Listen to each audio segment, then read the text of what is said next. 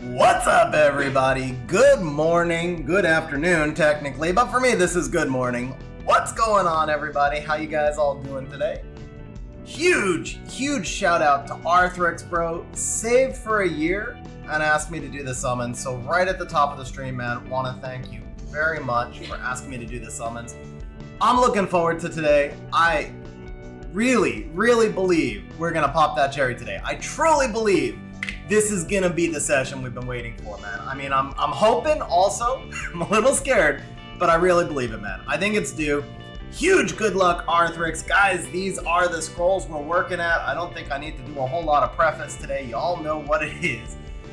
Second or third biggest, Arthrix did the research, so, you know, if I'm wrong, blame him, but possibly the second biggest summoning session in Summoners War history. We're going to get the huge feedback loop of all the events going on as well.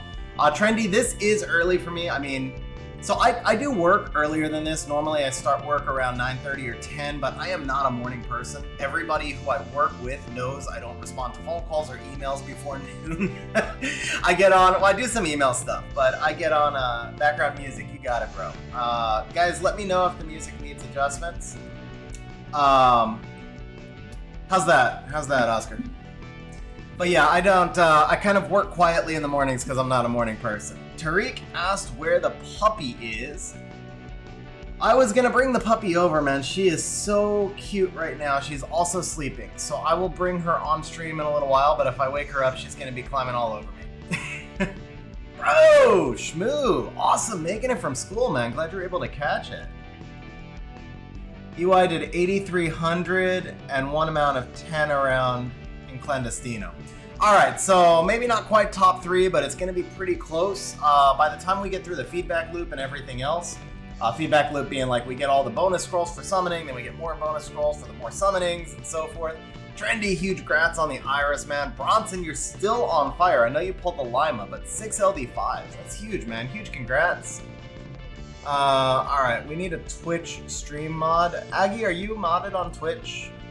If not, let me give you mod. If you could block the porn spammer on Twitch, I appreciate it. Expecting that it's going to be kind of a big stream today, so if we have stream mods in right now, if we get some of those spammers, do me a favor, just block them. Oscar said it's better, makes less contrast with the voice, but feels a bit too high personally. I don't mind backing it down further. Just let me know if the music settings are off, guys. Here's the deal with the music stuff. I paid for a service. I'm actually still paying for the service because I paid for a freaking year.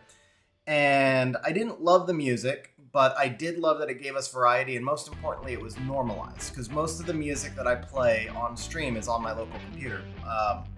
And I've never been able to get it normalized. That's why the volume levels are all over the place, because they're different downloaded songs. So I paid for a service that was supposed to be licensed, and I got copyright strike 3 times in a row. Now, it wasn't the block your channel thing, but they demonetized the videos, and one of the videos they wouldn't let me post. 3 videos in a row. So the service that I'm paying for, it was like $200 for the year. I tried using it 3 times, and I got copyright struck all 3 times on YouTube. So I'm back to using the stuff on the PC. I was actually hoping we would have a big variety, a bigger playlist loop today, and also that we would have... it was part of one of the reasons I went to get that service was so that we would have better music on stream and most importantly normalized volume, but I don't know, man. But for today, I had to go back to the old stuff. Pulled Arda today, bro. Arda has, I pulled Arda like 6 months ago, and he was a little bit out of the meta, and I was super excited anyway because he's like the logo and one of the monsters I've always wanted. But as the meta is shifting in the Byung-Chul meta, I'm getting to use him more now, and man, I am really enjoying him. He's just, you know, it's like one of those dream monsters that you wanted forever, and it's just like now to be able to use him. I'm maybe using him a little more than I should, but he's just so good, man. He's just so good. Alright, so for those of you who know my streams, you know that I do like to run... some farming in the background while we're summoning. The belief here is simply that raid does not work. Okay. Oh, also, I'm gonna have to post sell. Guys, if you could remind me, I think on my video today I said I would post cell exclusions. I don't know if any of you guys caught the video this morning. I did a cell exclusion video. I think I said I would post them at 1 and 6. forgot to write down the times. Go me. But I think I said I would post them at 1 and 6 on XG, so I'll do that. Alright, so we're going to cancel the raid. But yeah, here's the basic thing. I am not a superstitious person, but I do believe that Summoner's War actual RNG, random number generator, is busted. I think it gets into these closed loops where, you know, imagine like a billion-sided die, because it's really big. But it's like this enormous die. That's how random number generators are often coded. And I think it gets into like sections of the die grid that are just bad, and you're able to reset. This is what I believe. I don't know if this is true, but I think you can reset the die to like back to the center instead of being in the bad part of the grid when certain game events happen, and one of those events is farming. So for that reason, I always farm in the background while I'm summoning, because that just kind of keeps us with constant fresh RNG and keeps us out of those bad loops. So another thing for stream regulars, you know, typically I spend a little while and I allow people to make it to stream, find the stream, but we have 8,000 scrolls today. That doesn't work either. What should I farm? What should I farm today? Oh, spiritual. I know the answer to that. Spiritual realm. I know spiritual realm farms. Okay. Spiritual realm, and yeah, I knew that. All right. We'll go spiritual, because that's slower runs, I think, than the beast team. About the same, but it won't fill up as fast either.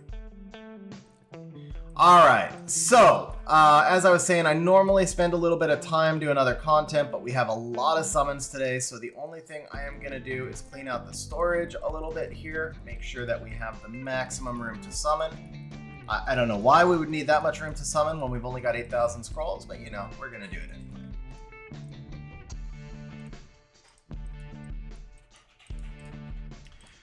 While I'm doing this, I'm sure you guys saw it. I'm going to be doing shout-outs throughout. I want to thank Monopoly Go for sponsoring today's video. We'll do two quick demos, and it's going to be a long stream, 2 10-minute demos during the stream of the game. Two things I have to say about that, and then I'm not gonna hammer it all stream. But first thing is, you guys will see this in the bot message. I spend about $650 a year on the software that it takes me to stream and run Discord and run YouTube. Obviously not posting a lot of content, not necessarily even getting back the $650 a year right now. So doing sponsored bits, I don't do very many of them, but it really helps go a long way towards just paying for what it costs to stream. At some point, I hope to get a new microphone, stuff like that. So, you know, if you guys get a chance to check out the game, click on the link in the pin. All you've got to do is play until it's the first unlocking of a board, so the second board. All you got to do is play until you unlock the second board. Helps support the channel out a lot, so that's very much appreciated. And then I played around with it a little bit, and it's actually kind of a fun game. It's not, you know, I wouldn't sponsor something that I just thought was terrible. It's kind of like one of those games that you can play in your free time that doesn't eat up a lot of time, because you generate 40 dice, you log in, you play the dice for 15 minutes, you know, you roll your dice for 15 minutes, you get to play a little bit of Monopoly, which is a game all over. Are you kidding? Alright, we'll stop talking about Monopoly, we'll talk about it on the sponsored bits. Bro, we're 5 scrolls in, we're already pulling a blessing. It is just a blessing, I get it, but it's 5 scrolls in, so it's a free blessing to start the stream. Absolutely. Good way to start the stream. I'm assuming, and let me just verify with Arthrix, that when we just have these choices of blessings, unless it's a siege relevant monster you want me to just feed. But Arthrix, just verify that for me. If we're just feeding, I'll just, you know, if we're keeping either of these, I would keep the Rocky, but I think they're both feeds in my eyes. Okay, cool. So we'll grab the Rocky, and we'll feed.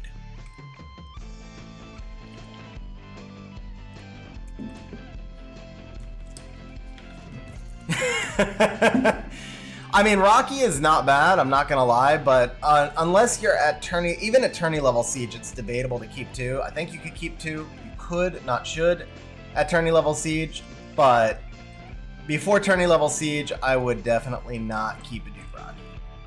I would keep 1 for, I mean, you have to keep 1 anyway, but I would keep 1 for sure. She's a good monster, she's just not one that you spam a lot. I just thought I'd see if we could pull an LD5 off the wish. You never know. Alright, where is it? It's here? No, that's not craft, that's storage. Brain fart. Okay. craft? We're looking, there's craft. Okay, upper left.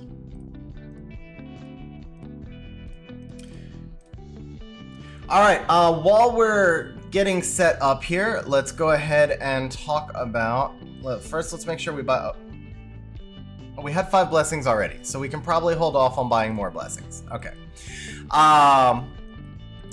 Let's go ahead and talk about what we are looking for out of today's session. I think I can post a message this big. I'm gonna try and just post it here in both chats, and we'll see if it lets me post one this long. No, it's too big, so I'll have to do it. It's too big, that's what she said. So I'll have to do it in multiple posts. We're gonna do, here's the first one. Here is the second one. And here is the third one. So that's gonna be, which chat did I even, that's the YouTube chat. Okay, and then we'll post this back up here into Twitch. It's gonna be near the top of the, I can't. Yeah, I do see it. So how many LD5s? I'm gonna go 3 to 4, but I shouldn't say that because, guys, so we've got to say, Arthrix has been playing for 10 years. He's been playing for 10 years, I believe 10 years, like since the start, and he has no LD5s on his account. So, I mean, even just pulling 1 would be absolutely monumental, seriously.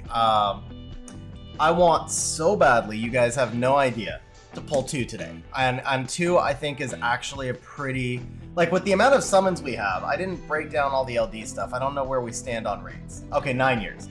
So 9 years, no LD5. I didn't actually take a look to see where we stand on rates. I don't know what the projection is. Are you? Oh, okay, never mind. It is a 4-star blessing. I didn't realize we had those. But that makes sense, because you haven't summoned in a year, you would have picked some up. Okay.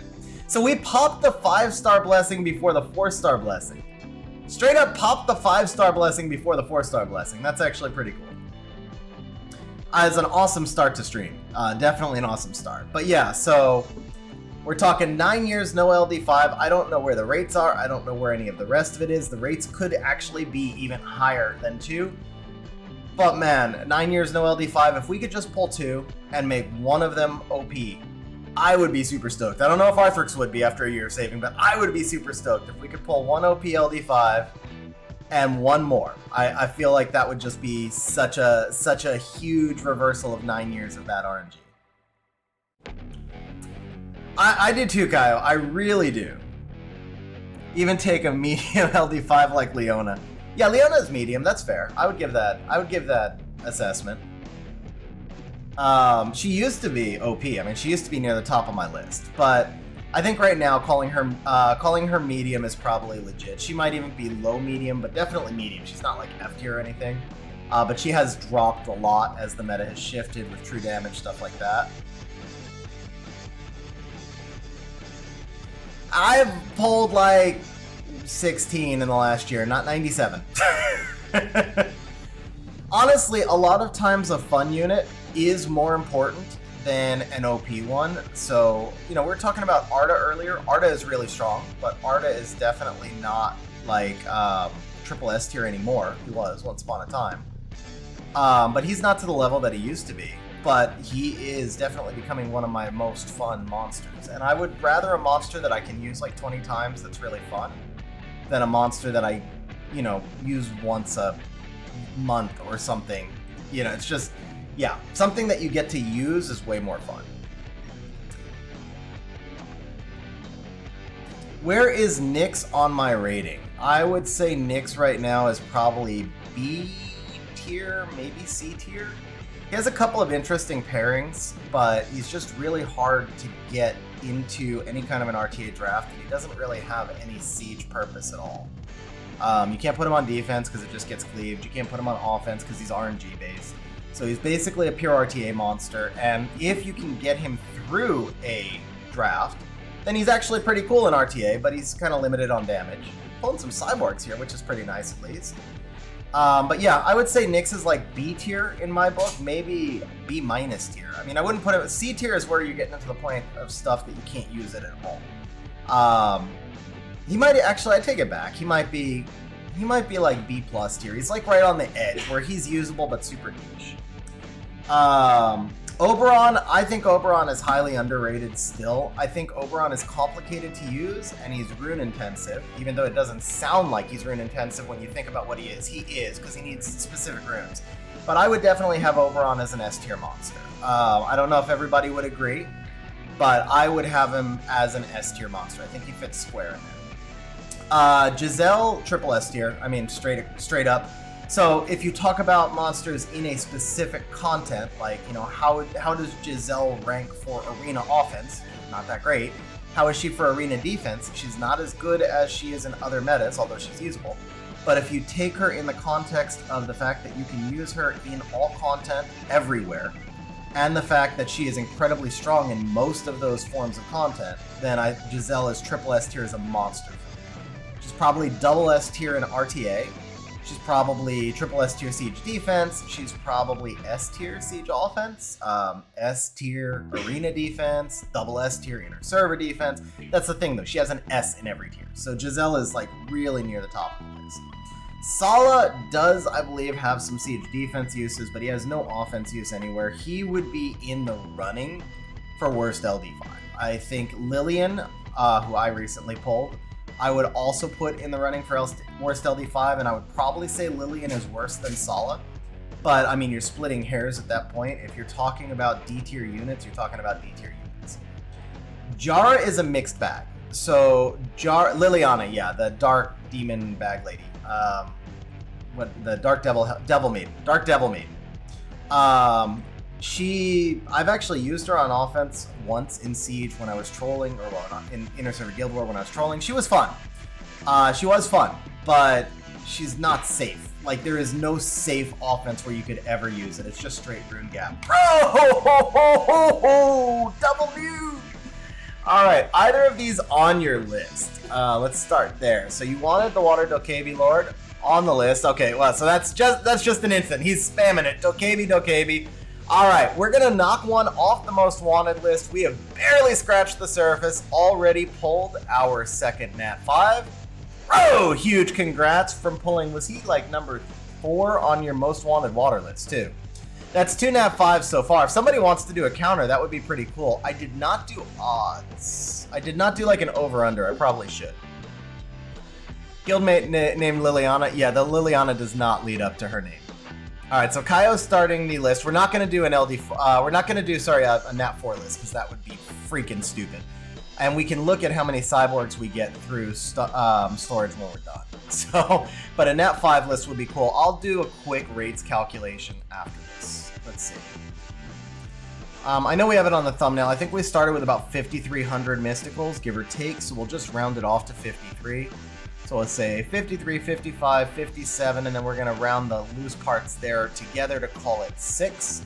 So we have 6,000 normal scrolls. That's easy. 30 Nat 5s.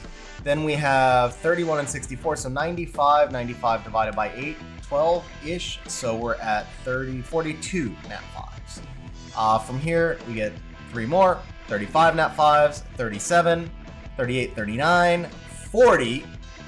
And then from here, this is a little under 1 if you wrap it in with this, 41. If you take this, you can say 43. Combine that with this, we're still at about 43 and change, 44 and change, 45. So the projection, the over-under here is 45 Nat 5s. 45 total Nat 5s. Among LDs, we have 161 plus 50, so that's 211. We're okay. 250, and then each of these is about half an LD scroll. So our actual projection on LDs is 1. We're somewhere around 350 to 400, depending on how you value the 10-year scrolls. We have about 400 value worth of pulls at the 300 to 1 rate. So our actual over-under on, and then you can throw in like the Witcher scrolls, and I think these might have been able to get LDs, but there's only 3 of them. These I know could not. These can. Oh, it was the SWCs, not the 9 years that can. But where over under here is going to be, yeah, absolutely do it, bro. I mean, we should pull 1. Bottom line is we should pull 1. We should pull 45 Nat 5s today, and we should pull an LD 5. Just 1. I want to. I really want to see us pull 2, but we should pull 1.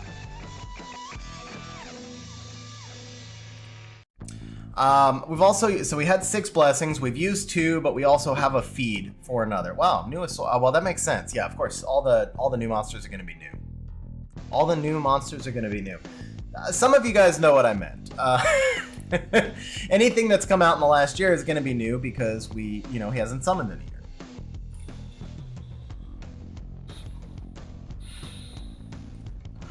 Lots of Nat 5s and 12 Devilmons. That's a problem. That is actually a real problem. Yeah, how do you only... Well, no, that makes sense, because he's done big summon sessions in the past, so the Devilmons would have gone into existing monsters, but... what do you mean, Shmoo, what did you mean by all attributes? Oh, the all attributes can pull LDs. Yeah, all attributes. I think when you put them all together, though, because the all attribute is like an LD scroll with a consolation prize, so it's like each all attribute is worth 1 LD scroll. We're not going to get much over 400 scrolls in value.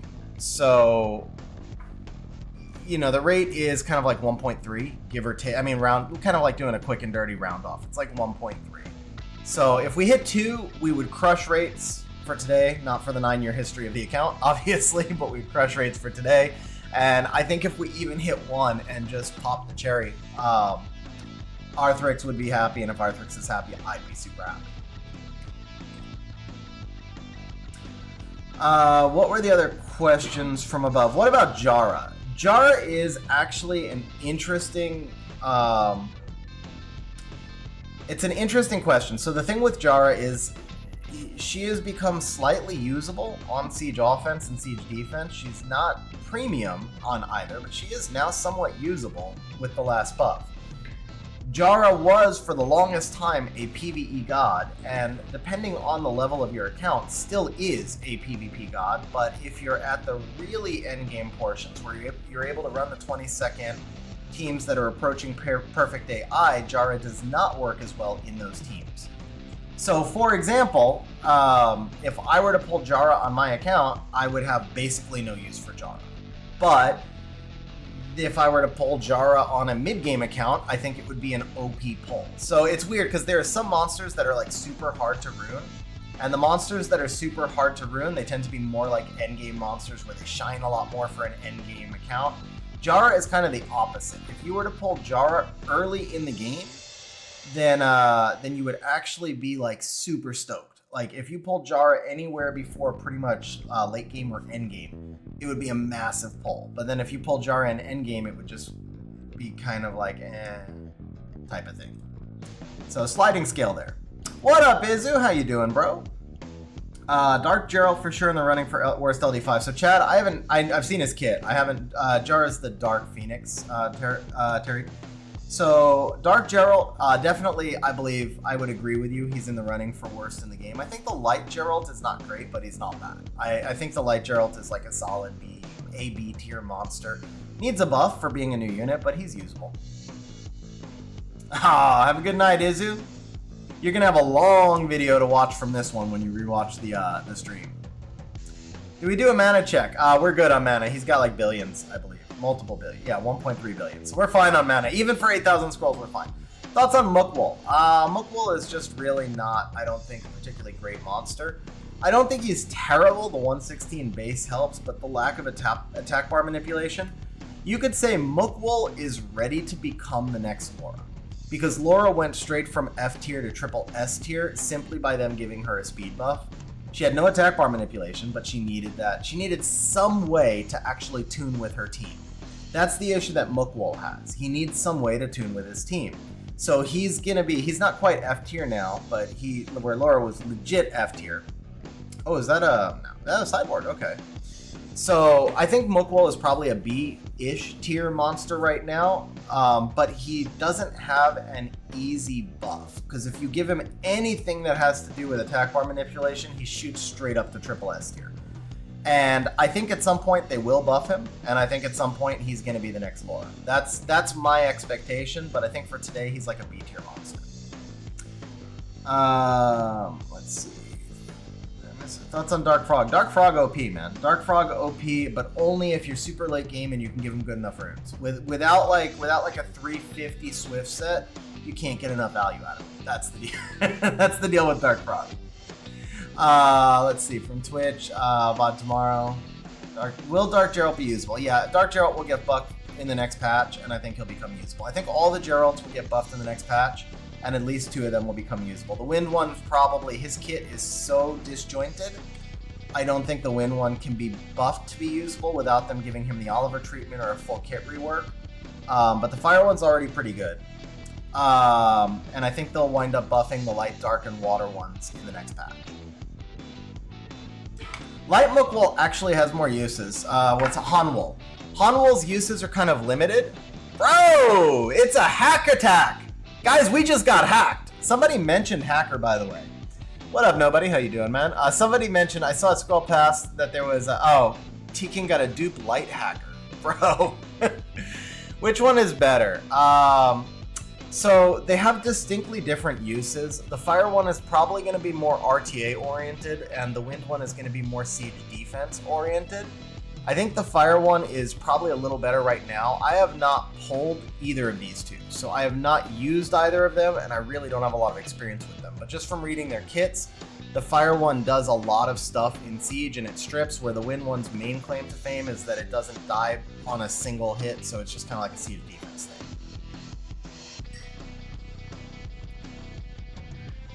Dark Surfer, one of the most underrated monsters in the game. Jackson is at least double S tier, at least.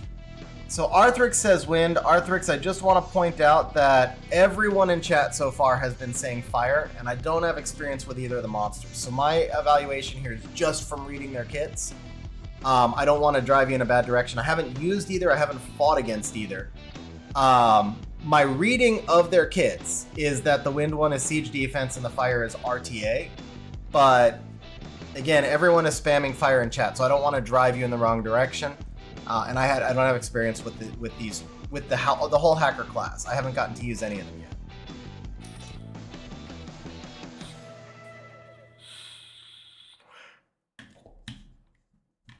yet. I mean, hopefully we're gonna have them all when we're done, but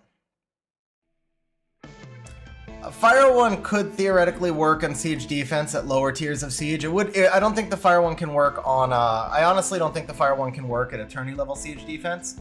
I just don't. I think it doesn't do enough. It's got too many hard counters and stuff like Juno and Veramos, and it's just going to be too cleavable because it doesn't have a great base speed. So I don't see the Fire one working at high level Siege defense, but it can work at a lower level Siege defense for sure.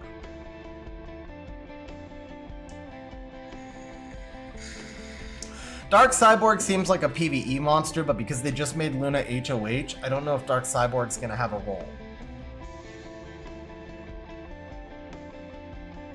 Yeah, Chris. I mean, I've seen a couple of like the top Asia servers put Fire one on inner server defense, and it was just completely free. Like, I mean, it did nothing. So I could be wrong. I've been wrong many times before, and I will be wrong again, but I don't see the Fire one being Siege viable personally at all. For like the try-hard level where you're looking for 95% plus win rates, I don't see it being viable at that level of Siege. I do see it being viable in lower tiers of Siege, though. Al, thank you very much for that reminder. Thank you very much for that reminder. I am going to share them right now. They are being shared on global server into channel 8895. Really appreciate that reminder.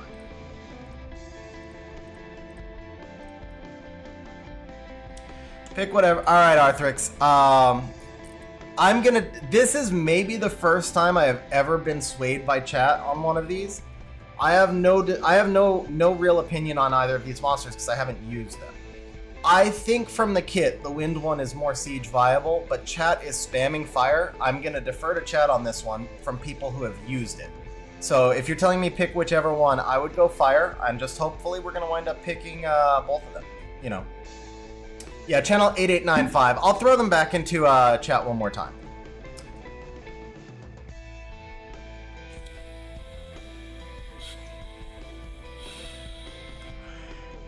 Alright, Dark Cyborg did way more damage than any PvE mon. Nice, Argo.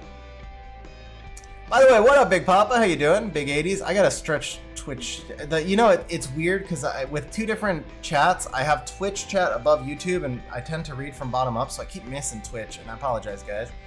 But what up, Papa? Argo? What up, Kid Mike? How you doing? Fire's so good in RTA. All right, yeah. So we're gonna go fire. He said pick whichever one. I'm gonna defer to chat here because I haven't used either. We're taking fire, and we're gonna summon a wind one, and then it doesn't even matter. We're gonna summon a wind one. I'm like, you know what? Let's actually. Here's what we're gonna do. Hold up. This is what we're gonna do. We're gonna switch over to wind scrolls, and we're just gonna pop a blessing and get the wind one real quick. Because I feel like it's gonna be that kind of day. We've already got 3 nat 5s. We not only have we gotten 3, but we got one of the most wanted and one of the new units. So I mean, it's gonna be that day. It's gonna be that kind of day. I feel it. I feel it. So let's just grab a wind hacker real quick. Cyborg did way more damage than any PvE mon, but I didn't do. The thing is, it might do more damage than any PvE mon, but it only does that on one skill, and it doesn't have perfect AI. So when you have controllable perfect AI, it's a huge difference versus being able to just blast one big damage. It's kind of like Lin, except even Lin does boss scaling damage on all 3 skills, so you can work with Lin a little bit more. So my take on the Dark Cyborg, and I haven't tested it yet. I did pull it. I haven't tested it yet. My take on it is that it's basically just a better and worse Lin at the same time. It probably does higher damage on the skill 3, but it does less consistent overall damage.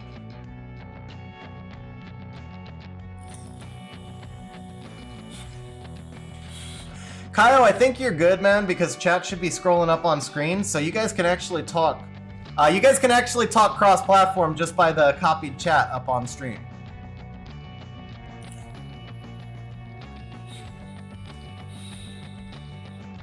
All right, let's see that. That would be freaking crazy if we had. Jackson is hard to use. I think I have him and haven't found a good team for him.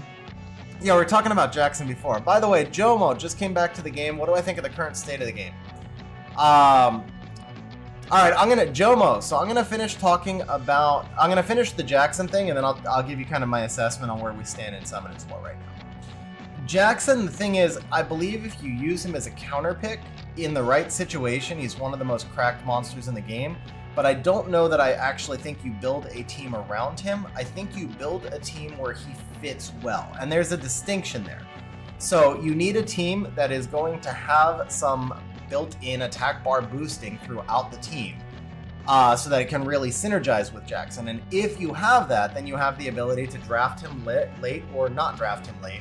And at that point, you can bring Jackson into situations, RTA, obviously, we're talking RTA here, but you can bring Jackson in situations where he is just absolutely bonkers cracked. So I think the key with Jackson is to build a team that he works with, but not build the team around him. So Argo right there, point in case, if you have Ragdoll, and let's say you have Ragdoll and Wedjet, he said Ragdoll and Zinsaki, but in terms of meta, Ragdoll, Wedjet really big in the meta, right? So if you're opening first pick Wedjet, then you always have Jackson in your back pocket, and then you're always guaranteed to have the 4 monsters you want, or Jackson plus the other combination, at which point Jackson just becomes busted. So that's kind of how I see Jackson as being the key. And in that regard, I think he is draftable at a high rate. And because he's draftable at a high rate, and he's cracked when you draft him, that's what makes him triple S tier. So there are some monsters that are incredibly strong, but almost not usable. I will actually say Beelzebub, as much as I crap on Beelzebub all the time. He was my first LD5. I think I know him better than most of my LD5s. In certain situations, Beelzebub is absolutely bonkers. He is incredibly strong against, for example, non-CC cleaves. But how often do you see a non-CC cleave? You don't. Everything resets, and he's incredibly weakened to reset. So Beelzebub is not spammable. He's only draftable at a low rate, but in those situations where he's draftable, he is super strong. So the distinction there between him and, say, a Jackson is just as strong in his role as Beelzebub is in his, but Jackson is draftable at a much, much higher rate. So where Beelzebub is probably a borderline S tier and more likely A tier monster, Jackson is a borderline triple S tier, probably like an SS plus tier or triple S minus tier monster. That'd be my take on that. So the actual question about where do we stand in Summoners War? That's an interesting question, guys. That's kind of a long conversation, but here's what I would say. Siege desperately needs a rework. Siege is still, in my opinion, the best content in Summoners War. But it's not hopeless. I think there are definitely paths to rework Siege and bring it back to being exactly where it was. RTA has evolved into what it is today, and that is both good and bad. RTA is by far and away more diversified and more balanced than I think it's ever been. You see every kind of team work until the final 2 weeks, when then it just becomes all CC because it's paid wings and rank climbers and all of that. But throughout the actual season of gameplay, RTA has more diversification and more variety and more balance than it's ever had. And even in the final 2 weeks, it's not 100% spammed CC anymore. Now it's like 95% CC or 90%. But we have more balance than we've ever had. So I think the good thing about RTA is that you can play more monsters, you can be more creative, you can do more types of drafts. The bad thing about RTA is the way summoners were achieved that level of balance was by turning it into poker when it used to be chess. Every draft, or virtually every draft. I told you we were gonna pull the fire! Well, I did say we would pull, not fire, Wind Hacker. I did say we would pull the Wind Hacker. I just didn't expect it to be in a blessing with Layla. And I would definitely go with Layla.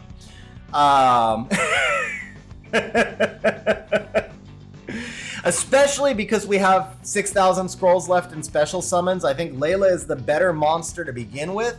But then on top of that, we have a much higher chance of pulling another Wind Hacker throughout the stream. So I think this is kind of a no-brainer. Layla's usable for Siege defense, not so much. She's RNG based for offense, but she's usable for Siege defense, the same as Wind Hacker.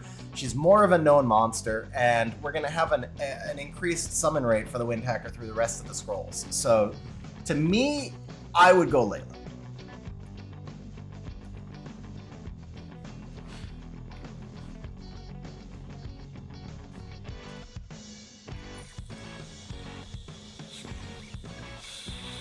Beelzebub works in the Layla meta. See, I haven't been able to get a turn with him. I tried him and it was really unsuccessful. Alright, so I'll take some feedback from chat here as well. I gave you my reasons. I think Layla's the better monster. I think Wind Hacker has slightly more Siege defense potential, but Layla's usable on Siege defense. And most importantly, I think we have an elevated rate to summon the Wind Hacker through the rest of the stream. So I would go Layla. I'll take a little feedback from chat since Arthrix has left the decision to me. Make sure we have consensus here.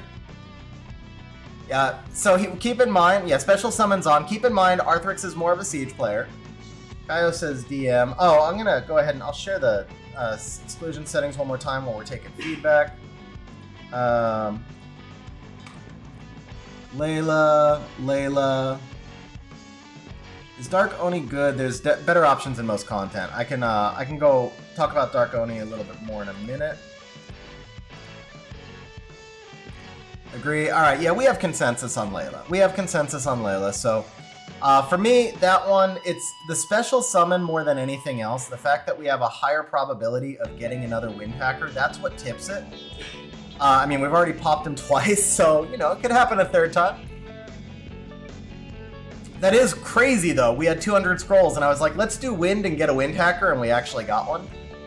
But we're going to have blessings for most of the stream, and we've got 40 more Nat 5s coming. Zeke, don't say that to me, bro. Don't say that to me, bro. Marty, it's going to be in channel 8895. For those of you who are grabbing the exclusion settings that I'm sharing in 8895, keep in mind that I did post a video on them. The sad part of the video, I talked about this at the start. I paid for a music service so I could have better music with my videos and with my streams. And I somehow managed to get copyrighted flagged with the paid music service, and I had to trim 2 minutes out of the video. And I knew that I was not going to be able to repost that thing for 2 weeks. It was already edited, it was already boxed to go. So I didn't really have a choice. I just posted it and I had to trim the 2 minutes. It's actually YouTube forced in like one of their own songs at a crazy high volume. And so I just put in the pin, skip, well actually mute it and just watch it on fast forward from like minute 7.5 to 9. But the overall exclusion video, I mean, I think all the important stuff is still there. And I would definitely, if you're gonna grab the settings that I just shared, then I would definitely watch the video, because these are very, very, very end game settings, and they do need to be modified based on your level of game. But the thing is, in the video, I pointed out the areas where you would lower the numbers. Dark Oni, so is Dark Oni good, or are there better options? So Dark Oni, for the most part, since his nerf, he just hasn't been the same monster. He's no longer good on arena offense, he's no longer good on siege offense or defense. He is still usable in RTA, but he's nowhere near as good as he used to be, and he's not as spammable as he used to be. I personally would call him an A-tier monster. I know there are people that still play their RTA drafts around him, so maybe they would rank him higher. But for me personally, and I have him, he is no more than an A-tier monster. And that's being generous. Like, I don't and won't use him anywhere. No, Kinky is actually still more usable than Ongyuki. So, like, among the Onimusha family, I would still, even after all those nerfs, I would still rank Kinky number 1, well above Ongyuki. I would still have Kinky number 1 as above Ongyuki. The difference is that I might actually now have Kaki number 2. Actually, no, I take it back. Suki is number 1 in that family entirely. Well, no, because Kinky is usable for Siege. Yeah, and Argo mentioned Suki at the same time. I think Kinky is number 1. I think Suki is 1B, because Suki is more powerful in his role than Kinky is in his now. But the thing that Kinky does that Suki cannot is he still serves as a cleave deterrent on siege defense, and you just really can't. I mean, so, and see, Zeke's saying he's trash for defense now. I lost to a Kinky recently, and I mean 97% plus win rate, so that's a pretty rare occurrence for me to lose, and I lost one. Kinky can still be used for defense. He still does a lot of damage. He still is. The thing is, he can't anchor the defense by himself. You have to, and same thing for an offense. You can't spam Kinky on offense. You really never could. People over-spammed him before and got away with it. No, well, the Kark was another thing. And the Kark was another thing also because it was bad offense that I forced on stream. I lost to a Kinky in a legit situation where I used what I thought was a good offense and I got beat by the defense. There's a difference. Like, me spamming a Miri because I don't want to show offenses on stream, I don't even count that, man.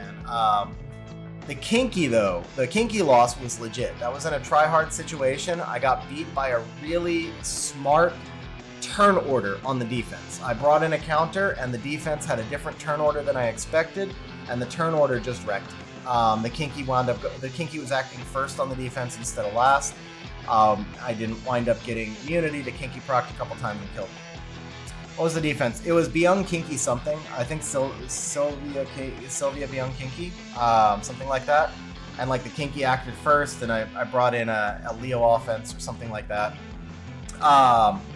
But yeah, Kinky is still usable on defense. I would never, I don't think, lose to a Suki on defense because I would just lose. And so that's the big difference. Kinky was way stronger before. Absolutely, that's the point of the nerf. He is weaker than he was before, but he was way, way ahead of Suki before.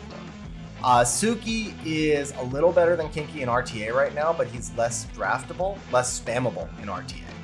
So I would say that Kinky is still the better monster because he's draftable more frequently in RTA and usable more frequently on siege defense, and also usable more frequently on siege offense.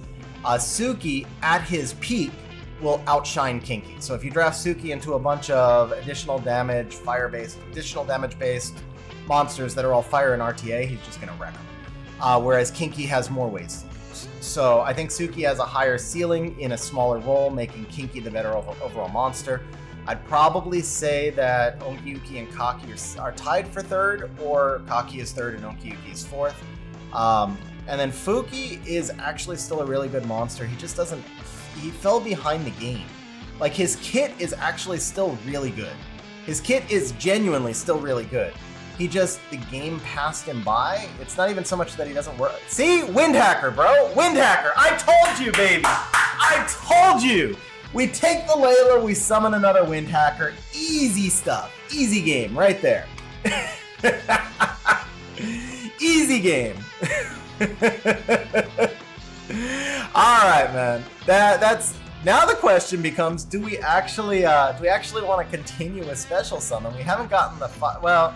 I feel like we probably do because we haven't gotten the water one yet, but we also need a lot of cyborg skill ups and stuff. So at a certain point, we probably have to turn off the special summon. But yeah, I mean, anyway, going back to it, I think Fuki is still an A tier or A plus tier or S minus tier monster. The family, it's now he's got to be A. Well, okay. Well, this one's easy also. Another new monster. You know, let's just Rune and Kaio. I know you're keeping a count. Are you keeping a separate count of? We're gonna run out of blessings, dude. We're straight up gonna run out of blessings because all we get is new monsters.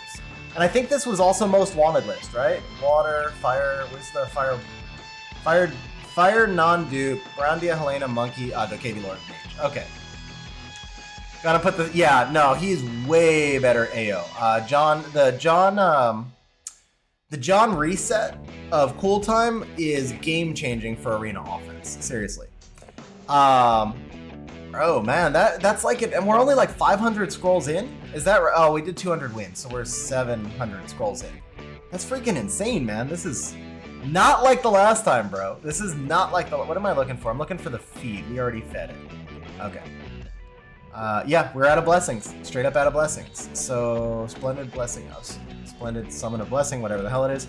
Let's see. You know, I'm not gonna... Why would I restart auto farm when we're rocking, right? We restart the auto farm when we go dry. How many scrolls total? It's gonna wind up being around 8,000 by the time we get like all the stuff that we're able to refund out of the shop and everything else. It'll be like 8,000. 6 kept. Water Dokkaebi, Fire Hacker, Wind Devil Maiden. So Layla, Wind Devil Maiden is Layla. Wind Hacker, I don't know his name yet. And then John. And Water Dokkaebi Lord is Zhungnam, something like that. Storm. Okay, yeah, we fed the Rocky. So we already burned 6 blessings and 700 scrolls.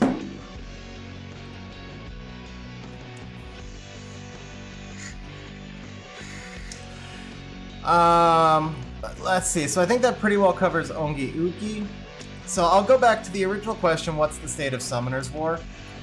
You know, the bottom line with Summoner's War, I don't really enjoy RTA as... My concept of RTA now is that it's poker instead of chess, and what that means is that your draft is always intended to give you percentage advantages, and then you let the RNG play out.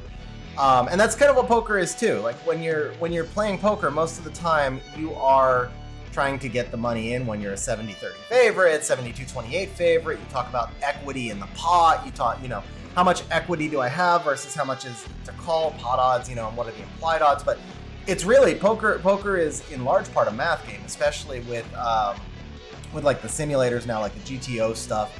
It's just like a math, it's mostly math. Like you can actually play straight computer simulation math and be a winning player if you could memorize all the sim stuff. That is kind of what RTA has become. Every match that you go into is about creating percentage advantages. That is fun. The draft is fun. The gameplay is less fun because the gameplay is so often determined by RNG and because I tilt so badly. I mean, that's the reality of it. For me, I hate CC, I hate tilting. Well, I mean, I tilt. I do hate tilting, but that's not what I meant. I hate CC stuff, and I just don't really enjoy the RNG that's built into RTA. But they did balance RTA successfully, which they had never done before. It's just that they accomplished that balance with RNG. And, I mean, there's a reason the same players finish G3 every season. There's a reason the same players finish in the top 100 every season. There's a reason that most players finish at their rank every season. So it's not like the end result of the season is RNG. It's that the result of each individual match is RNG, and what we're doing is accumulating the scale of gameplays to land to basically equalize the math. So if I play 1,000 matches as a 53-47 favorite, then I will finish the season with a 53% win rate, but I can lose 20 in a row and win 22 in a row back to back very easily, and the 20 in a row is miserable because you're tilting. So that is... that's pretty much the deal, is like, I think RTA is more balanced than it's ever been, but it's also not as much for me as it used to be. Siege right now lacks the imbalance. Siege is where RTA used to be. It is just stupid easy right now. It's still possible to lose, obviously in finals, for example. Both sides had a bunch of losses, but when I say a bunch, we're still 96% win rate into, maps that each guild spent 4 months figuring out. So we collectively all spent months and months figuring out what defenses we wanted to build, and then we put all of our best runes on those defenses, and those defenses won 4% of the time. So Siege is just imbalanced in the other direction right now. It's too easy. It is fixable. I posted a video on this recently about how I think you can fix it. So where do we stand in Summoners right now? I think Siege needs a rework. I think RTA is what it is, and it probably does not need a rework. Even if I don't personally enjoy RTA as much right now, I think RTA is actually in a good spot. Somebody asked about 2v2. I think 2v2 is actually needs one tweak and only one tweak. I think instead of having a 30-second draft timer for each individual pick, because there are twice as many picks, I think you give each person a total draft timer of maybe 90 seconds. And the reason for that is because that's how much time that we have during a real RTA draft. Maybe the timer should be 60 seconds instead. I'm not sure. But basically, the problem with 2v2 is that it takes too long to draft, and it takes too long to queue, and so people don't play it as much. I think it's actually really cool, really fun content. I think that it needs to be, developed a little bit further. I think it needs tweaks for balancing and stuff like that. But I think it's content that they gave up on too quick because people didn't engage. And I think people didn't engage because it takes too long to draft. So for me, that's where I would. I understand why they make it like a special thing now, because they're trying to get people to engage. But what I would like to do is see them remove that limitation of it being a special content and speed up the drafting process and find out if people engage. And then if they engage, we can start to balance it and have a concurrent RTA thing going on at the same time and have more content that's already been coded. For the rest of the game, I think rune drops are stupid easy right now. But one thing that has not changed, it's always been this way. It's fast to get efficiency, but it is still slow to get speed. It's faster now. It is way faster to get speed, but speed only comes from volume.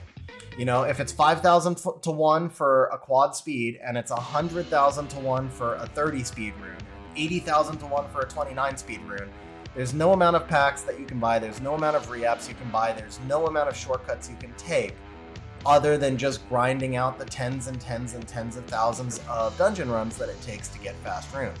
But you now can absolutely whale and just have super high efficiency at a moderate level of speed. And that changes things a little bit because the power creep is real. I can super feel it, where I used to be like I'm still one of the deepest players in the game for the amount of farming I've done. But I am no longer that far ahead, and in many cases I'm actually behind when it comes to the top end of my runes. And that's because you can literally go in and drop $2,000 over 2 weeks, buy out the rune packs, and I am way over exaggerating here because you still have to spend a few months farming R5 and gemming and grinding and everything else, and that only gives you, 10 good rune sets or something. But for RTA purposes, you only need 10 good rune sets. So I think it is very possible to whale and gain efficiency, but I don't think it's possible to get speed. I think it's possible to farm really hard and get efficiency quick, but speed still takes time. And to be honest, I think that's a really good balance for a 10-year-old game. The power creep is real, and it's kind of frustrating in some ways, and for some of us to see the power creep occurring, but it has to. Because if a new player joined the game today and did not have a way to catch up to me or get competitive with me, why would they ever stay? And then that new player wouldn't stay, and old players would quit, and the game would truly die. Because the rumors about Summoners War dying, they're, the Mark Twain quote, like, the rumors of my death are greatly exaggerated. Summoners War is not anywhere close to dying, and it's not going to be close to dying for years. You're going to lose players over time, because that's what games do.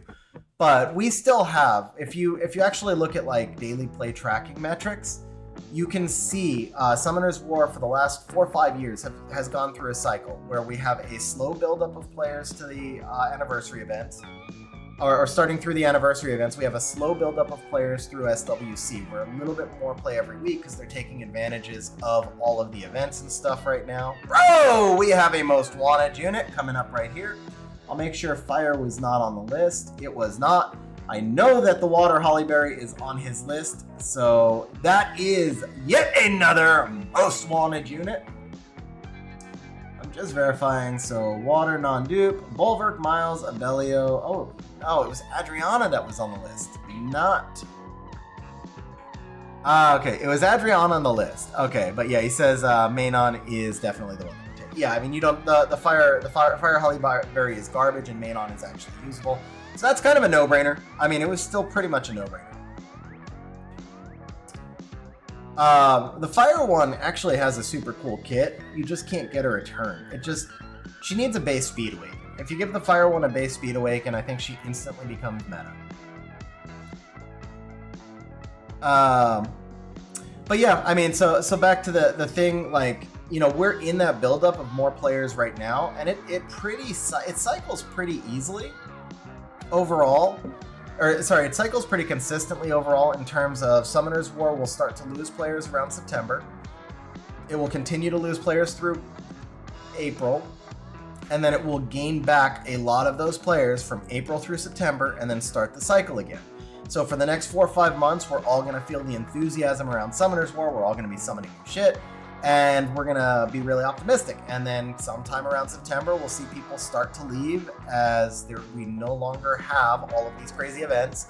And by the start of the year, we'll all be like, oh, Summoner's War is dying. But it's not. I mean, the game cycle goes the same every year. So I don't think Summoner's War is anywhere near dying, but I think that if new players could not catch up, it would die way faster. And so for that reason, I don't have any real problem with them shifting from a pay to win to a slightly more from a pay to play to a slightly more pay to win model, because they haven't gotten too far yet. It is definitely shifted. 5 years ago, Summoner's War was pay to play. You could spend all the money in the world and you were not guaranteed even to finish Guardian. Now, you pretty much could buy your way into Guardian with enough money and some basic knowledge, but you're still not going to get into like G3 without the knowledge and the skill, no matter how much you spend. So we are shifting from pay to win to pay to play slowly, but that is a necessary evil, to use. I think somebody said that in chat. Mr. Hype said that in chat. It's a necessary evil to keep the game alive. And I don't mind it. I don't mind the rune packs coming in, cracked as they are. I don't mind the dungeons getting easier, cracked as they are. Because at the end of the day, speed still is going to dominate this game for eternity, and speed cannot be gotten quickly. There's just no way. Unless you buy an account, I guess. You buy an account with all that already has fast runes.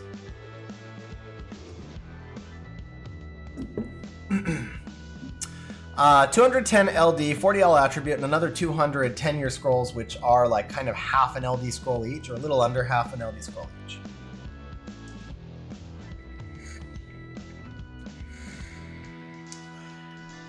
Yeah, I mean, I don't know what to say about that, Peter.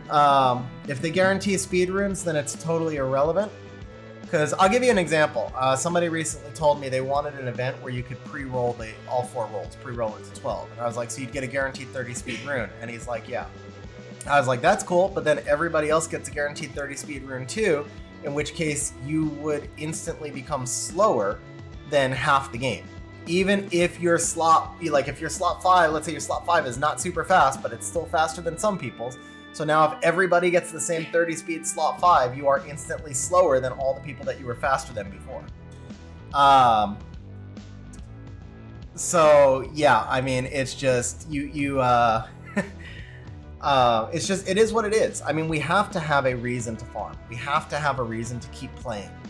And if everything is given to you for free, then there's no reason to keep playing. You just grab all your shit and go. You know, you're like, hey, I got a bunch of free LD5s. I have all the monsters in the game now. So for anybody who's closer to, for anybody who played like Nintendo or Sega Genesis growing up, because different aged audiences, and you probably have to be like at least 35 to have played those console systems.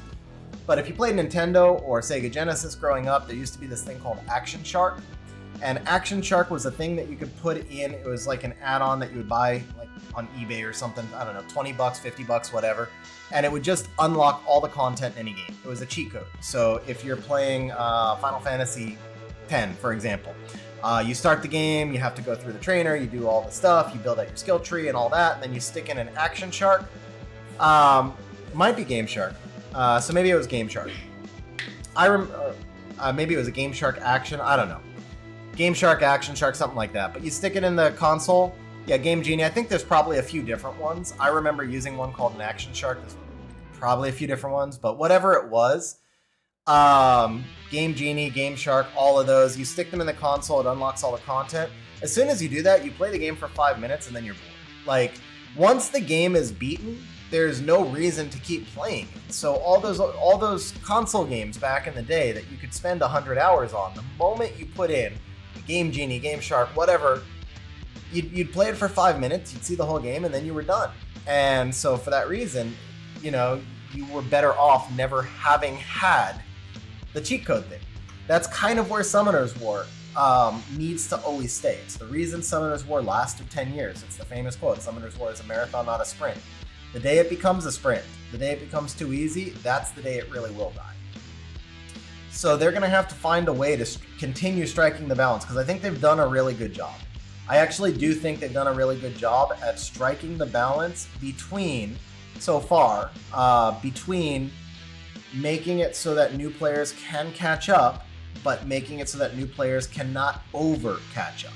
And I think right now we're in a good spot with that, and I hope we continue. I hope we are able to continue being in a good spot with that, basically. So that's my take on the state of Summoner's War overall.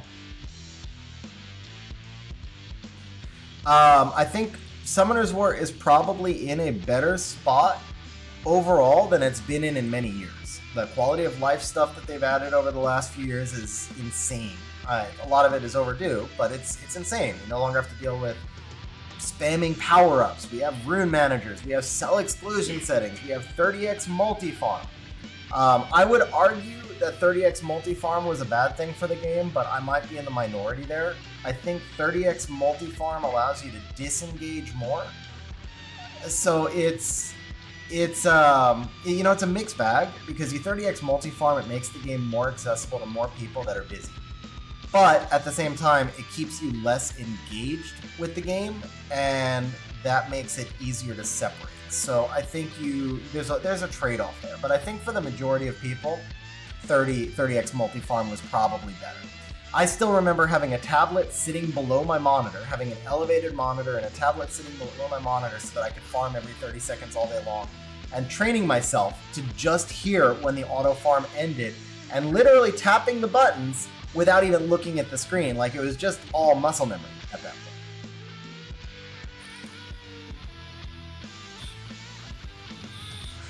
I mean, Trendy, so you say that, but there's two things to that. First is okay, I don't know if that's new or not, but it's okay, so it's a blessing. We get a blessing.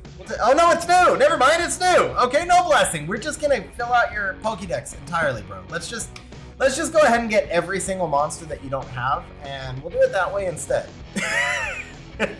Who needs blessings when you can just rain new monsters? I mean, yeah, Tricaru was one of the biggest problems in Summoner's War history, honestly. And I know that's not a popular opinion. Oh, are you kidding me? That was Most Wanted, right? That was a Wanted Water dupe. Sorry, that was a Wanted Siege dupe. Okay, so we had Chiwu, which is new, and then we just pulled a Camilla, which is going to be kept because it was a Wanted Siege dupe. So it was a monster off the Most Wanted list. It just wasn't a new monster off the Most Wanted list. But it's probably better than the Chiwu, to be honest. Like, I suspect he would have preferred to have the dupe Camilla than the Chiwu. So it was like a nice little follow-up. Dude, this is absolutely not so much better than the last time, man. So much better than the last time. So I didn't mention this at the start. We did a summon session for Arthrix about 2 years ago, give or take. And it was like, the start of it was arguably one of the worst summoning stretches I have ever had for anybody ever on stream. It was like 1,000 plus, 2,000 plus scrolls with nothing. I mean, nothing. Like, we couldn't even get a 4-star. It was so bad. I literally felt like shit. I was on stream. I think my face was green. Arthrix logged off in the middle of the session and just went to bed. And this was during 7-year event. So I guess it was 3 years ago, actually, because it was during 7-year scrolls. So it was almost exactly 3 years ago. He went to bed before we even started the 7-year scrolls. And in the first 10 7-year scrolls, we pulled his top 3 most wanted monsters. And just like that, you went from like worst session ever to actually a pretty good session. But it started off so bad. So it is really nice to see today is starting off a lot better. We've actually gotten a ton of cyborgs too. But yeah, I mean, I would argue that Trikaru was one of the worst things ever for Summoner's War because it was too usable in too many places. And this is a game where you need to have goals and you need to have reasons to play and you need to be able... So like to Trendy's point about saying that veteran players have an advantage because they can be more creative with dungeon teams, we have that advantage because we play. And part of the reason that we enjoy the game is because some of us, at least, we remember the entertainment of actually testing teams and playing in dungeons and seeing what different monsters can do. And when a new player comes in and they only just have to immediately 3A 2 monsters and like they just have to build 6 monsters and all their dungeons are solved, that takes away a huge portion of the game from them. And for older players, there was no longer any reason to keep building monsters. You build your 3 Trikaru and you were done. So I really thought them removing Trikaru was one of the best things they could do. I know it wasn't popular, and even with everything I said, I'm sure it still won't be popular, but I thought it was absolutely necessary.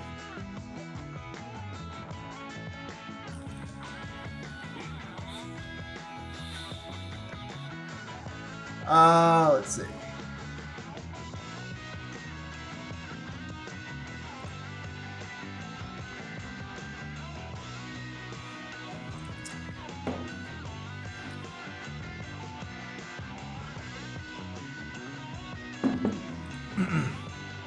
Yeah, I mean, we liked it because it was easy, but that's because as players, we're not responsible for ensuring the life of the game.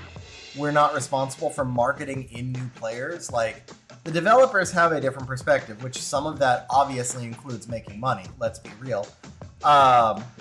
You know, this is not a non-profit charity game.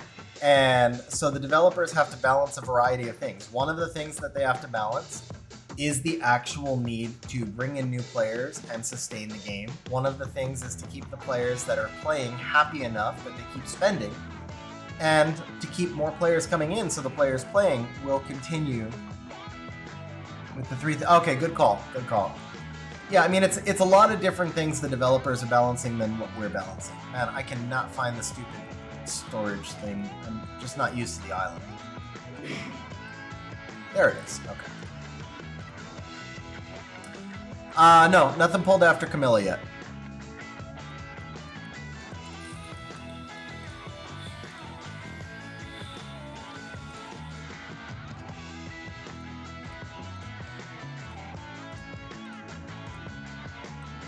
Autocollect, okay, cool. Actually, I took a minute to go clean stuff up, so you were good. You didn't actually miss anything, Kyle.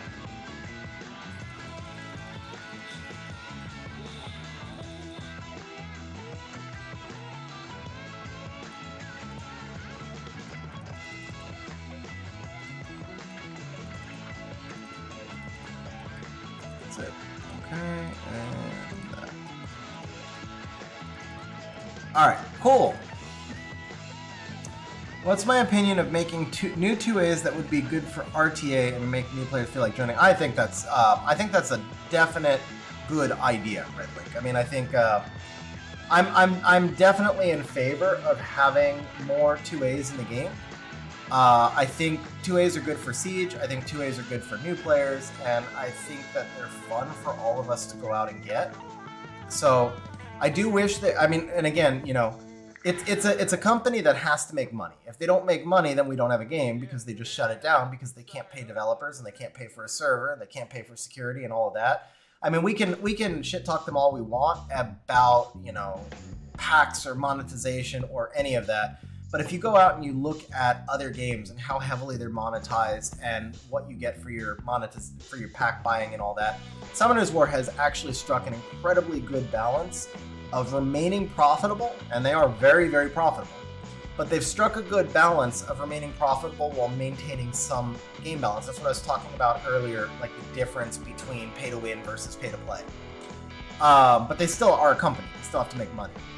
So I understand why we get so many new monsters, because new monsters make money. I mean, that's the reality of it. We summon for new monsters. We don't summon, outside of like a few of the craziest of us at top level Siege, we don't summon for dupes. Some people do, by the way, which is a big part of why dupes are not going away, because it makes the game money. But we summon for new monsters, they have to give us new monsters. That's just the cycle. I would like to see new monsters come in at a slightly lower frequency, and even if it meant just bringing in more new monsters at a time and then bringing them in at a lower frequency so that you could fill those gaps with 2As. So if we brought in 2 Nat 5 families every 4 months and a new round of 2As every 4 months so that it was on a rotational basis, you would wind up with about the same number of new monsters coming into the game, and Summoners War would still make about the same money, but we would get more 2As. But, you know, I'm sure there's a lot of analytic metrics that go into the back end there. For example, if you bring in 4 new monsters at once. Oh, speaking of new monsters, is this new? This is probably new. Is it new? Yeah, that's new. All right. You just, you know, like I said, all we're doing is just we only summon new monsters, bro. We don't summon dupes. We don't do dupes here except for Camillas. We can do some dupe Camillas, but we don't do dupes. We just rain new monsters.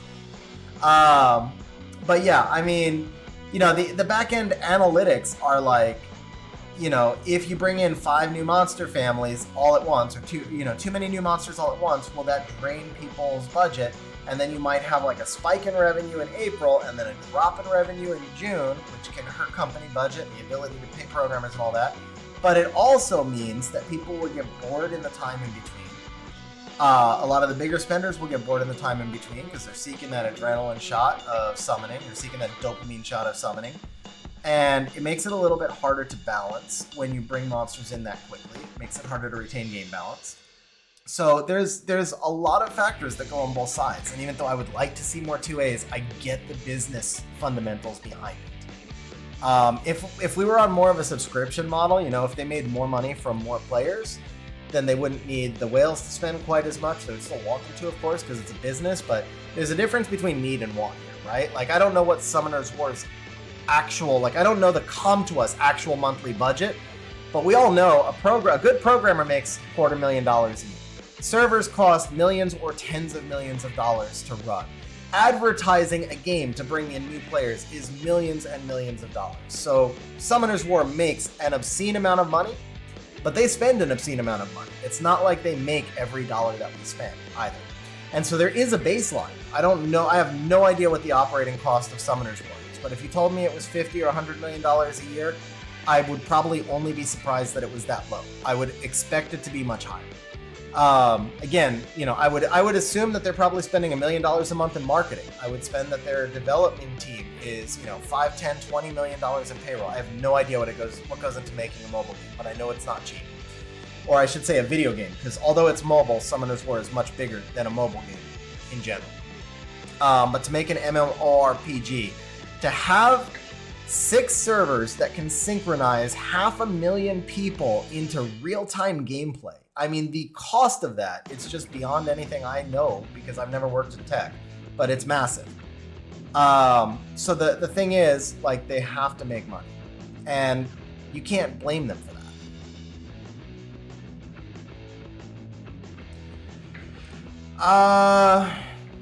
I think you might not see ads because it was previously installed, Vlad, and Google has all of that tracking history, because I do see ads on occasion. So here's the thing, I don't see them very often, obviously, but I have my YouTube Premium on my actual Summoners War channel, which I'm obviously not going to tell you guys all my login info, but I have a login for my Summoners War channel that I pay for YouTube Premium on, obviously. It'd be weird not to.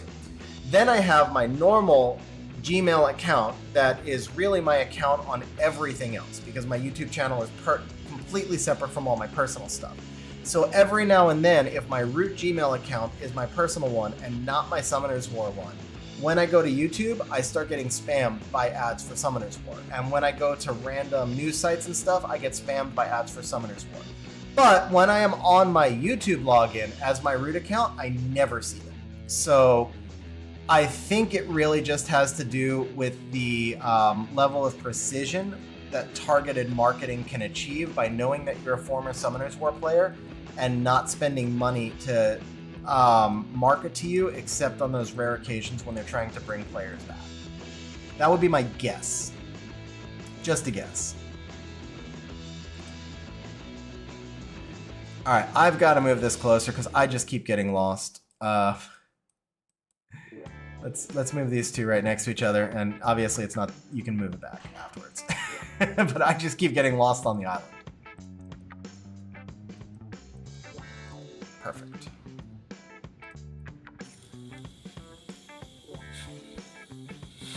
But I don't know that it's $1 million a month, but I can also tell you. So I run a nonprofit organization. A lot of you guys know that. And as part of that, we have a program through Google where we get $10,000 a month in free marketing on AdSense. I know exactly how little $10,000 a month in AdSense marketing gives you. And it is shocking how little it is. Like before I started doing AdSense stuff, I never would have guessed that people would pay that level, because I know the value of a conversion, and I know the low frequency of a conversion, and I don't really understand how companies can be making money through conversions at those prices, knowing what it costs. But they obviously do. So so that's my point, Mr. Hype. $10,000 is literally nothing. It is nothing. Like, it is shocking. So first of all, as part of the Google AdSense thing, we're capped at $3 bids on placement. And a $3 bid basically won't get any keyword placed into a Google search unless it's like, that's like the only thing you can actually bid for $3. Like, it's crazy. All right, guys, we actually get a blessing. I'm almost happy to pull a dupe because now we get a blessing. It's been so long since we've had a blessing because all we do is pull monsters, pull new monsters. Kaio, can you give me an account right now? We're only 16, 17, 19, we're 1,900 scrolls in. So our rates would be 10, and that means our rates would have been 5 new monsters, but our rates would be a little less than 10 right now.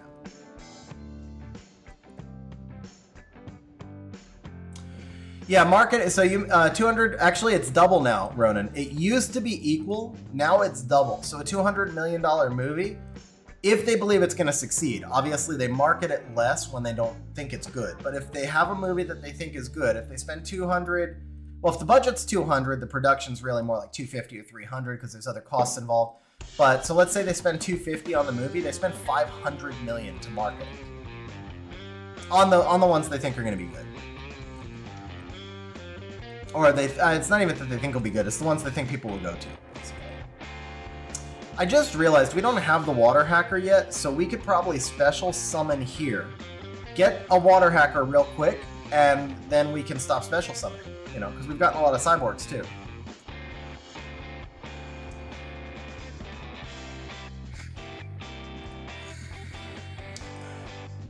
If there were true safe teams, nobody high level would lose attacks. Yeah.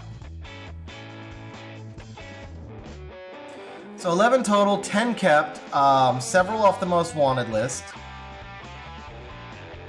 All right, ooh, so these are both usable siege dupes, and we already pulled a Camilla. But you don't have, so more Bulwarks, Camilla, Amelia. So he wants the unicorn. Yeah, we've already, that makes sense because we've already pulled, funny, that's really debatable, Trendy. I would argue Camilla is better for siege. Not I would argue. I would state as, I think, a fact that Camilla is better for siege than Amelia, but they're both triple S tier monsters. I mean, let's be clear about that.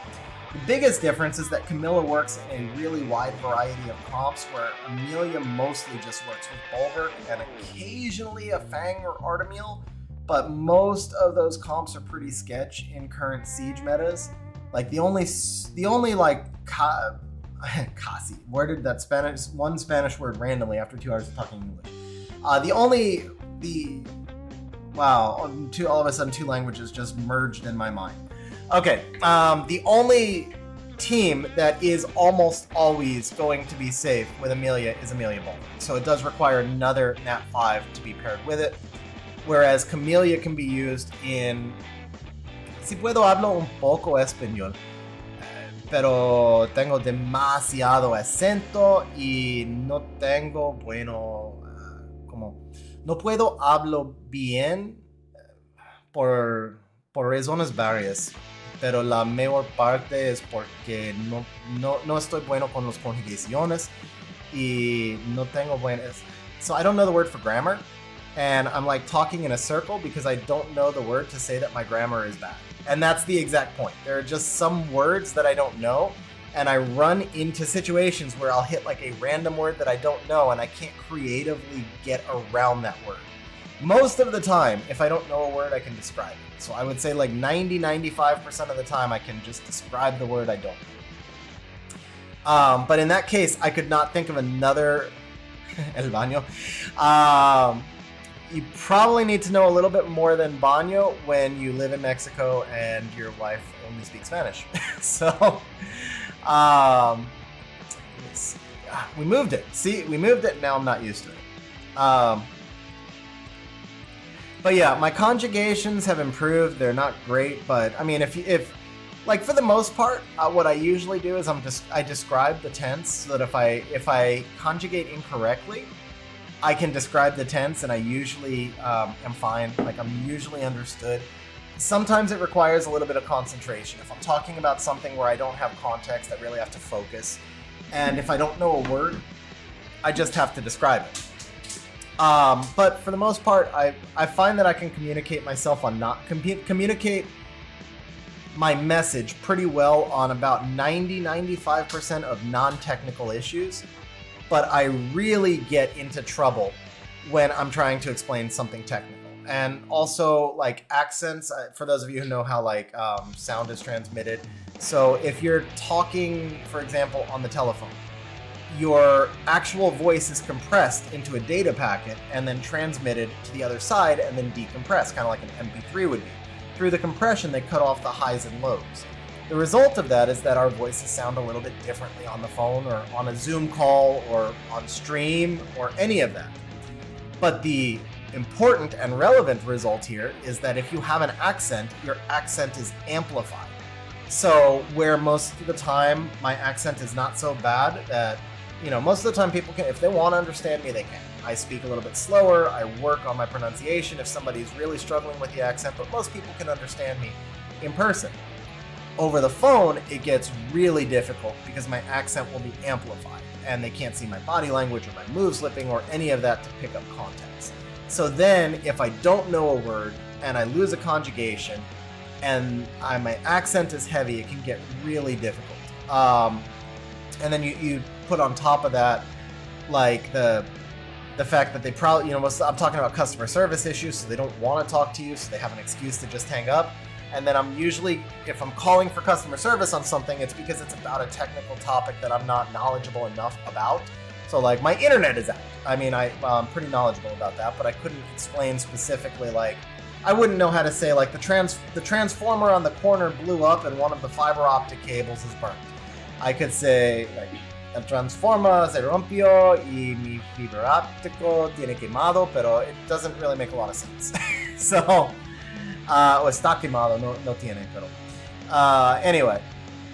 Yeah, so I can communicate on most stuff, but if it's technical, and especially if it's technical and over the phone, and if I lack context, it gets pretty bad. Not sales. I run a nonprofit organization. It's public health. We help people with addictions. In a way, some of what I do is sales, because you have to do fundraising, you have to convince people to contribute money because you don't sell a lot of products. You have to convince people that are not interested in learning more about your cause to learn more about your cause. So I do kind of sales, but it's not actually sales. Hey, actual new monster. Speaking of actions. Do I end up using Google Translate often? Less and less over time. I think the vast majority of the time I can just describe the word that I don't know. And it may be a little bit like formal sounding or just weird sounding. Like it's, you know, I wouldn't be talking the way people talk. But I can certainly be understood. On occasion, though, like that a few minutes ago where I got tripped up, if I would have just put the word grammar into Google Translate, because if I just had the word grammar, I could have said what I wanted to say in a single sentence instead of like 3 sentences that made no sense. All right, so I did see some mentions about the exclusion video. Although I posted times, I'll go ahead and just throw the exclusion settings back into chat one more time. So channel 8895, anybody who saw the exclusion video this morning or last night and wants to grab those settings, just make sure you're at 8895, and I will share those settings throughout the stream. I'll share it the next time here in a couple of minutes. What up, Daniel? How you doing, man?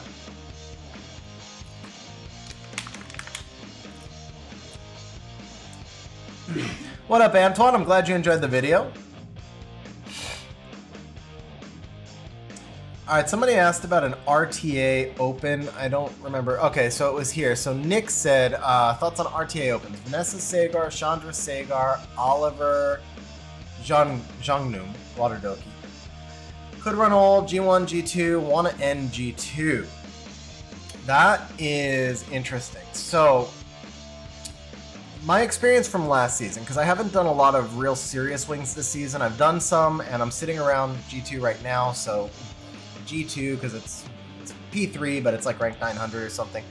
But I haven't done a whole lot of actual tryhard stuff this season. I'm not seeing as much on the Vanessa Sagar side as previously. If I had to guess, and it's just a guess, I think that's Layla's influence, but I'm not really positive on that. But the meta is definitely being shifted as a result of Layla, more so than anything else. Being shifted for a lot of reasons, but more Layla, I think, than anything else. However, the Sagar becomes pretty heavily contested as a Layla counter. The thing is, Sekhmet is the better Layla counter initially. You just often wind up needing to have the Oliver Sekhmet and Sagar to have any chance to defend against the Layla, unless you're just playing over them and working to CC them, at which point you kind of need the Hay Gang, or you need a way to deal with the Hay Gang, like really good robos or something like that. Overall, I have not been a huge fan of Vanessa for the type of CC comps I think you're working towards building, because if you're talking about Yangnam, then you're probably talking about a lot more AoE CC type stuff to synergize with him. I'm not the greatest CC player. I talked about this on streams before. I'm just not. I don't enjoy CC, so I don't know it as well, and I don't play it as well as a bruiser style of RTA. But I do think that Chandra or Ollie would both be better opens for Vanessa if you're looking towards a CC style of play, unless you have specific LD5s that really benefit from having Vanessa on the field. Because Vanessa has, a different kind of kit. Well, all three of those, Vanessa, Chandra, and Ollie, all have different kinds of kits, and they all serve different roles, and they're going to synergize a little bit differently with different monsters. But Vanessa and Chandra synergize with a lot more of the same grouping of monsters than Ollie does. So Ollie is really, if you're moving much more towards a straight CC or you're trying to defend against Layla, whereas Vanessa and Chandra are both just kind of trying to build different types of synergistic comps around your LDs, or in the case of Vanessa, if you're running like a Vanessa Adriana thing, you're just trying to play over the top of the other side and run a double snipe. So I think overall from your pairings, I would probably say Chandra Sagar gives you the most flexibility and probably gives you the best chance to defend against Layla out of those three. But the Oliver Water Dokebi would probably be my second choice. The Vanessa Sagar would really only be if you're very experienced. First of all, you need to really be experienced with that draft because it's a complicated draft sequence to play. There's a lot of pivots involved. You have to have the pivots ruined. And then if you have the correct LD5s to pivot through to make that comp shine, or if you're just super fast and you're playing double snipe. So that's kind of my take on the Vanessa Sagar. If you're super fast playing double snipe, or you have the right LD5s that will shine more there than with Chandra Sagar, I think you go that way. Otherwise, I think you go Chandra Sagar if you're more worried about defending the Layla, and I think you go Oliver Yangnam, however you pronounce his name, if you're building more towards CC, and then you kind of base it on what your LD5s are, as far as which of those two sequences makes the most sense. But there's a huge caveat to all of that. any draft sequencing that I ever settle on, once I settle on it, from there, I go draft it 20, 30, 40, 50 times and look at how people respond. And then I make adjustments to the order of my sequencing and look at how people respond to those units in different rotations. And then I try and make the decision based on how well I feel I can respond to their responses. So for example, let's say that you're open of Chandra. Let's use the Ali Dokkaebi one. Let's say you're open of Oliver. Kind of scroll down and check. Oliver Youngnam. So let's say when you open that, you find that they're consistently drafting a Heigang that you really struggle into. But if you draft the Chandra X, they don't draft the Heigang, and then that gives you the ability to respond better to them because let's just say randomly you have an LD5 that gets crushed by Heigang, and so it takes that LD5 out of your draft pool if you're inviting them to draft. I'm sorry, saying LD5. I was locked on the chat above, so I apologize, man. I was locked on the chat above to read your line. All right, so just forget LD5. Just what's runed in your box. I mean, honestly, so most people will build their box around whatever LD5s they may have, but it doesn't have to be. It just literally has to be what's runed in your box, because it's about the prep that you do. So if your box is ruined with a lot of CC and then a couple of solo style units, then you want to build a draft sequence that will influence people to draft monsters that what is ruined in your box will be viable counters. In other words, if you find that they are consistently drafting Heigang and you don't have Wind Robos ruined, or for example, I keep one Wind Robo ruined, but it's on double Nemesis build. Or triple Nem. I think right now it's triple Nem, but it's a Nemesis build. It's specifically a counter to Woundsa. So if I draft a lot of stuff that elicits a Heigang response, I tend to struggle. Because I do have a lot of LD5s, obviously, but like the LD5s that I run most frequently all get obliterated by Heigang. So if I invite the opponent to draft a Heigang, all of a sudden I can't draft Laura, I can't draft Gianna, I can't draft... honestly, Ragdoll gets messed up really bad by Heigang as well. You wouldn't think so, but him constantly being glanced and an overall bruiser team constantly boosting Heigang. So like when a Heigang is drafted, the opponent is... If you're running a bruiser team, you're going to need some sort of sustain there. And if you have sustain, then you're constantly feeding bar to the opponent's team, which is actually countering the benefit of having Ragdoll. So while I would not say that Heigang himself is a counter to Ragdoll, that is not accurate, I would say that having the opponent draft a team that incorporates Heigang makes your Ragdoll team weaker. And, you're constantly glanced, you're constantly feeding the opponent attack bar, so you're kind of losing the benefit of the Ragdoll, plus Heigang may not even crit. And you lose your Sonya counter because most Heigangs these days are built anti-Sonya, so you don't have the ability to go high, and it just makes it a more complicated draft. So for me, if I want to be Ragdoll heavy, I'm going to be looking for opens that don't get responded to with Heigang. Hopefully that makes sense. It's kind of a complicated thing to... The thought I'm trying to explain here is complicated, but basically it's just test the monsters that you want to play, see how people respond, and decide if you want to play against their responses. Are you kidding me? Just a casual new Nat 5 once again, dropping the more. It's more Nat 5 with the more making his arrival. What do I think about the Light Dokkaebi Princess? I have not actually tested her.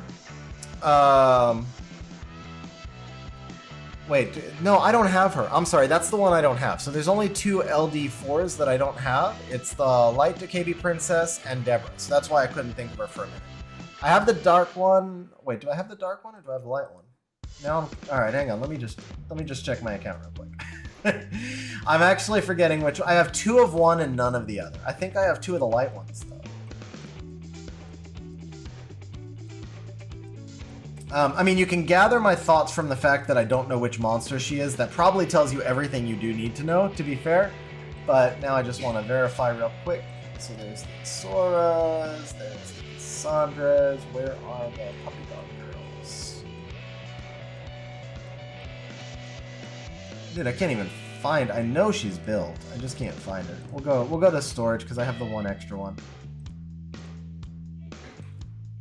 All right, puppy dog girls, where are you? I have two of the light ones, so Yunbi and Sepsari. Okay, so recovers HP of all allies, HP with bennies, recovered by 10%, recovers all allies by 15%, attacks the enemy and crit. Yeah, so in general, I just don't think she does enough. I mean, there's a reason I obviously didn't know anything about her. I've looked at her kit several times. I heard, I heard some people do some testing with her, and I hope, she gets a little buff. I think she may have some uses that I just haven't seen yet, but for the most part, I just don't think she does enough. I don't see her separating herself from any of the other variety of support options that are out there. At most, you could say maybe she's a slightly different Lulu. Like, I don't even know about better or worse, just slightly different. But then you run into the issue of all the offenses I use with Lulu have been tested with Lulu, and the offenses to just use her, who's not spammable, hasn't been tested. It gets a little bit sketch. So, she might be a slightly different Lulu when you need to utilize some sort of AI control. I'm not saying she's useless, but she definitely doesn't look like she's shining to me. I don't think she's gonna be like. I'm not super sad that I haven't tested her yet. I guess that's the best way I can say. Nick, you're very welcome, bro. At light, according to what you told me a few weeks back. Oh yeah, you got a cool blue. Nick, you're very welcome, man. I appreciate that as well. I mean, the reality is I have not been able to keep up with a stream schedule. I actually stopped going on a stream schedule, and I haven't been able to keep up with the YouTube channel for at least 2 years. So I understand. I'm not in the algorithms. People aren't used to me. They're not used to my voice.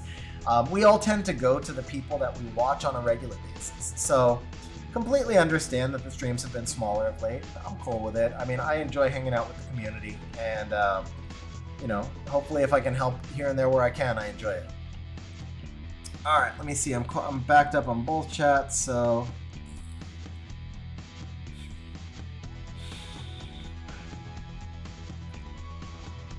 I speak Spanish good. Thank you, Steven. I appreciate that, man. You probably said that a few minutes ago. I got way backed up, but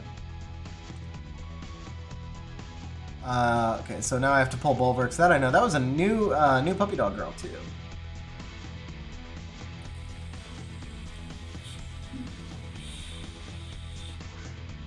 Did we fight GS? I took a bench last week one day because I was working, but VS is not a G2 siege, and we were not in G2. So I don't know, maybe you were talking to someone else, Trendy.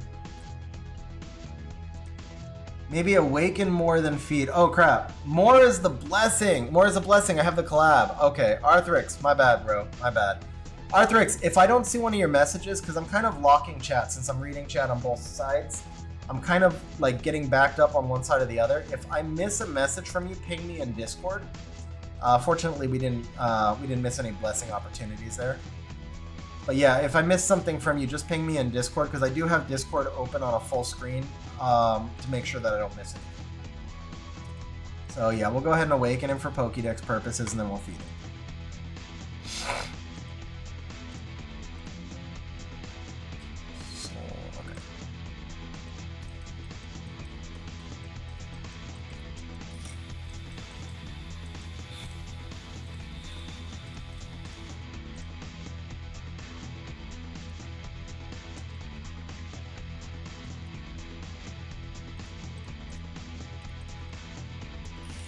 Oh yeah, plenty of energy. Okay.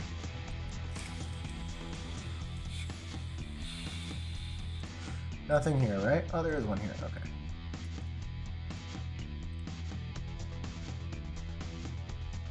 And then he's ready to be fed. Okay, and then Craft was down this way, right? Yeah, here's Craft. Okay. Settings, funny. So T-King, literally you read my mind. I was gonna say we're gonna do settings right after we get the blessing. We're kind of doing like our reset cycling right here. So yeah, literally settings are just about to come.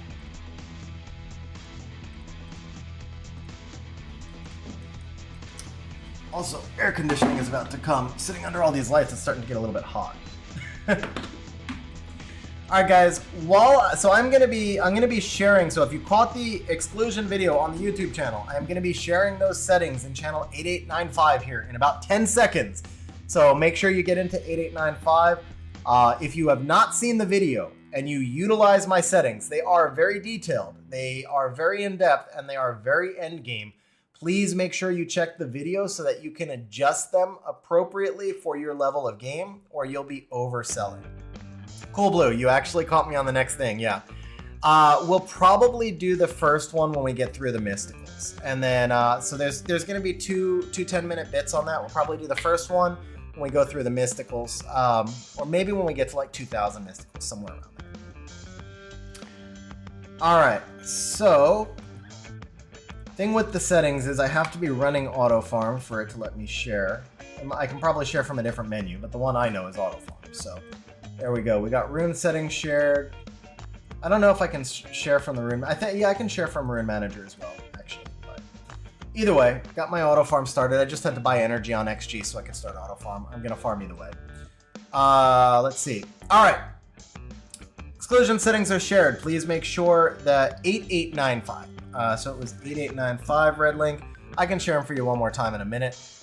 Make sure that if you utilize the settings, I believe they're really good. They are. I've been very happy with how I have it configured. They're just really high-level settings, and I think for most people, you should actually just be able to lower the numbers a little bit and have really solid overall settings. Cool Blue. So I'm gonna do a shout out here. I'll let you know if you unlock 11, which is I guess about 3 days of gameplay. But if you get into the game and unlock 11, then it's actually really good on the deal for me. But just unlocking the first 2 boards is also awesome. So what we are talking about there, actually, I'm gonna do the exclusion settings one more time, and then we're gonna talk about that right there. All right, here we go. So we're gonna share, and we're gonna share, and we're gonna share. Cool. Okay, those are shared.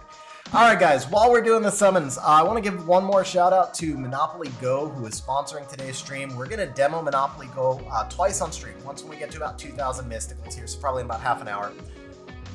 I'm just being honest with everybody right here. I don't do a whole lot of sponsored content. I've sponsored maybe one or two games a year in the time I've been doing this. There was 1 year where I did like maybe 4. Every game I've ever sponsored, I have played or gone on to play for at least 3 to 6 months, with I think one exception, and that one exception was a game that I really enjoyed in the beginning, and then after I played it a little further, it just wound up not being for me. But most of them, like the last sponsored bit I did was for Call of Dragons. I played that for 8 months. My wife is still playing it and still has my old account. So I don't take every sponsorship offer that's offered to me, but I will tell you guys, just being honest, it cost me about $650, $750, between $650 and $750 a year for the services and software that's required to stream, run the YouTube channel, run the Discord server, stuff like that. So doing a sponsorship deal on occasion is really, really helpful, even just to offset the costs of streaming, not even trying to make money. So if you guys want to support the channel and you don't mind downloading a game, which I actually think is pretty fun as an idle game. So again, you know, I don't really sponsor stuff that I wouldn't play. I've downloaded it. I actually was not able to play it that far specifically because of the content, because I need to show earlier game content on stream as the sponsored content. So I'm only like 5 or 6 boards in. But it's a game that I'll probably keep up with, that and what I like about it is it's not super time consuming. You log on a few times a day, you get to roll a bunch of your dice, you get to play Monopoly, which is something that you're really, we're all familiar with, obviously. And it's just a really nice time utilizer for me. Like, it's something that I don't have to feel obligated to play to the level where it competes for competition between summoners who are in work and stuff like that. So yeah, I mean, that's basically my pitch, guys, is I think it's a really cool idle game to play on the side, and if you guys download it and unlock the second board using the links in the pins, you'll be helping out the channel. Our goal is 76 installs, which we'll see how many installs are actually done when I switch. Okay! So more RTA, but usable in Siege. I'm just gonna make sure, I don't even have to check, it's new. So more RTA based, but definitely usable in Siege offense. Really fun unit, also really usable in TOA. And we're continuing to grab all monsters that you don't have. But yeah, anyway, that's the deal, guys. We're gonna do 2 demos on it. We'll see exactly how many installs have been done when I switch over to the other layout to demo the game. But I think it's a cool game, and it helps me out if you guys try it out. So that's my pitch. Let's see. Actually, I can do a quick update down here. We have we have 3 installs so far. So the goal here is 76. That's the agreement on the sponsorship. But 23 is kind of like my baseline, 23 to 76. So anybody who gets a chance to install it very much helps it out. It helps me out, and I appreciate it. All right, so moving back on to Summoner's War stuff. Oh, Plan Verti, you asked me to show the scrolls. Yeah, I can do a quick run through on the scrolls. And let's see, Trendy said you're 2 YouTubers, Siege, Denbeck and Misa. After 4 Solace and Squad 0. Okay. Yeah, Trendy. So So here are the scrolls we have, by the way, guys. So all the premium stuff still coming up. 10-year Ancient Trans, 239 10 years. We have Witcher collab. We have 9-year scrolls. We have Assassin's Creed, SWC, another Ancient Trans. Which at this point, like, we are pulling so many new monsters. I wonder how many are actually missing when we get to this. Like, oh, hey, cool. It shows us everything missing. So we're missing 10, 15, 20, 30, 40, 50, 8. Okay.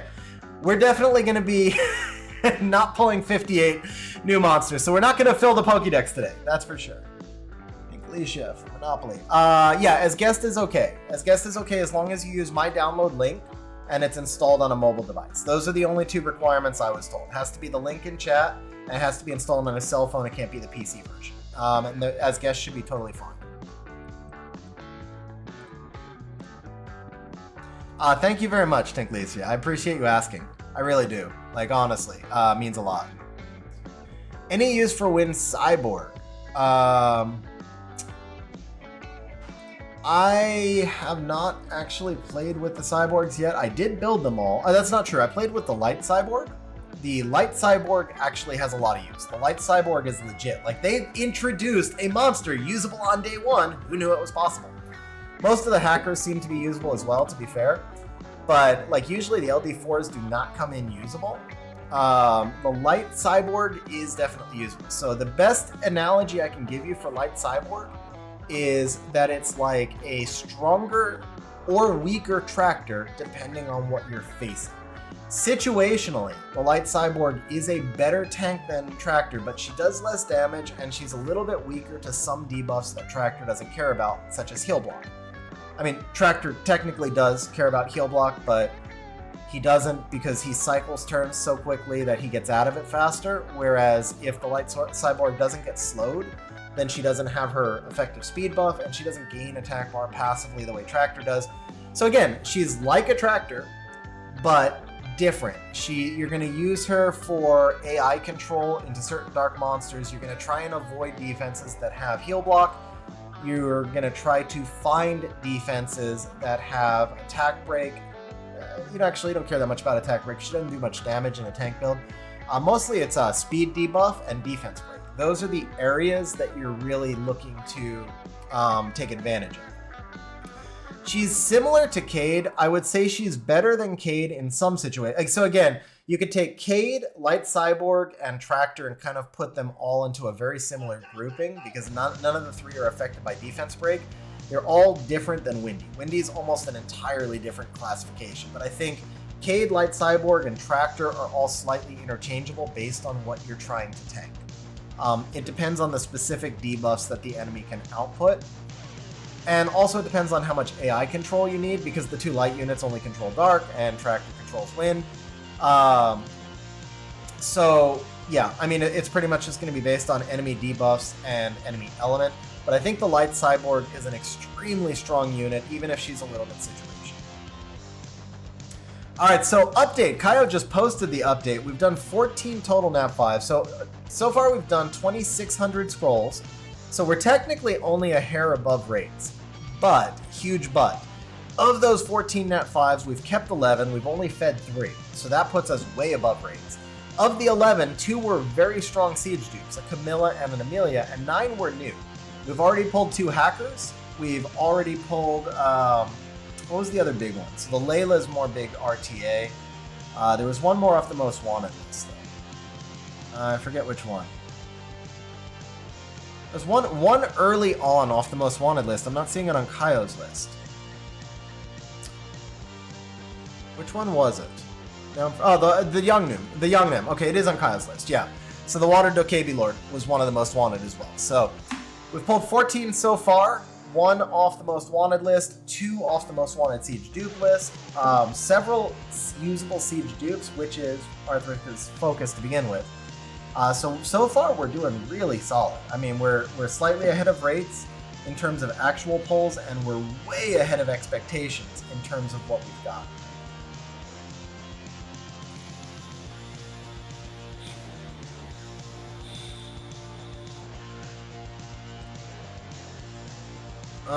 So let's see. Cool Blue is missing 27 Mons before the 10-year. Yeah, I'm missing 2. I'm literally just missing 2 hackers. I actually was at full Pokédex. I've managed to stay at full Pokédex for most of the past year.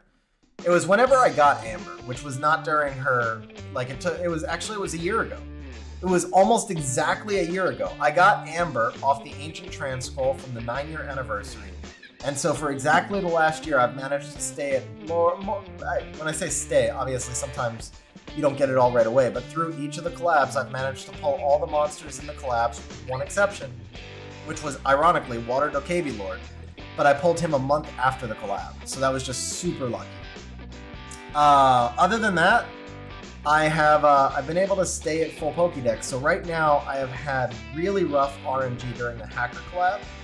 I'm like 2,500 scrolls in. I can't even pop an Nat5. But I've had such good RNG for the last year. I can't really say anything. I was due for bad RNG, so shit happens. I'm not worried about that. But I'm just waiting to get one more hacker. So as soon as I get the next hacker, I can pop the 10-year Ancient Trans, and then I have all the hackers. You could also make a case for me like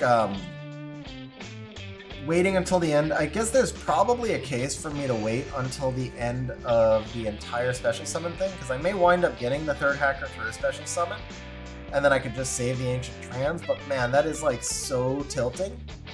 I don't know if I could actually bring myself to stare at that thing for 2 more months. Not tilting, triggering. That's the word I want. Triggering.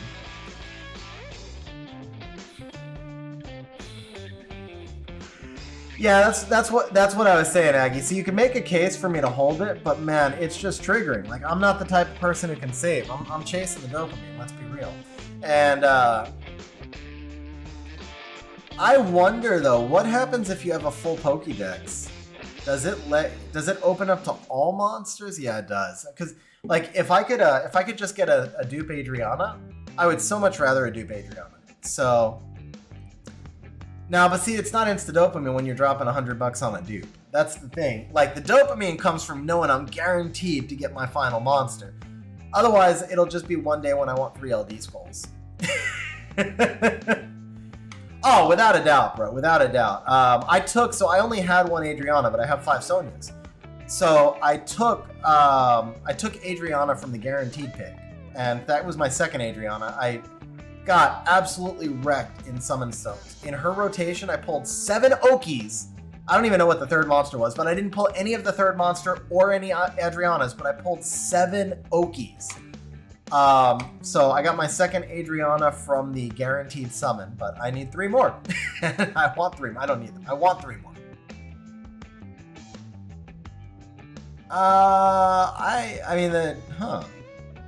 That'd be interesting. If I wonder if it would actually block you. I'm gonna see if I have the self-control to wait till the end of the special summons. I don't think I do, but I will try. Oh, is that? No.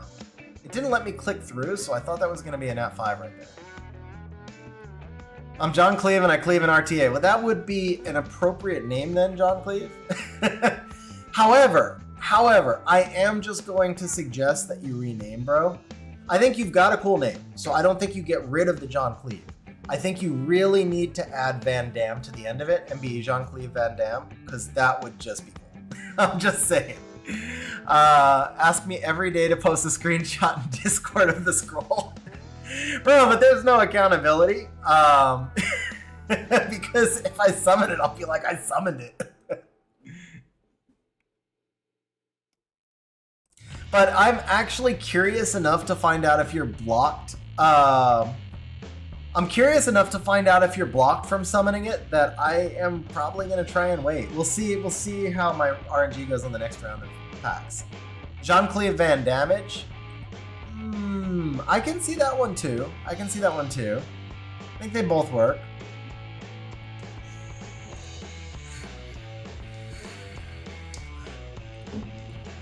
So the real question here, I'm just curious, how many of you caught the reference to Jean-Claude Van Damme, and how many of you have never seen any of his movies? Because he hasn't been in a movie in like a long, long time.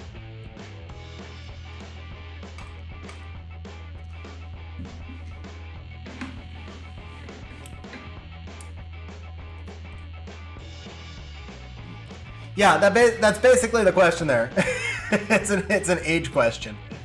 Bloodsport, man, I haven't seen that in a while. That actually, that would be kind of fun.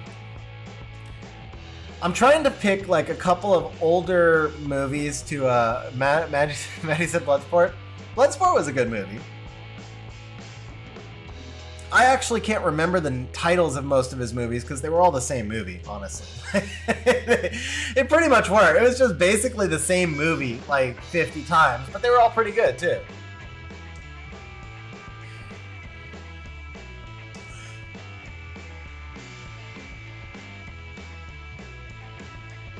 Need help with my first Nat 5 pick. Triton, Charlotte, Pungbick, and Smicer.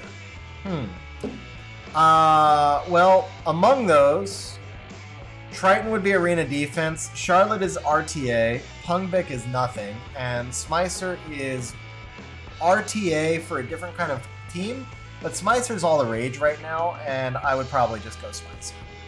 Charlotte can, to be fair, Charlotte can be used on Siege offense, but it's kind of a niche team, and it's not one that I would consistently recommend. Smicer really cannot be used on Siege offense. Charlotte is also a TOA god, so I didn't need to fill that storage right there.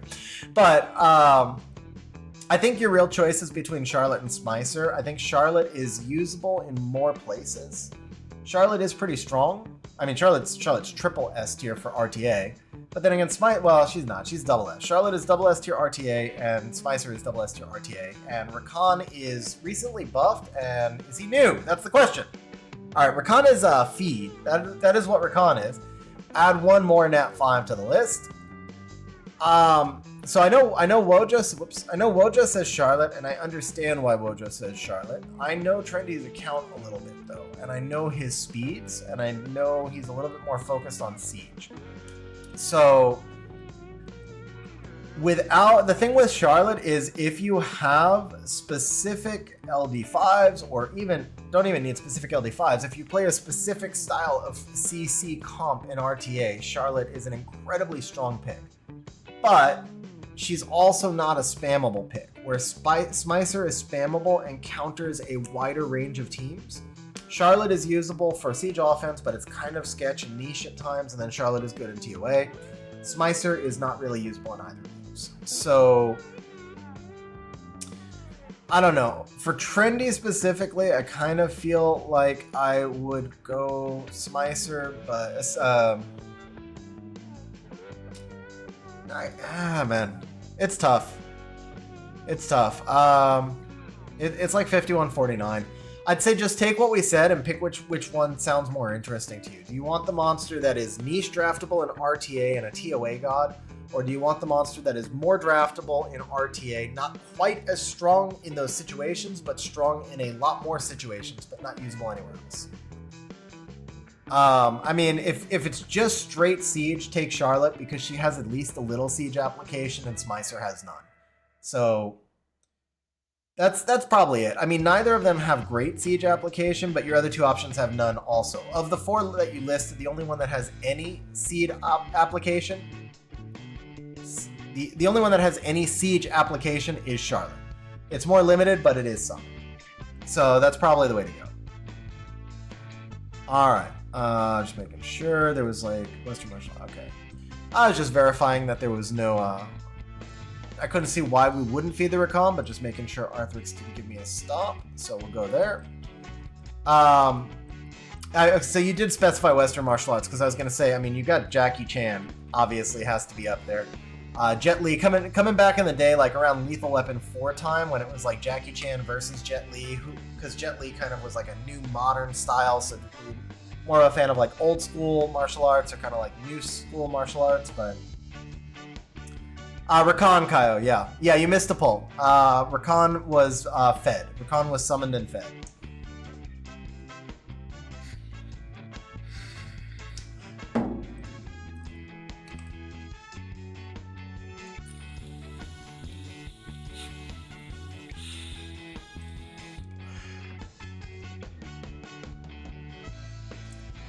Yeah, no, that's why I said Arthrix. You specified Western. They're both. I would definitely call them both Eastern as well, and that's why I said so. You're specifying separately. You should lower the values on the runes and sell things. But I said to move on and stop saving garbage on everything it said to sell. Red Link, don't make me feel bad. I don't know the status of your account. So the only thing I'm gonna say here, as far as the sell settings go, is you don't want to sell runes to a point where you are not able to rune your monsters. So, like, we always need to have enough runes to rune the monsters we need. From that point, it's okay to like just shoot to straight up to a higher tier of value, but particularly the artifacts, dude, because my artifacts have a really high threshold. And there are people that if they applied the sell settings would have no artifacts left on their account. If you haven't farmed artifacts like much at all, and you just like went in and sold with those settings, you would have no artifacts left. So, yeah, just gonna reiterate. I mean, just make sure that the actual values are adjusted for your account so that you still have runes and artifacts left. And without knowing anybody's stage of game, then it's gonna vary for different people.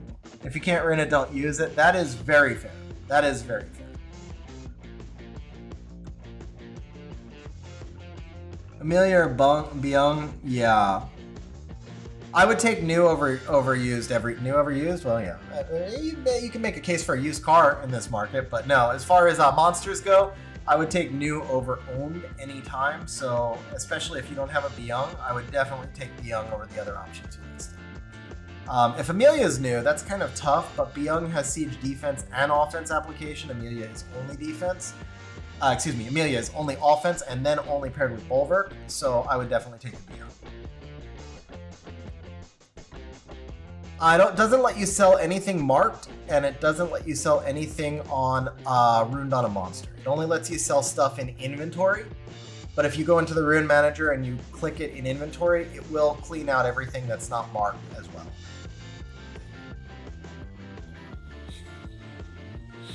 Nice, Aggie. I appreciate that. Appreciate the double tracking.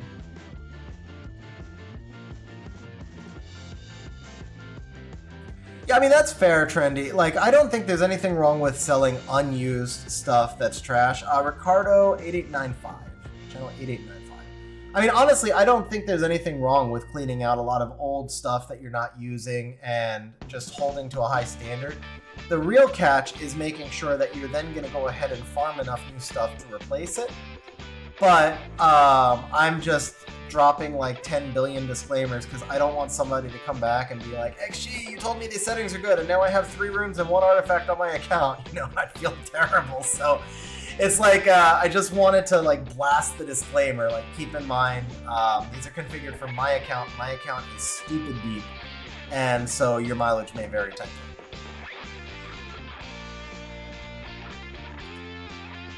Psycho, my rate is $50 an hour. Usually I do it just one-on-one because on stream there's a lot more distractions and stuff. And the way I do it, account service, is just like literally we get on a Discord call. I mean, voice only, but we get on a Discord call with screen sharing. I actually have this big thing that I built called a roadmap. It's a complicated spreadsheet that just helps you map out what your goals and objectives should be, the areas that you can improve. It tracks like tracks everything on your account. in my Discord channel, well, in my Discord server, you can download the roadmap. Certainly use it. I don't I don't charge for that or anything. It's just the time, because I, kind of limited on time. So, if you wanted an account, basically, account service, then we would just get on a Discord call and work through the roadmap together. Arthrix, appreciate the shout out, man. Yeah, I never talk about anybody who's used the services, but if anybody has used the services and wants to shout it out in chat, it's very much appreciated.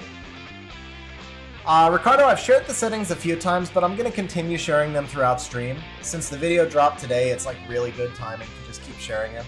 So if you're in 8895, I'll be sharing them every hour or so, and you'll be able to catch them as they go.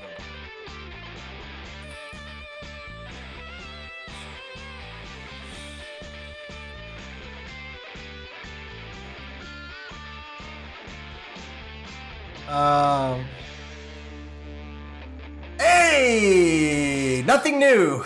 That's the first true derp, I think. That is literally the first derp of the entire stream. Kind of sucks, but I mean, it sucks to have a derp, but then I guess I can't say it kind of sucks. We've had one derp. We've had one total derp. Yeah, so that's probably... Still, we wanted no derps. We're greedy. We're greedy like that. Alright. Beth actually a decent monster nowadays. She's gotten buffed enough. Let's be careful to only feed what we want to feed and not the good dupes. That is a Beth. Okay, do we get 2 blessings yet? We're pretty close. Yeah, but the Rocky was not... oh. Alright, calling me out on my lies, man. Calling me out on my lies. I see how it goes. I see how it goes. Alright, it was our second derp. I forgot about the other one. It was our second derp. And we do get 2 blessings this time. Nice. Okay, cool.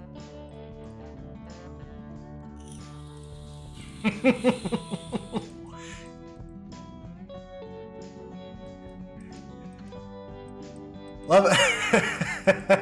I appreciate the shout outs, guys. I really do appreciate the shout outs. Like, there's honestly nothing better that I could hear than that the services have helped and provided good value. And yeah, so thank you guys very much for the shout outs, man.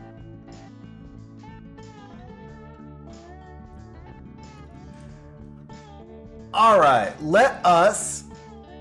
What are we looking for next here? Let me actually take a look at the most the most wanted list. We're gonna take a look at the most wanted list. So obviously new stuff. We Agani, CP, Smicer, Byung, Zen, Oliver. All of those would be pretty solid, and then the Bulwarks. Guys, you asked me about the puppy earlier. Oh man, I wish I still had a puppy cam set up. If you guys could see the position the puppy has just put herself in, it is so cute right now.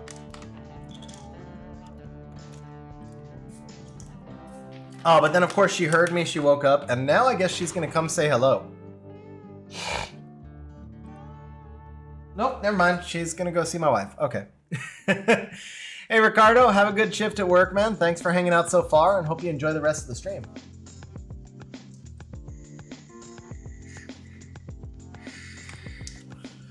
All right, since I think I'm caught up in chat, this is a good time for me to go share those settings again. So we'll go ahead and do one more. So in the video I said I would share them twice. This is like share number 5, I think. So that's, hopefully we'll catch them. Hopefully everybody's had a chance to catch them. Brondia would actually be really good. You had the Patrick, right? Just need the Brondia for the PvE teams. All right, cool, Blue. See you in a minute, man.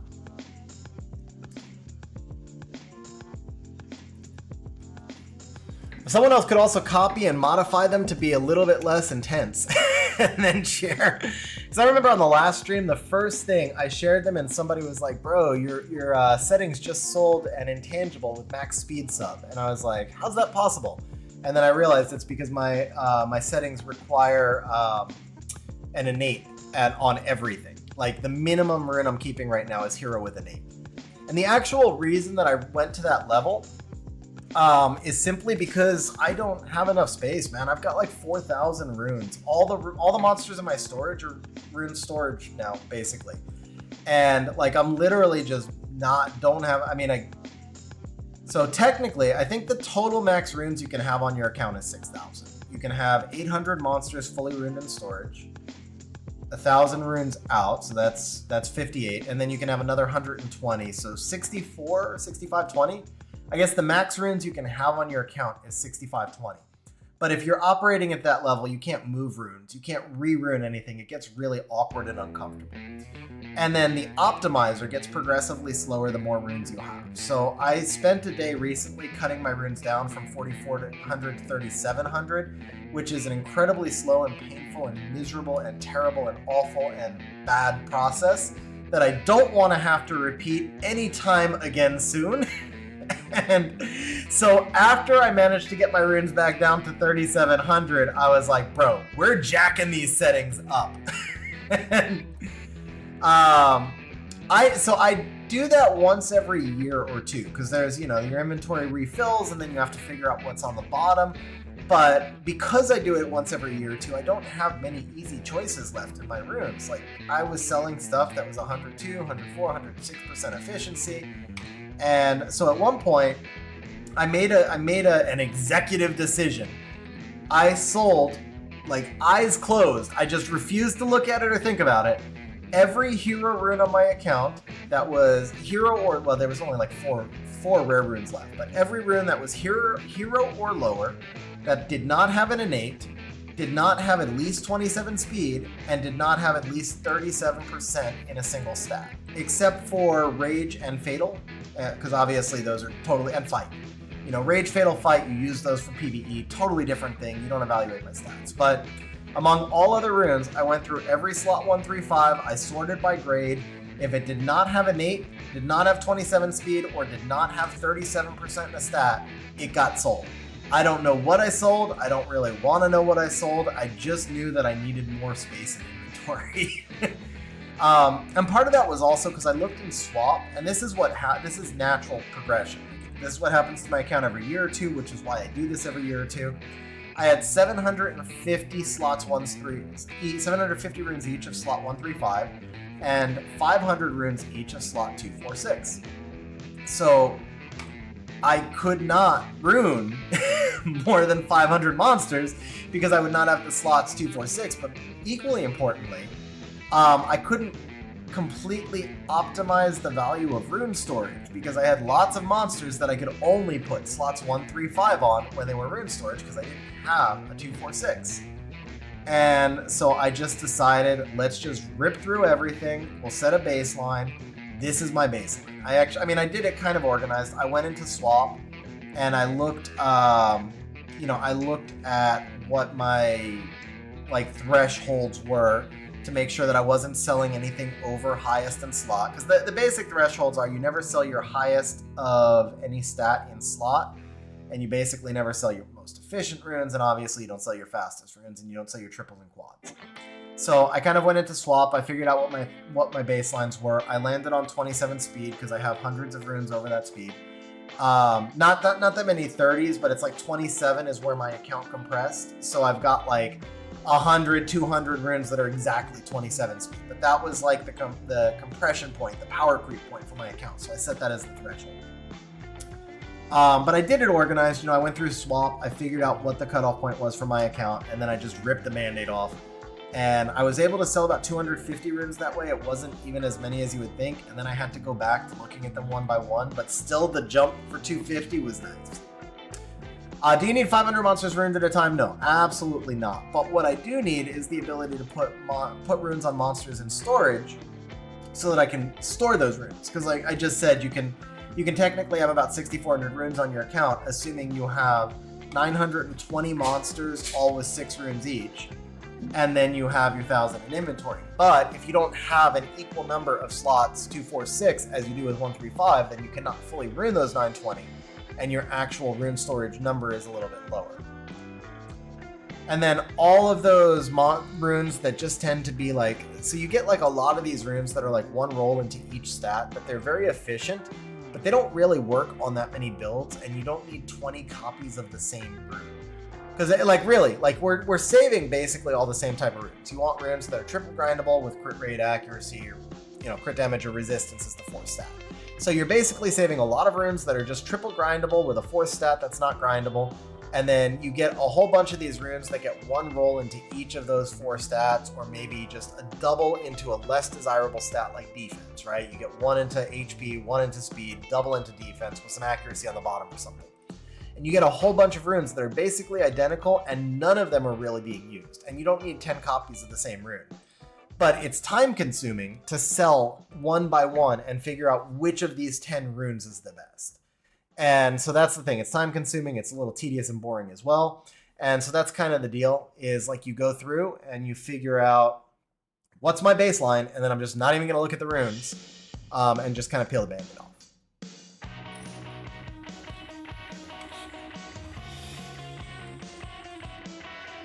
All right, where are we at on mysticals? 22. Okay, I said we'd do the first one around 2,000. So we got a little ways to go. I'm going to restart the farming here. It feels like we've gotten into a little bit more of a lull. Maybe that's just me. Maybe it's because the last one was a choice of dupes. So it feels like it's been a minute since we got that like dopamine pop. Actually, the last couple were dupes, I think. So we started off just like we started off summoning drafting. Started off summoning nothing but new nat 5s pretty much, with the derp on number 5 that Cool Blue called me out on. And a couple of usable dupes. So hit a little bit of a lull. We'll get the auto farming going, reset the RNG a little bit. Any tips for what substats to keep and what substats to sell for runes? So Psycho, you may not have caught the discussions earlier. It's funny because I dropped a video on cell exclusion settings. Actually, late last night I dropped the video, and I've been sharing those settings in channel 8895 throughout stream. So that would be very relevant to the question of what to keep and what to sell. But in broader terms, because it is just exclusion settings, in broader terms, I would say that you're going to evaluate your runes by a couple of different things. First and foremost is you have to take into account which rune set it actually is, because you want very different stats on different rune sets. So for example, a monster that's built on Vio is generally built to be in a longer fight that goes back and forth. I hit you, you hit me. John, it's channel 8895. 8895. But a Vio monster is going to be in a longer fight, and so it needs to have a little bit of bulk, it needs a little bit of HP and defense and stuff like that. Same thing for a monster on Will Runes, longer fight. Swift monster, the concept is basically I kill you and then you can't attack me, so I'm not going to super value HP and defense. Now there's exceptions. A monster like a Swift Ethna used in RTA, for example. That Ethna is used to disable an opponent, but it's going to get hit sometimes because you're not actually sniping things out with it usually. So sure, Ethna wants some HP. Your Sonias that you're using on Siege offense, they should have some HP on them to take advantage of her glancing passive. But for the most part, on Swift, we're really prioritizing getting brand new Nat 5s, because that is the best thing you can get on Swift is a brand new Nat 5. We finally broke... See, resetting auto farm, guys. I'm telling you, man. Break up the random number generator. Just get that thing re-rolling, that giant billion-sided die that Com2uS has coded improperly. Just get that thing re-rolling and you get it going. It's a brand new Nat 5, but it's one less bad Nat 5 that you can pull off of the ancient trans scrolls. So keep in mind, it is not bad. Plus, it could get buffed, honestly. And you know what? It's not bad. It just got buffed recently, and it is usable in... we're still doing some testing. I can't give you a comp with it or anything, but it's better than you think for Siege offense. It does have some pairings.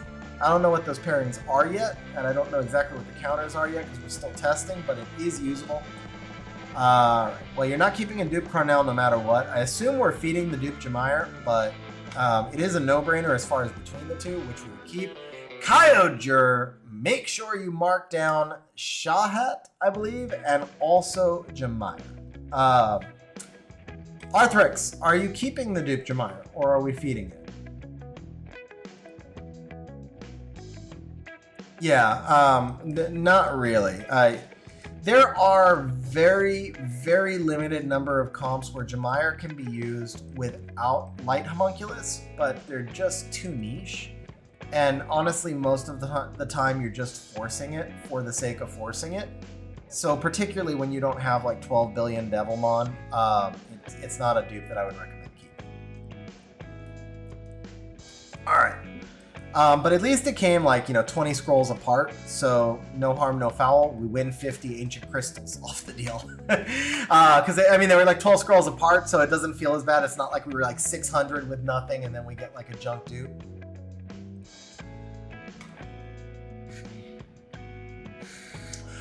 All right, so going back to the rune thing. So when it comes to Swift runes, something like Zybala, you see the standards or playtime? I saw you say something like Zybala, but I don't know if I missed a message above. It felt like it lacked context.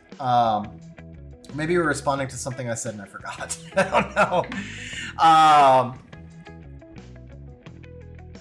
Yeah, Planet, I would say this is about Swift units that don't need damage. Got it. Okay, yeah. So Zybala, honestly, crit rate Zybala, don't sleep on it, because I have had RTA matches that finished with like one monster versus one monster with me against the Zybala. And Zybala's ability to self-sustain, if it can do enough chip damage to kill you, is a pretty big deal. So I would say Zybala is generally going to be tanky-er. You're not building Zybala on speed, crit damage, attack, obviously. But don't sleep on getting a little bit of crit rate or at least a little bit of attack onto your Zybala, so that in those rare situations where you're going 1v1, you can take advantage of the skill 1. But yeah, generally speaking, Swift runes, the least important thing to us are HP defense type stats. The most important thing is speed, obviously, and then after that, it's just damage. So for Swift runes, you're looking for speed, and then you're looking for crit rate, crit damage, attack, then you're looking for accuracy, then you're looking for HP defense type stuff. For Rage runes, drop the speed. Rage, Fatal, Fight. All three of, Fight wants speed. Fight runes you could treat like Swift runes. Everything I just said for Swift runes, you would do that for Fight runes. Hey, that is the complete set of hackers. So the question is, I don't even think it's a question. I think we no longer do special summon, right? We should just be done with special summon. Maybe for the LDs, we could go for the LD hackers, but certainly for regular summons, we're done. We got all three hackers. So, but as far as the rest of the rune sets go, Fight I would treat exactly like Swift, but speed is less important. What you really want is 2 fast Fight runes, maybe 4, but at a minimum 2. That way you can use it in some of your cleave offenses where you can run Swift Fight sets on the boosters, like a Swift Fight Miranate, for example.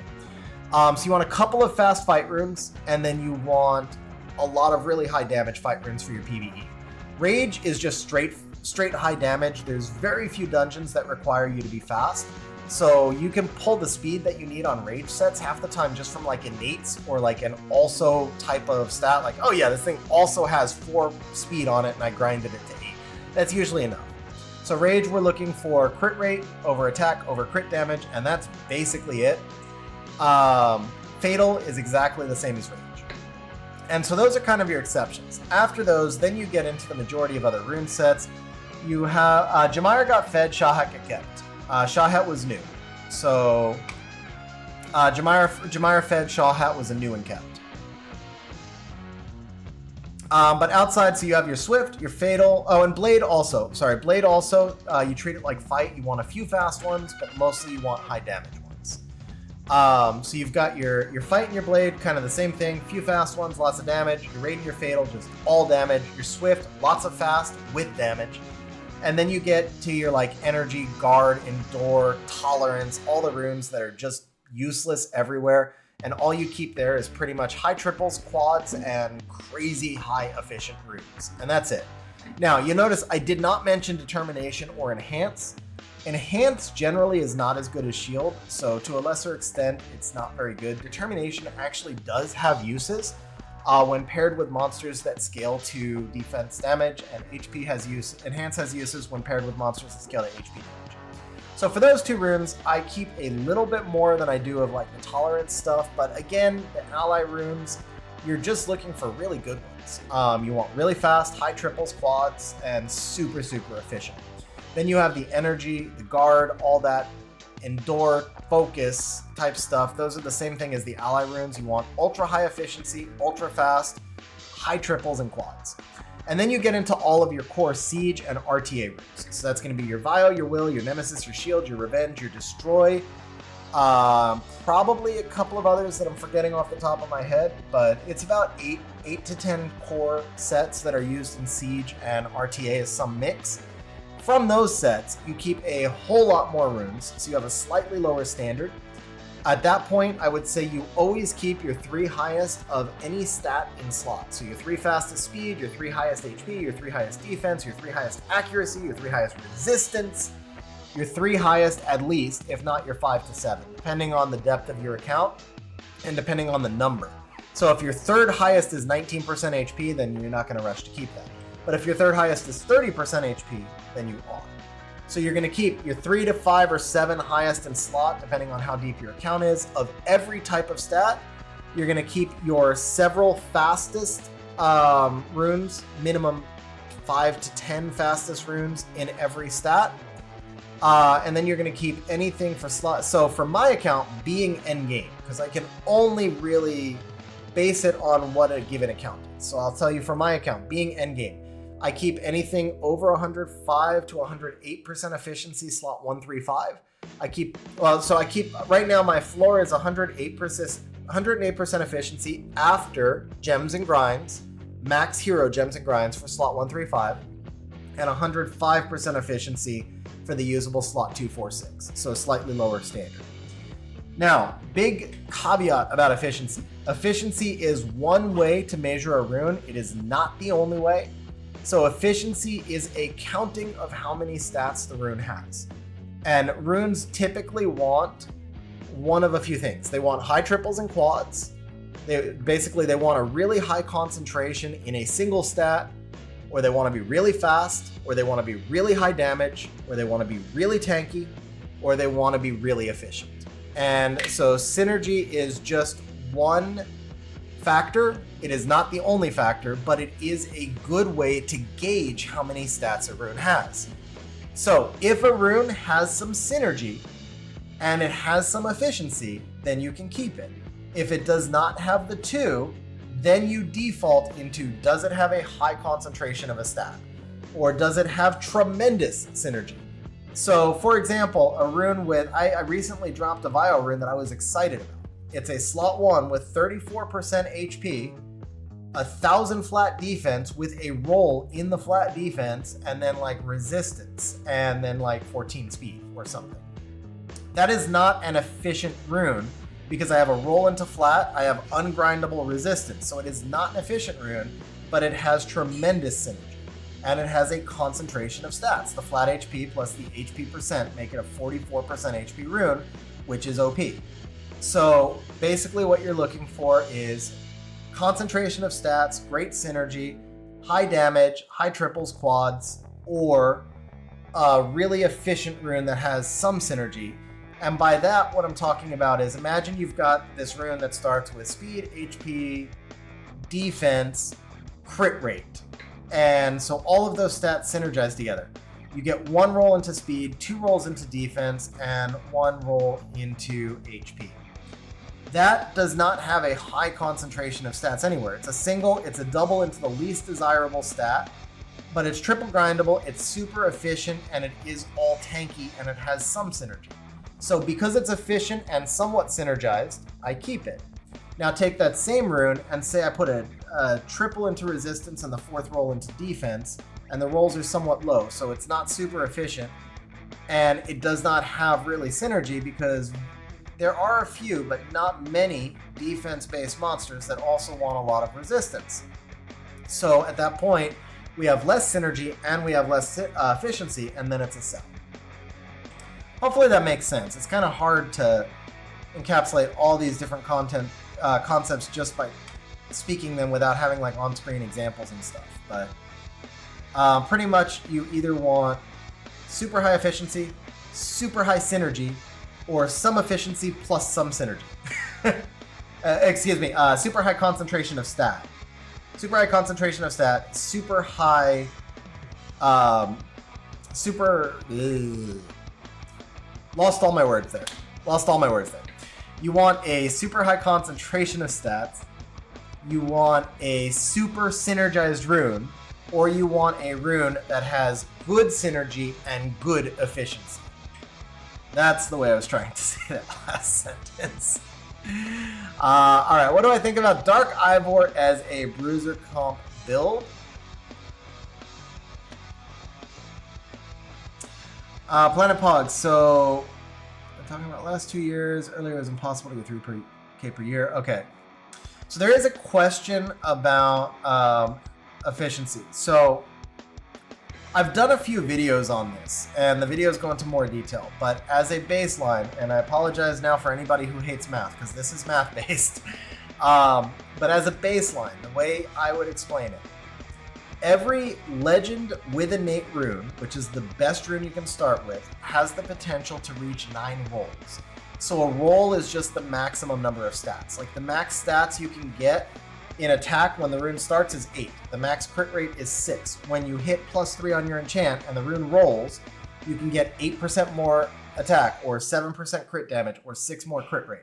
So a roll is just a full roll. In this, what I'm talking about here is like a max roll is just like a full additional increase of a specific stat.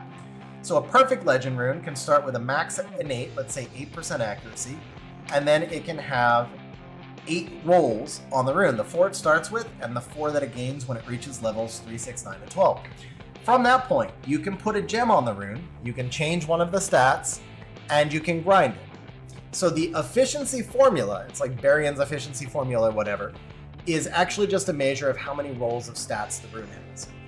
Now it's a weird formula, it's done in calculus. The actual range of efficiency goes from like 53 to 137 for a non-ancient rune. And that has to do with the base value of the rune having some flat stats and also with the way gems and grinds and stuff work. So we don't really need to understand how the formula works. We really don't.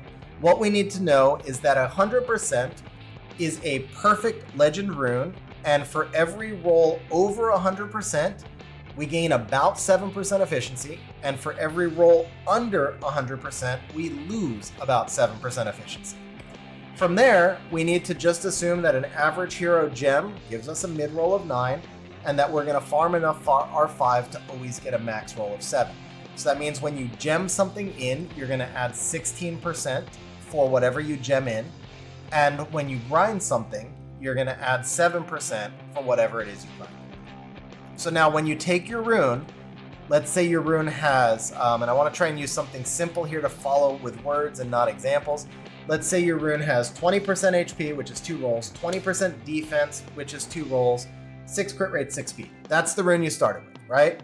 Now, 20% HP and 20% defense. They each have a max roll of 8. So we put 20 plus 20 together, and that's 40. Accuracy, which was our innate, started with 8 accuracy. We're going to put that 8 because the max roll is 8 with the 20 and the 20. And now we have 48. 48 divided by 8 is 6. So we have a total of 6 rolls between our accuracy, HP, and defense. We are going to grind 14% more on the HP and defense. That's 1.75 rolls. We don't need to be perfect here. Round it off to the nearest quarter roll or even half roll if you're not good with math. So we've got 7.75 rolls. 6 from what the rune started with, 1.75 from our grinds, 7.75 rolls. Now, we've got 6 crit rate and we've got 6 speed. Let's pretend we're gonna regem the speed and we're gonna get it to 7 plus 4. So the max roll on a speed is 6, the max roll on a crit rate is 6. So we go 7 plus 4 is 11, that's 11 speed. We take 11 speed, put it with 6 crit rate, that's 17. That's about 3 rolls. So you take your 3 rolls and you take your 7 3/4 rolls. We now have 10 3/4 rolls. We're just rounding off. We don't need this to be perfect. It's technically like 10 6/15 or some shit. I don't know. But we just need it to be about 10 3/4 rolls, 10.5 rolls, right around there. So if we know that every roll over 100% is 7% efficiency, 10.5 rolls is about 110% efficiency. It doesn't work with percentages for everybody, Trendy, because you have different max rolls. And so you can't exactly add the percentages together because a quad crit rate is 30, a quad HP is 40. So you really can't add the percentages together that easily. It is generally better to go by rolls because you can bring it down to easier numbers after you practice with it a little bit. That's my opinion anyway. So The range that's worth keeping is based on your own personal account and what represents progression for you. So if all of your runes, once they're gemmed and grinded, you can't average them either though, Trendy, because if you have 3 attacks and an HP with 1 crit rate, then it's a very different averaging than if you have accuracy, crit damage, crit rate, and HP. I mean, you can get sort of close, but you're going to be further off than if you are using rolls. So they both work though. I mean, they both work. I guess it's just kind of a personal preference and what we're used to. But Chris, so nine rolls is 100% efficiency. That was the gold standard in Summoner's War until about 2 years ago. I would say now we're at a point where passing 100% efficiency has gotten much easier. And for most players that are mid-game or beyond, I think you should definitely be looking for at least 100% efficiency. But without being able to see into anybody's account, I cannot say this definitively. And it also does matter on your access or your ability to farm. Like if you're free to play, then you can farm more, which means it's much easier to drop good runes and it's much easier to get the gems and grinds you need for the runes. If you're a casual spender, then you can farm a lot more because, like, let's say just buying the daily packs probably more than doubles your farming ability every month. And so for somebody who buys the daily packs on a monthly basis, their standard is going to be a little bit higher than somebody who's free to play, but still going to be lower than somebody who whales. And then again, it also depends on, what is the status of your account right now? Where do your runes stand? Things like that. So it varies a lot. But as a good baseline, I would say 100% for most players that are kind of in that C1 range is a pretty good baseline. And then just adjust for your own account. Like if you see that your 100% runes that you're dropping now are not getting used very much, then that means you have better ones. And if you see that they're getting used a lot, then maybe you're setting your standard too high and you need to lower it to 95 or something like that. So you're basically looking for 9 rolls on any useful rune set that cares about total stats, but 9 rolls with synergy. So like a violent rune, a will rune, with synergy, you want at least 9 rolls, and then you could even go a little bit lower on your slot 2, 4, 6. And then as your runes progress, you would raise that kind of floor threshold.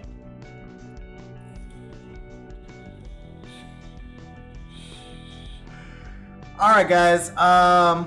Because I was talking about that, I went a little past. We said we were going to do the integration at 2,000 scrolls. We went to about 1,600. I'm actually going to run, just because we've been on a little bit of a dry stretch, I think this is actually a really good time. I was going to say I'm going to run 10 more, but I think this is actually a really good time to run the integration. So we're going to do a quick 10-minute promo on the ad sponsor. I do hope you guys will stick around for the 10 minutes and support me. We're coming up into some of the more exciting summons as well. But, just drop this. Fatal, you want attack, crit rate, and crit damage. You're very welcome, Planet Pog. Here we go. Oh, we don't have a camera on this one. Thought I had everything set. Hang on one second. Let's go ahead and copy that. And let's bring that in. There we go. All right, guys. So, today's video has been sponsored by Monopoly Go. I mentioned this a couple of times earlier in stream. But just like being completely honest with everybody, costs about $650 a year for the software and services that I use to stream. I don't do a whole lot of ad integrations, and most of the games I integrate, I do wind up playing fairly long term. So, if you guys will just bear with me for 10 minutes, we can do a demo of the game. I integrate games that I think I would actually play. I integrate games that I see myself continuing to play. And so hopefully you guys will enjoy the demo, enjoy the game, and then consider downloading it. And somehow, we don't have the download link on there, but let me just, I do have to just bring the chat. Why is the chat showing here? Because the chat is kind of ugly behind that. There we go. We're just going to turn that off. All right, so here's the deal, guys. Monopoly Go, you can download this on mobile devices. So the integration is only for mobile devices.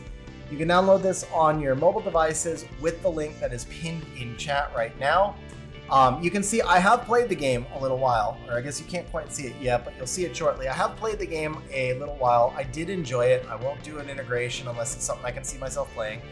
The benefits of this game, there's a couple of them. First of all, everybody knows how to play Monopoly. It's super straightforward. And I mean, it's just a game that throws a lot of us back into the day that we used to play. It's also a very easy game to play. You generate dice every hour, you get 5 additional rolls. As you go around the board, you can get additional dice to get additional rolls. There is a little bit of a competitive aspect because you can play against other players on the server and try and steal their money. And the goal here, it's the same as all Monopoly. We are trying to gain money to build up our empire, basically. We're trying to gain our wealth factor. So if you come up to the shop up here, you can see my overall net worth right now, how many boards I've unlocked, what my next upgrades are, things along those lines. And then as we go around the board, we're just gaining some money right now. And I stopped off right before the stream. I wanted to show you guys an actual board unlocking. So I stopped off before the stream started.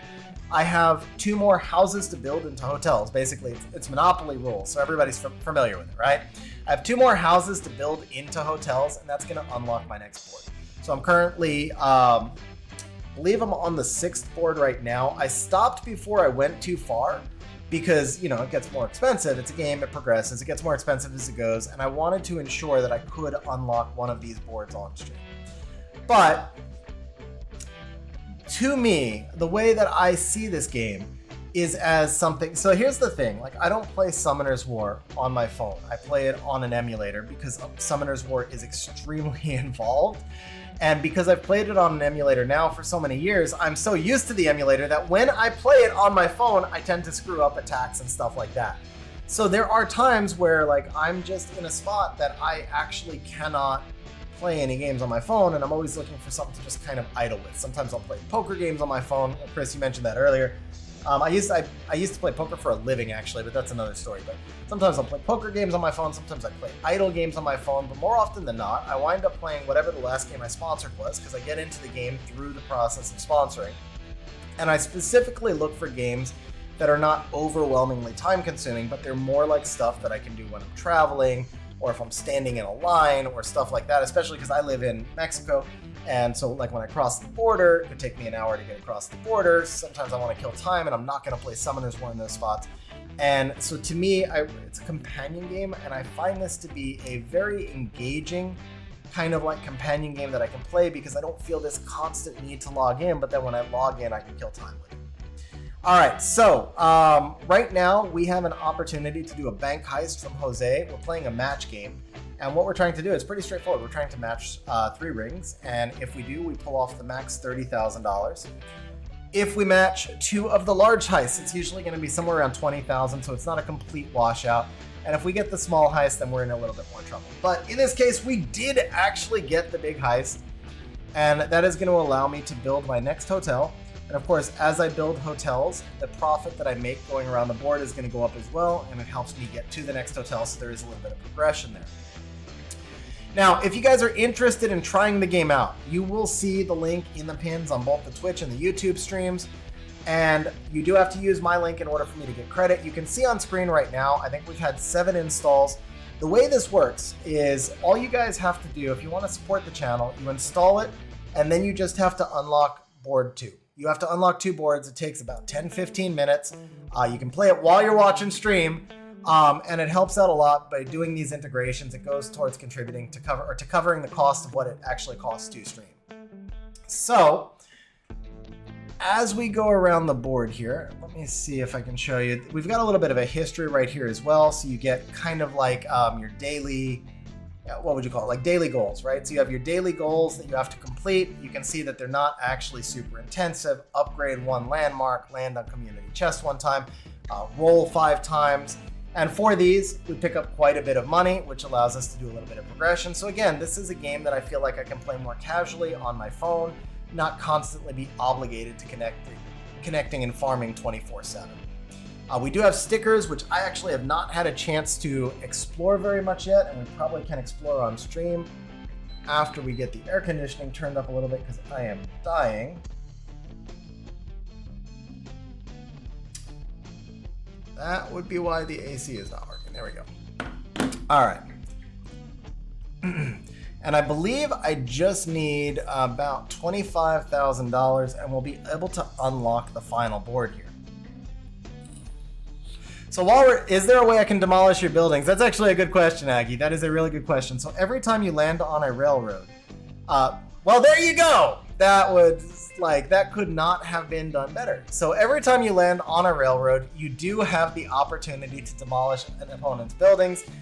If your building gets demolished, then when you come back off after being offline, you have to repair your buildings. So right here, we are going to try to demolish one of Sweet Pearl's buildings. We actually did, so we gained $7,200, and she's gonna have to repair that when she gets back, so you can help slow down the opponent's progression while gaining your own progression at the same time.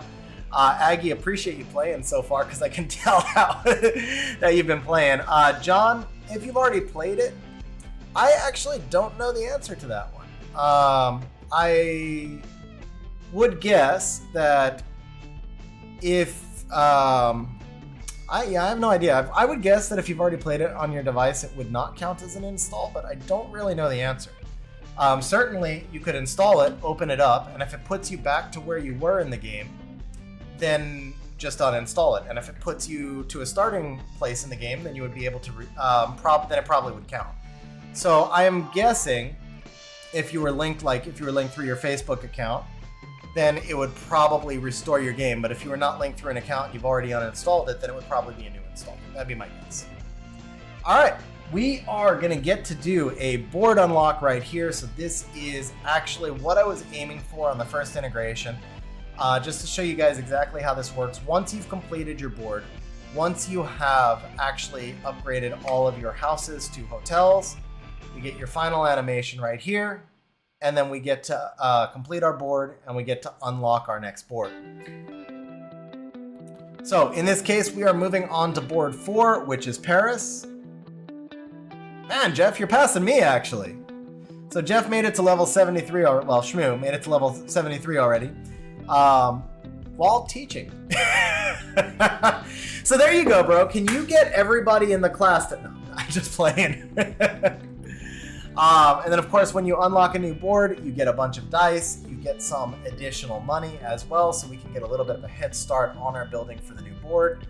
And then we can continue to unlock new boards and continue to see new scenery and new areas. We get an animation each time we do an initial build of the house, or of a house. And then once we have built all of our houses, we're going to get an upgrade to our wealth level as well.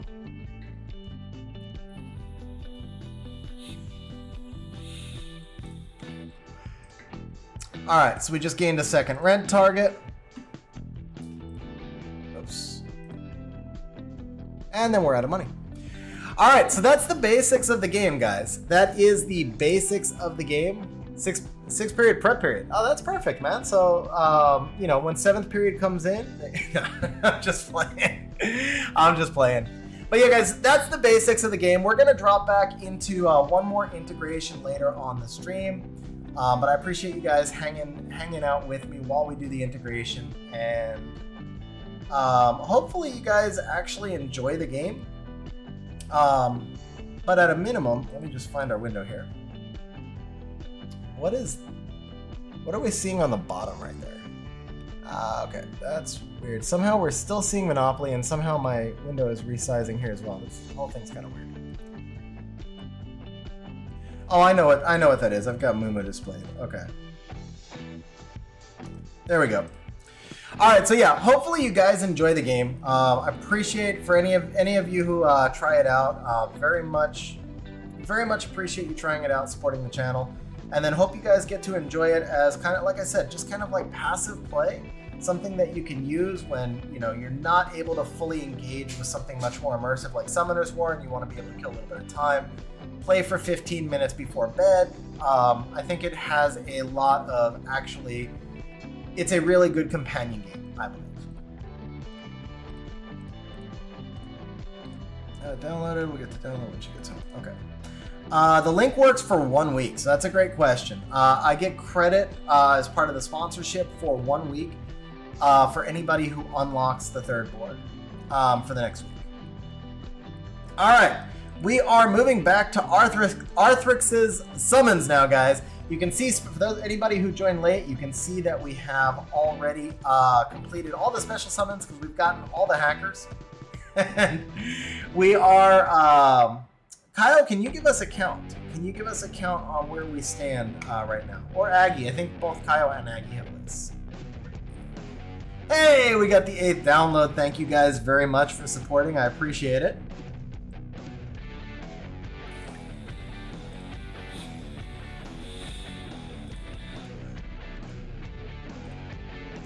Let's see here.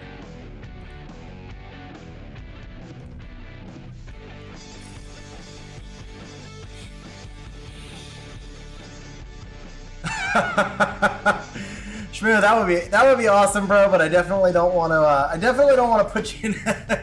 I was mostly kidding. I mean, if you do it, it would be awesome. But I do not want to put you in a spot where it causes any problems. So don't feel obligated at all. But it would be pretty freaking awesome, actually. All right, so we have 20 total, 13 kept, including 14. We have 21 total. We just pulled a Varad. So I don't know if that was on most wanted list, but that is a really solid pull. Actually, Siege Offense and TOA. Was that most wanted? Water Bulwark. Well, so for some reason you did not have Varad on your list, bro, but you should have, because that is a very useful monster, I think.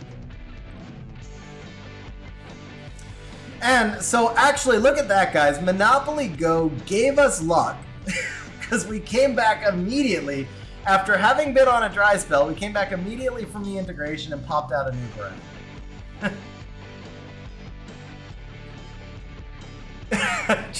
But gave up on him after all the power creep. Okay, well, we captured him today, bro. We captured him today, and he is actually still usable. Like, not lying. I have my Varad Rune, and I don't use him on a super regular basis, but I do use him a couple of times a month in Inner Server Guild War and in Siege, and I keep him rude. And then I use him obviously in all PvE content. What he got was a no glancing buff. So if his defense is double yours, then he can't glance on you regardless of element. And then he got a separate buff where his S2 can extend the freeze out to a second turn. So if you run Varad with another monster that has some sort of CC manipulation or some sort of attack bar manipulation, he can a lot of times push you. He can a lot of times get pushed back up in front because he takes all the enemy bar away, and then you just need to get him inched in front of the enemy or slow the enemy. There's a lot of different ways to do it, and then you roll him into his S2 and it turns into a 2-turn freeze. They can't proc out. He does good chip damage, so he's a really strong CC monster. In RTA, he's an absolute beast. If you pick him in the right spot in RTA, he's probably one of the strongest CC monsters. He's kind of like a Charlotte. The thing with Charlotte, she's not spammable, but she is super strong if you draft her well. Varad is like that. Not super spammable, but probably a little bit more spammable than Charlotte, and super, super strong when you draft her.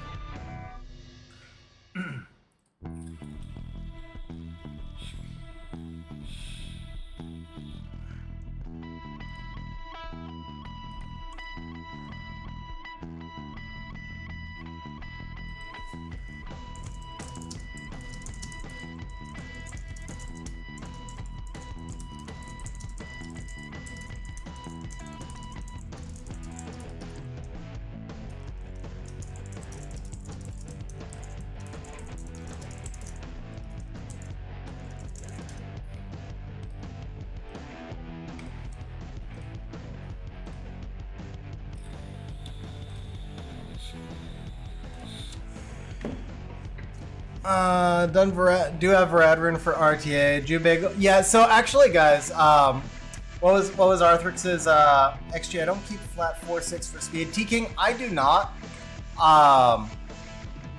So here's the thing. I do think I missed that question earlier. So T-King asked, with my cell exclusion settings, I don't keep slots 4-6 and chase for speed. I think that a lot of people probably should keep the 4-6 for speed. And chase for speed if you get a high quad, with a big caveat here that while a lot of people should, most endgame players should not. I think some endgame players do, but I know most of the endgame players that wind up with those quads then don't wind up using them. They sit in inventory, but in almost all situations, you wind up just saying, like, is it really worth giving up this many stats for 1 or 2 speed? And it's not. The one exception is if you're racing on equal speed. But the thing is, for siege offense, you should almost never be racing on equal speed. You should always be racing with an advantage. So it really just comes down to an RTA rune at that point. And if it is an RTA rune, then do you really want to go into an RTA match with one of your monsters lacking a core stat? So, we talked about Ethna earlier. Well, Ethna only works if she can get the stun. She only gets the stun if she does enough damage. Do you want a flat HP slot 6 on an Ethna? It's not going to work. Zybala. We talked about Zybala's ability to win a fight 1v1 at the end. Zybala does a lot. Zybala is really strong, but she does have her limitations, and a lot of Zybala matches will wind up in a position where you summon a Nat 5. And so, is it new? It is new! Drop another new! We got Bale. Another Nat 5 back to back? Well, not technically 5 apart, but would have been cool to have the capture of the double natties here, but one more new Nat 5, dropping a Bale. But yeah, going back to Zybala, like, her fights for swift fights tend to be longer. She's used to give you a turn 1 advantage, but she's also not going to kill stuff as much. So it's more of a CC fight, it's a longer fight. Would you really want to bring in a Zybala with a flat slot 6 or slot 4? I don't think so most of the time, unless you're racing at about equal speed, like unless you're racing an Escher. That's the one situation, but because you can't change runes in draft, you're not going to race Eschers often enough to make it worth the equity in the fight that you're giving up in all of those other drafts where you're stuck with that slot 4 that you didn't need it. Hopefully that makes sense. So basically, I think if you're slow, then you should be chasing speed on slot 4-6. But I think if you're not slow, if you are at least in the high 20s, then there are very, very few occasions where you would ever wind up using those quad 4-6s. And for that reason, I don't really want to see them on my account because they'll just piss me off forever. And that's why I don't that's why I don't chase them. Because yeah, I'll just look at it and I'll be like, bro, it's 32 speed instead of 31. I could be using one more speed, but it would be terrible. And then I would always have to be clicking on my second fastest rune, and it would just irritate me. So knowing that I would never use them, for the most part, that's why I don't chase them. First demon too, huge grats. So that means we got to pull a Mephisto, no, Belial. They're both, Mephisto and Belial, both usable for siege offense. Belial's a little more spammable. Mephisto's a little bit more powerful in his niche. Like, there is a lot of stuff that can do what Belial does, other than 2-mon gimmick teams. Mephisto is more of a hard counter to revive stuff, though. Mephisto, I think, is more necessary. Like, the places where you would use Belial +1, those are usually bad defenses that you're going to beat either way. So it's not a huge deal. But the places where you're going to use Mephisto, a lot of times Mephisto is the best counter. So I think I would rather have a Mephisto, even if you can use Belial more often. You're using Belial more often for fun, but you're not actually gaining value out of it. Unless you have 3 Belials and you run 3 Belial +1s type thing. And then going back to what Trendy said, because he said he's seen Jew Bagel Varad cleave. So funny story, Trendy. About a year and a half ago, I started doing arena rushes on Twitch. Like right before I gave up and I just couldn't maintain the time commitment for streaming, I went to Twitch for a couple of months on a full-time basis to try out Twitch. Part of the reason is because Twitch is actually less time consuming. So for example, for those of you on YouTube, you saw the thumbnail. The thumbnail shit, I know that I'm a terrible designer, but it still took me 45 minutes to make the thumbnail. And so every time you stream on YouTube, you have to make a thumbnail, and if you're bad at thumbnails, then you're going to get less views. But it is time consuming to configure everything. So a while back is when I tried Twitch, in part because of time management. Twitch also, they value a lot of RTA content on Twitch, which can usually be shorter streams. So I was thinking if I could allocate just like 2 hours or 2 hours and 15 minutes to a stream instead of almost 5 hours for a stream, maybe I could keep up with things a little better. At the end of the day, I'm actually enjoying streaming on both platforms. I like this dual platform setup. So I'm glad I did build on Twitch a little bit. But anyway, when I went to Twitch, one of the things I was doing was arena rushes. And the second arena rush I did was supposed to be a meme. and I did a Varad rush, and I was like, this will just be a meme week. Let's see how far we can get with Varad, and I finished rank 2 in Arena that week. I don't remember what the defense was, and obviously to finish rank 2, the defense mattered some, so it must have been a good defense. But I do remember being shocked that I finished rank 2 on an Arena rush. I think it was rank 2, maybe it was 7. I don't know. The rank 2s have blended together. For the last year, I've had a lot of rank 2s. But it was a top 10. I'm almost positive it was a top 10 with Varad rushing.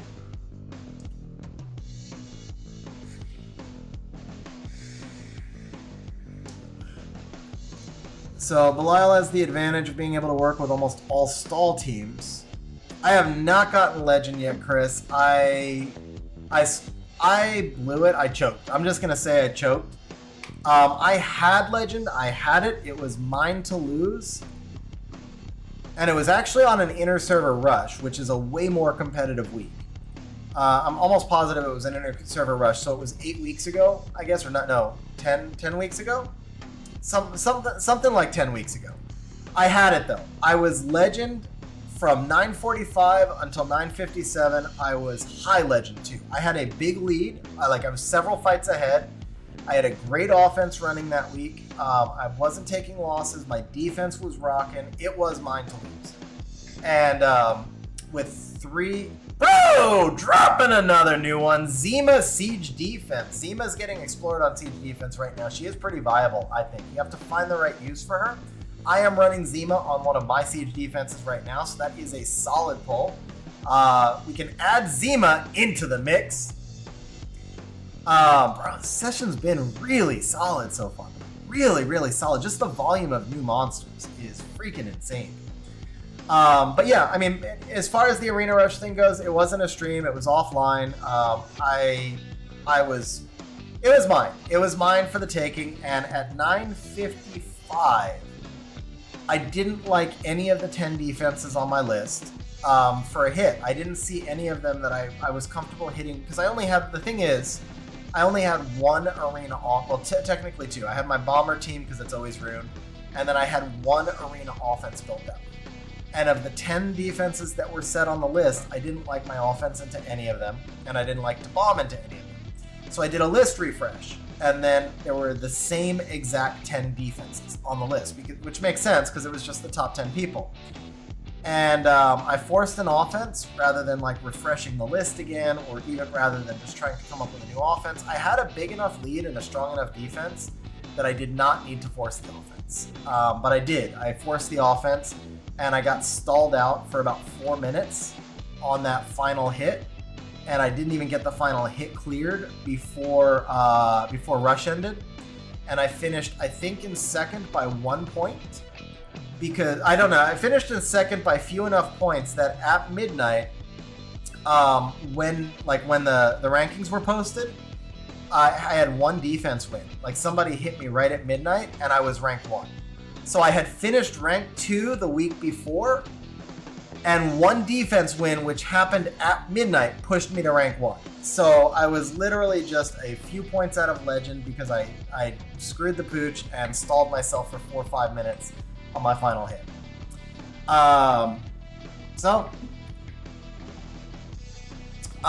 Is what it is on that one. I mean, I got nobody but myself to blame on that one. Honestly, you say it's heartbreaking. I honestly, I didn't lose to RNG. I didn't get screwed. I screwed up. I choked. And so I can actually live with that. It doesn't bug me nearly as much as getting luck sacked or something. I lost fair and square. Whoever got Legend that week, I don't know who got Legend that week, but I lost fair and square, and I lost for 2 reasons. I lost 1 because I choked, and I lost 2 because I wasn't actually rushing for Legend that week, so I only had 1 offense built. I really did not expect I didn't expect my defense to do that well that week. It was a complete surprise to me, and because it was an inner server rush week, I thought I was just trying to push for Team 1. And so I was like, I'll just build one. Plus, I also got on, I think I started that rush late too. It was not a prepared rush. That's the whole point here, not to start sounding like excuses. It wasn't a prepared rush. I logged on at a later time because I wasn't trying to rush for Legend. I built 1 offense, I built 1 defense, and then everything clicked that week. Whatever I did on my defense was working, and whatever I did on my offense, it was working, and I had my shot there, and I choked, and such is life. So, it's a story, but it's not like a sad story. Shit happens.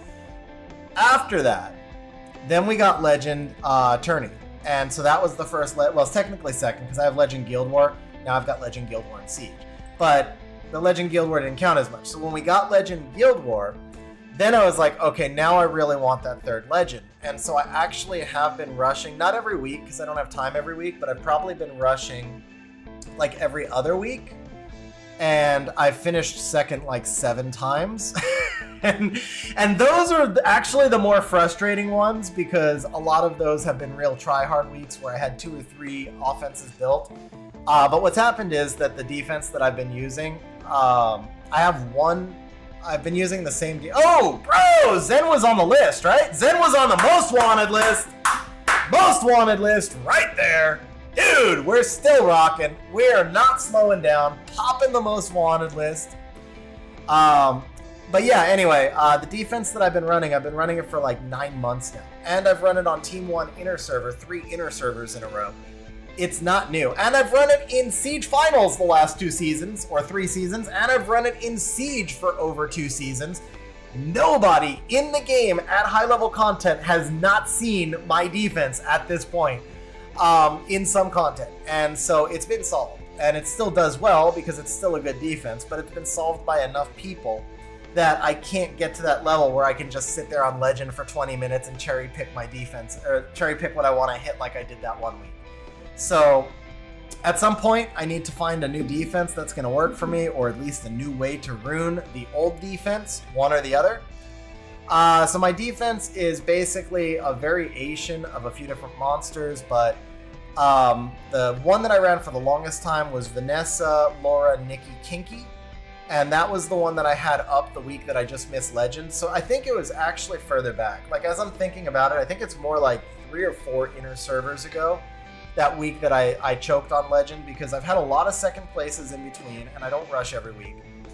And I've also pulled T and Lang in between, because the week that I choked on Legend, my defense, I'm positive, was Vanessa, Laura, Nikki, Kinky. And then after I pulled the T and Lang, I obviously changed Kinky for T and Lang. So I've run Vanessa, Laura. Yeah, look at that. See, Cool Blue has actually seen my defense enough times that he knows all the variations without me even listing them. Yeah. So it's been variations of Vanessa, and then after I pulled the Maximilian. So it's variations of Vanessa and Maximilian, Laura, Kinky, T and Lang, things like that. So Recon, if you run Despair Laura, the first time somebody fights you and sees it's not on Swift, you just become cleave food.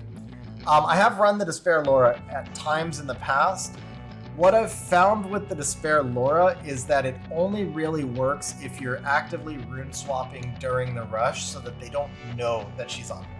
Because otherwise, like, my fastest Despair is maybe 195 or something. So 315 Laura. The thing is, if somebody's speed contesting you with Laura, they're already coming in with like a Kabila or a Chilling or a Triton. I think mainly Chilling. And honestly, I think the biggest reason my defense isn't doing well lately is Chilling offenses.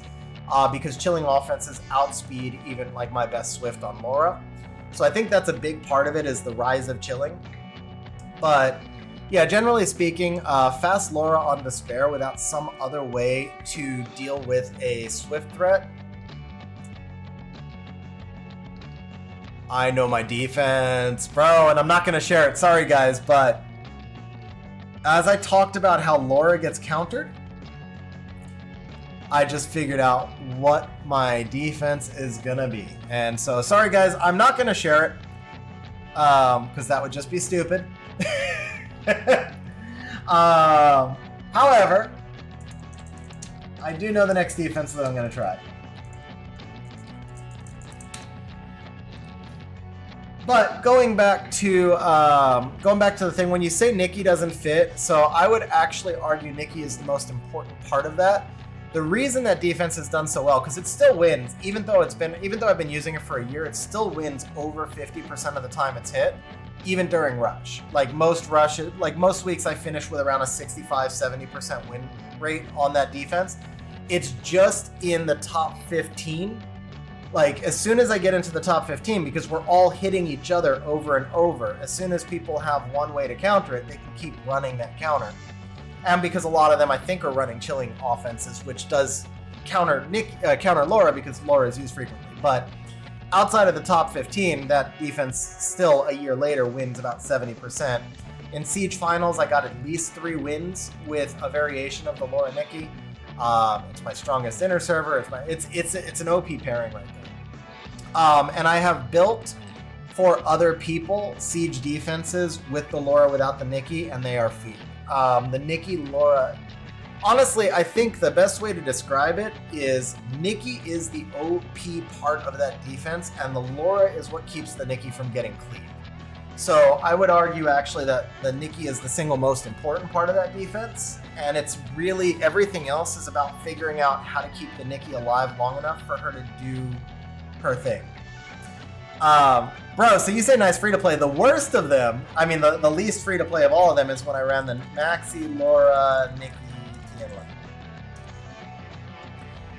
Tiana. So what stops them from using Tiana is that whether it's Bio, Swift, or Despair, it doesn't really matter. As long as you're somewhat roughly tuned, the whole team is going to be dead before the... So Nikki does... So Laura does, on a decent build, like even a Swift build, the Laura does something like 3k times 3 or 3.5k times 3, so that's 10k to begin with.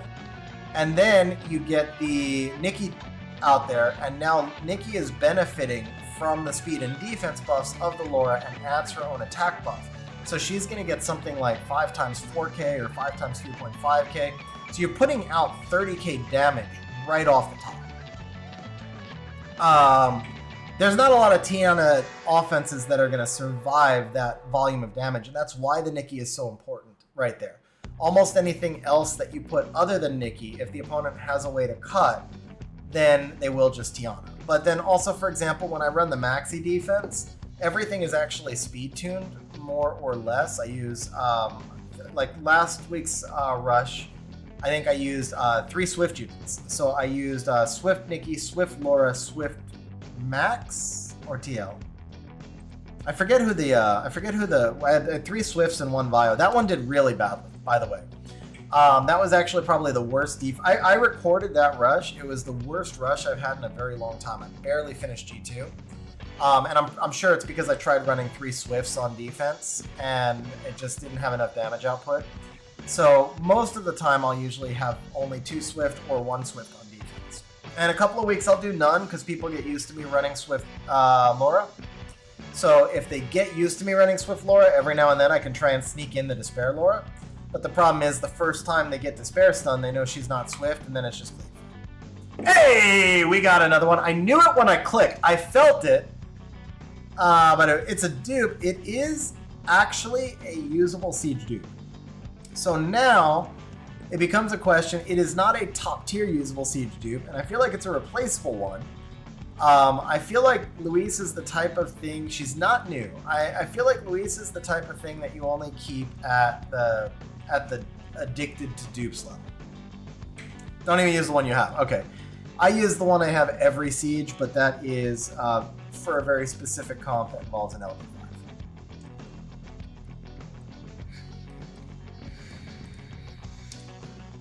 5. Can we get a count? So I know we started with 53 and we started with 57. We're 5,000. We're 5,000 scrolls in so far. What is our current count, guys? We're about 5k in. What is our count? 24 total. So we are actually approximately one off of rates, because I don't know if we're exactly 5,000 in. We might be one off of rates despite the hot start, but I don't think that particularly matters, because we have 17 kept, 15 new, and 2 of them were usable Siege dupes. So at that point, if you've kept 17, you have absolutely obliterated rates, even if we lost out on one possible blessing. Among the 17 that have kept, I know we've pulled at least 2 off the most wanted list for monsters, and then at least 2 more off the most wanted dupes list as well. And we've gotten all 3 hackers. I mean, we got all 3 new units. Still need 39 regular elemental nat 5s, including the hackers. I mean, Chrissy, so it's definitely frustrating, but if you need 39, that means you've got over 60%. So that means that 3 out of every 5 of your nat 5s should be a dupe. And so it is definitely frustrating. I get it. I went through it. We all went through it. Like, I'm not trying to minimize it. I'm actually trying to hopefully make you feel a little bit better by saying you should expect 3 out of every 5 to be a dupe at that point. Pull the Cadiz. Should I run him triple revenge? King B, it depends on where you're using him. I use mine. The thing is, Cadiz is not the greatest. He's usable on siege defense, but he's not, because like he seems to be OP and yet he never ever gets wins. You're not really going to use him on siege offense. So for the most part, I would use him for the best Steel Fortress team in the game, which is mine. I have a video on it. It's am I even reading Twitch chat at YouTube? I am reading both chats, Salty. And is he missing an elemental? So Salty, I did actually see your questions. I just saw that it was being answered on Twitch, which is since I was responding to one, I was responding to one question already, and I saw yours was answered, so I just didn't cut off. But yeah, I am reading. I'm doing my best to read both chats. I have, by the way, Zed, tried Sylvia by Cadiz. There was a point where I thought like I was this super genius for coming up with Sylvia Cichlid Cadiz that nobody else was running. And I was like, this is going to be the greatest defense that I've ever built. I was super stoked. I did all this testing. I was like, I can kill Amelia Bulwark, I can kill Kinky, and it can go 0-20 in Inter Server Guild War, and then it can get scrapped, and it's never going to be used.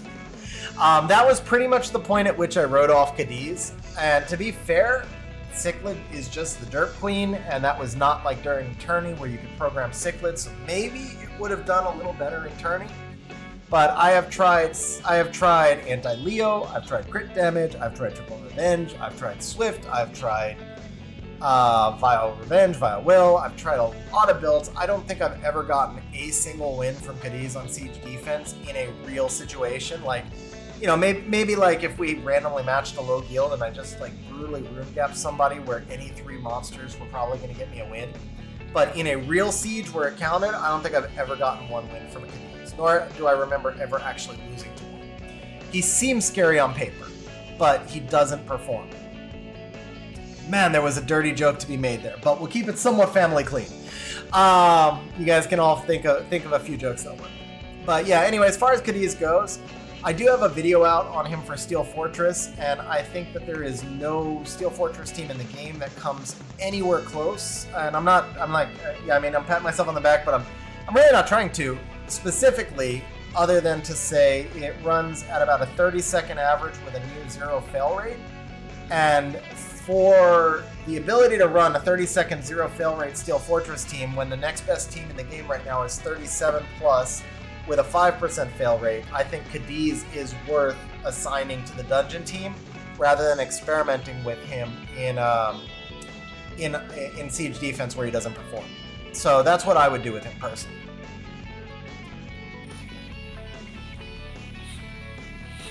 Zj, I mean, we talked about it earlier, or Sekere? I apologize. I have no idea how to pronounce your name. Sekere, I'm sure that's even worse. But yeah, I talked about that a little bit at the start of stream. I think Siege needs a big rework, and that's one of the few videos I've posted recently was how I would rework Siege. Yeah, kind of like the old Zerato and PC10. X, there you go. X, that's way easier. Yeah, Zerato and PC10 is perfect analogy. He was usable for Siege offense and defense, but he wasn't OP, and he was OP in PC10.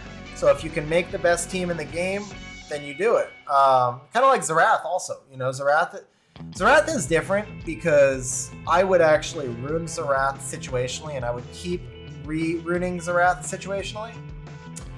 Alright, well, in terms of siege dupes, they're both usable, but either of them you would probably tell me to feed. That would be my guess.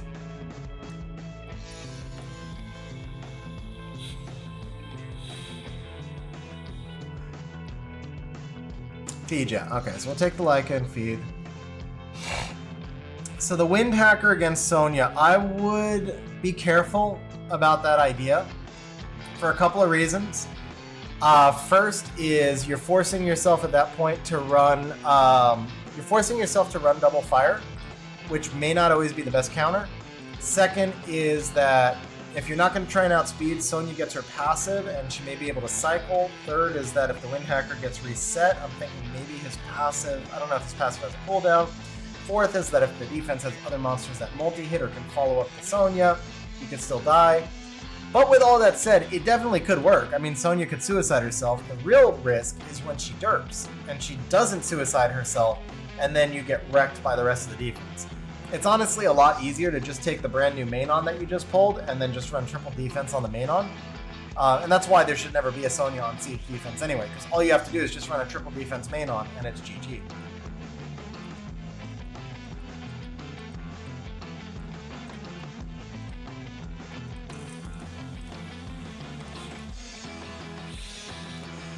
The Wind Hacker you could run, it would just mostly be for fun. That's the thing.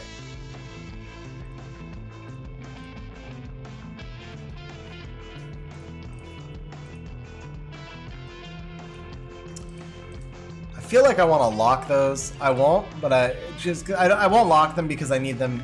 We need them in storage. You know, actually, I'm really afraid I'm gonna wind up with the dupes in particular. It's a fair trade-off. I'm really afraid I'm gonna wind up feeding one of those by mistake. So. Do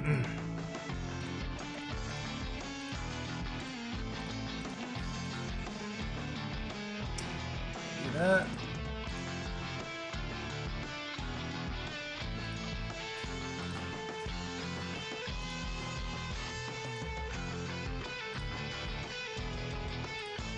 All right. And back we go.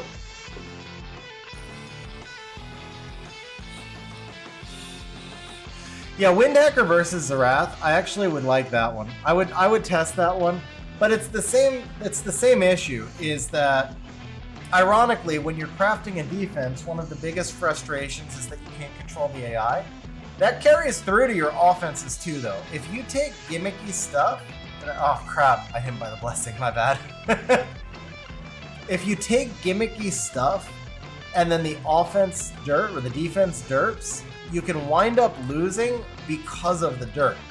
So I mean, Wind Hacker reflects damage one time, but if his HP just gets chipped all the way down and then he dies before Zerath has perfect AI. To be fair, Zerath has perfect AI, so that one example, everything I'm saying is wrong. Sonya does not have perfect AI, so it's kind of more about like Sonya and other stuff like that. A Fire Cassandra, for example, Fire Cassandra's AI is absolutely atrocious. And she doesn't die on the reflect anyway, she just procs her passive. Well, more hackers. More hackers. Come to us getting hacked quite a bit. Hey wait, didn't Come to Us just have a hacking scandal? Like, I guess I'm really slow to have seen this. I guess I'm really slow to have caught on to this, but didn't Come to Us just get hacked like a month or two ago, so then they brought out hackers? So they actually have a sense of humor? I didn't realize Come to Us had a sense of humor. Like, I didn't process that. But yeah, there was like a whole big hacking thing recently. Good on them. I never actually expected Come to Us to have a sense of humor, so I didn't even think about that.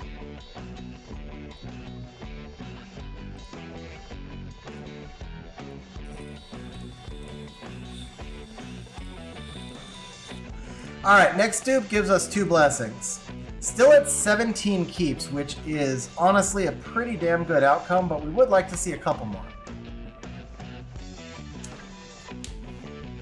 Yeah, it's the result of the hacking scandal.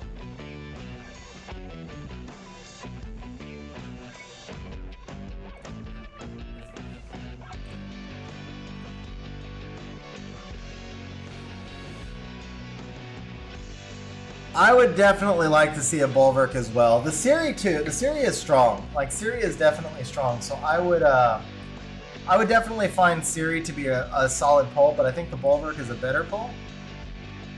Red Link, I honestly don't blame you. I think it is crazy. I understand their desire to be cautious about restoring accounts. Like, that's actually a good thing, but they take it too far. whenever I see people like Tariq, I don't know if Tariq is still on stream, but I don't think he ever even got his account back. I think he wound up having to move to a new account. It's just crazy that it takes that long. I wonder, like, and then I do wonder sometimes what would happen. So I vaguely remember a long time ago, Jubagel lost his account for some reason, and then he was able to post a video. It's like many years ago. I think he was like able to post a video and get it resolved because his video got attention. I don't know if I could do that. I don't know if I have enough people left, like if I'm far enough left in the algorithm. I think maybe I could. I'd be on the edge. You know, if I've got 1,000 or 2,000 views, maybe some conversation, maybe. But that's like 20 people in the Summoners War community who could do that, maybe. I mean, there might be a few big Reddit posters, a few SWC guys. But really, like, is there 50 of us, 100 of us, 200 of us? And I don't even know when I say us, if that's accurate or not. I don't know if I could get enough attention to get Com2Us's attention. But even if I could, you know, are there 100 of us who could actually get our account back in a reasonable amount of time? That's just not right.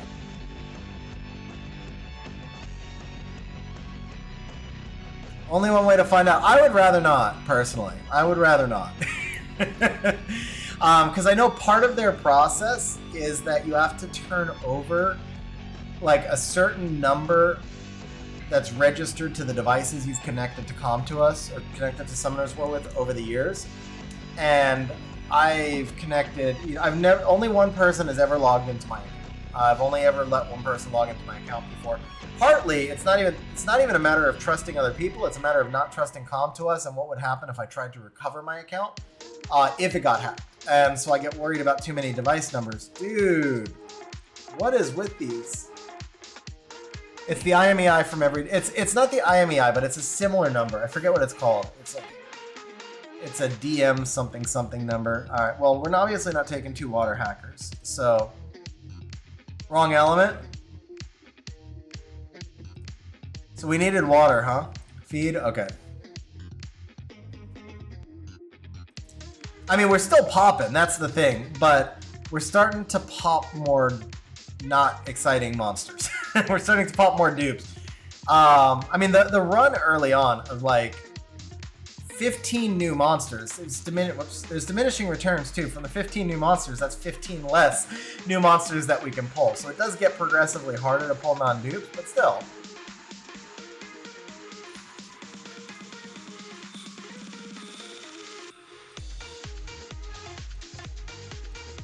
Yeah, so King B, that's exactly where I was going with that.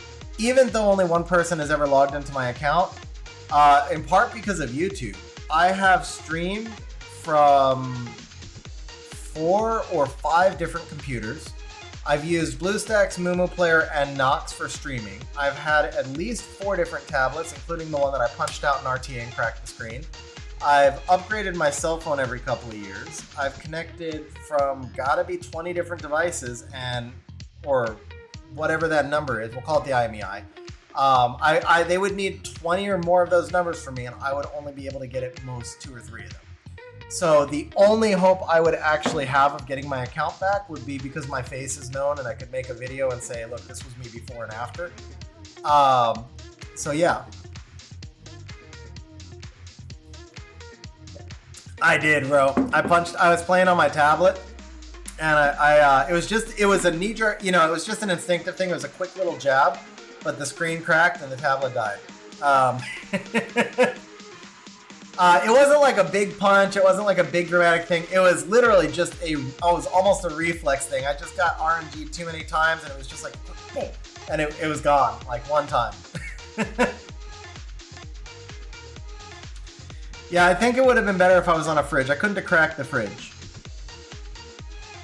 Was I getting Ganny Hathor? I don't think so, because Ganny Hathor didn't RNG you. They drove you crazy. It was miserable, but it wasn't like the rage that comes from when you're getting luck sacked. So I have no idea what it was. It was a long time ago, and it was early on, I think, when I was first trying to get like my first G2 in RTA. And it was like towards the end of the season type of thing. I do remember for sure it was towards the end of the season. I do remember it was towards the end of the season, and I do know it was a long time ago, and I do know it was around the time when I was trying to get my first G2. And then I just went on like this massive down stretch. Hey, finally something new. Not the most exciting pull in the world, but new is new. We continue to drain away. Plus, he could get buffed, to be fair. Continue to drain out options from the Ancient Transcendence Scroll. So every time we get something that's not super exciting, it's one less not super exciting thing we can get from the Ancient Trans Scrolls, too. Exactly, exactly. I mean, honestly, a full Pokédex is always a good thing because you never know what random wild hair Comtois is going to get up their ass and what they're just going to randomly overbuff for no reason on the next patch. So if you have everything, then you have a better chance of having the monster that wins the random jackpot. Rip, we already pulled him. So I assume they're both feeds, but I mean, that's still nat 5s on back-to-back 10 pops. We're ahead of rates again now. We are officially ahead of rates too.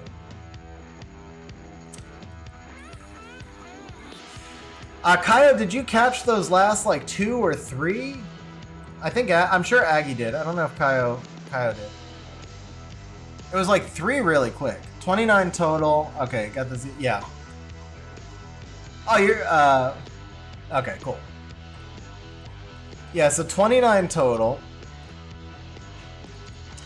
We are giant paint file. That's actually a pretty cool. That would be a cool thumbnail. Except it would take so much time to edit it. It would be a pretty cool thumbnail though if you show like 55 summons there.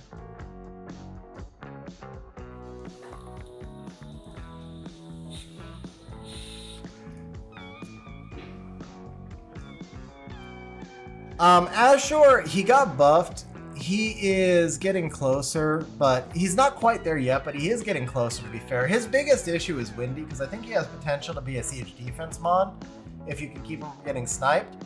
But it won't happen until Windy goes away. That's really the thing, is his kick gears him more towards siege defense long term, I think. But until they nerf Windy, you can't use any fire unit on siege defense.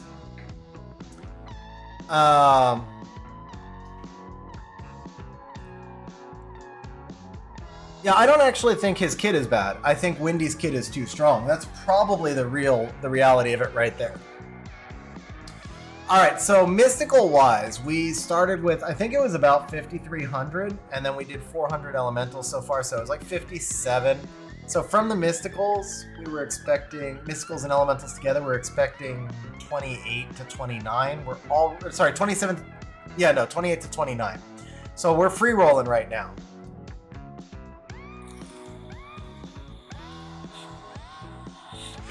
Yeah, I think he's kind of close on offense as well. The fact that he doesn't really, I mean, he self-sustains, but he doesn't have a way to keep, he doesn't have like a way to just keep from dying too quickly.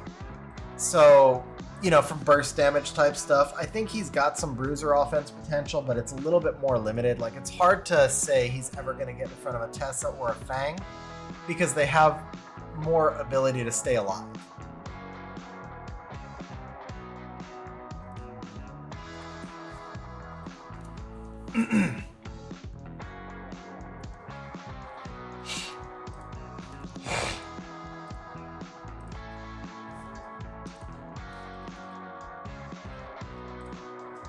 Guys, I have not done a cell exclusion settings in a while. I have not done the share in a while, so if any of you did not get the exclusion settings, and if you caught the video this morning, jump into channel 8895, and I'm going to go ahead and do a share when we get to the end of the mysticals.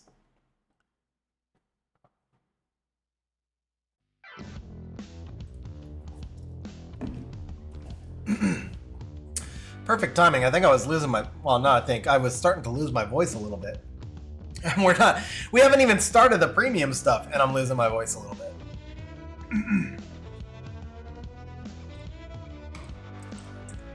I mean, they just need to nerf Windy out of the game. That's one thing. Like, they're separate things. Siege in general needs a rework on some of the mechanics. We need bring in a lot of the stuff they've added to tourney. We just need it in the regular season because it would be too frustrating and too difficult for a lot of G1 and below guilds, that stuff should just be added in moderation.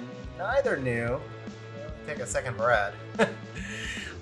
So we got another feed, but we did get another pop. We got our second Varad. So the Varad was chased for 6 years, and we pulled 2 Varads in 60 minutes. You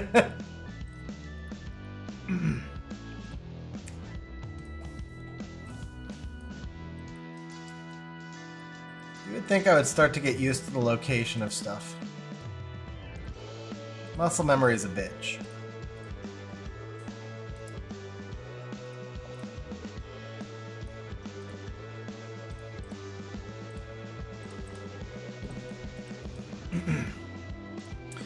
What up, Fallen? How you doing, man? Alright, we may as well grab... Has been a while, man. Has been a while. I mean, more on me, since I haven't been able to stream that much. Does this not work in Steam? Or what? Well, that could be inconvenient. Okay, we can use slider bar here.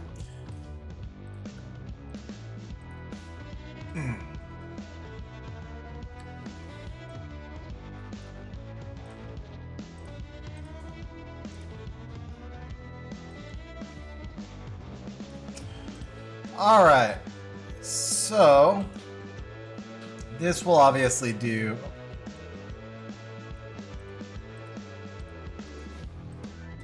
Oh, we're not even done. There will be more. How many nat 5s? I think the count is 30 right now, and we haven't even started the premium stuff yet. 17, I want to say it's 17 kept out of the 30.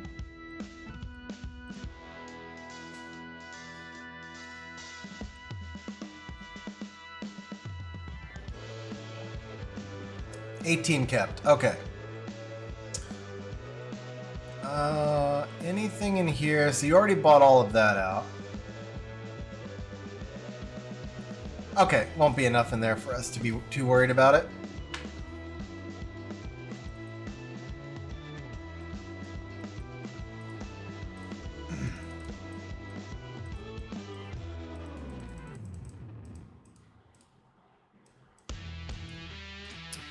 All right, refresh on the scrolls. So we added another 500 and change. So we'll be at 5,800. Well, actually, 53. Yeah, so we know we did 53 before. Okay. Oh, 526. Perfect. I see the number. Pulled Lucifer today. Playing for 8 years, and it's only your fourth LD5. I mean, huge congrats on the Lucifer, though. That is a really solid pull. Arena offense. Sometimes arena defense, inner server offense, siege offense, RTA. Like, if you're not going to have a lot, at least you got a really good one. And then this is probably a good time for me to plug for Arthrix to say, Arthrix has not gotten an LD5 yet before today, because we are going to pull an LD5 today. I mean, all signs indicate, man, we're rocking this. We're rocking it so far. It's gonna be today. I've got to have faith, man. I gotta have faith. At least one today. At least one.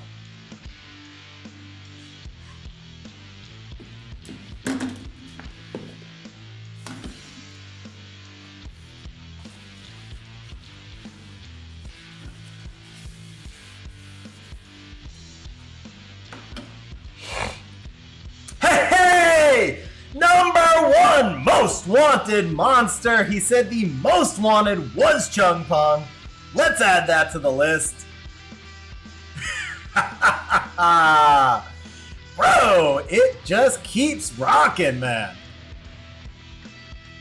That was like, I took 2 seconds. My wife brought me a drink, and it was like a smoothie, and it was a green smoothie, and I like knocked a little bit on the desk, and like I took 2 seconds to look down to wipe up the green smoothie, and I look up and there's Chung Pong. Oh, huge grats, man. Pulling monsters off the most wanted list we need to like almost update the list. Where are we at now? So we haven't gotten any off your fire list, but off the water list, pulled the Young Nom, and honestly the Varad should have been there. I think he just stopped chasing him. And then we pulled the CP off the win list. Was there another off the win list? Danny Slice. And Zen, 2 off the win list. So we pulled 3 off the most wanted list already. And 2 off the most wanted dupes list, but that's kind of separate.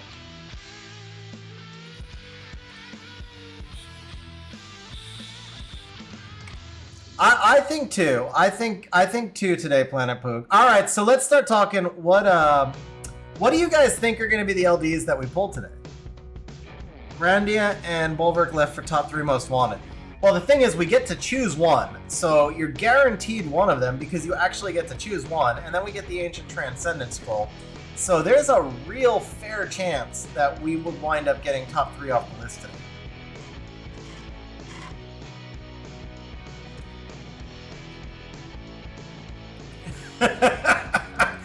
Yeah, that's a thing, Planet Prague. See, I can't call you PP because that just doesn't work. So Prague maybe a little bit easier. 2 LD5s from LD Scrolls and 1 from the 10 years. What is, guys? Okay, so how did the Eleanor thing come up, man? That has been like, Eleanor's just been getting trashed in every chat, Discord, everywhere lately. I have Eleanor, and she's the highest win rate monster in RTA this season, by the way. I don't have her ruined, I haven't used her, and I don't understand how she's the highest win rate monster in RTA, but she is the actual highest win rate monster in RTA, and somehow she's just getting shit on everywhere you look. She actually is. Yeah, go to SW Arena. It blew my mind when I saw that. I saw it by accident. I wasn't looking for that. I'm sure her pick rate is like negative 37% or something. But it's there, like it's legit. All right, let me pull it up and I'll give you guys the data.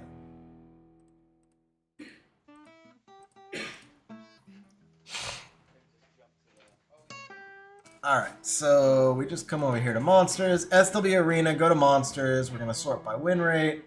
We're gonna filter down by monsters drafted at least 1,000 times. Oh, she got passed. Okay, so she's been on a down streak. She's now the 2nd highest. Can I bring this up? I think I can.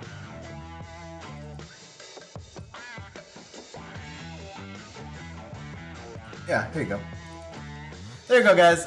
So among monsters drafted at least 1,000 times, Eleanor is the 2nd highest win rate in RTA this season.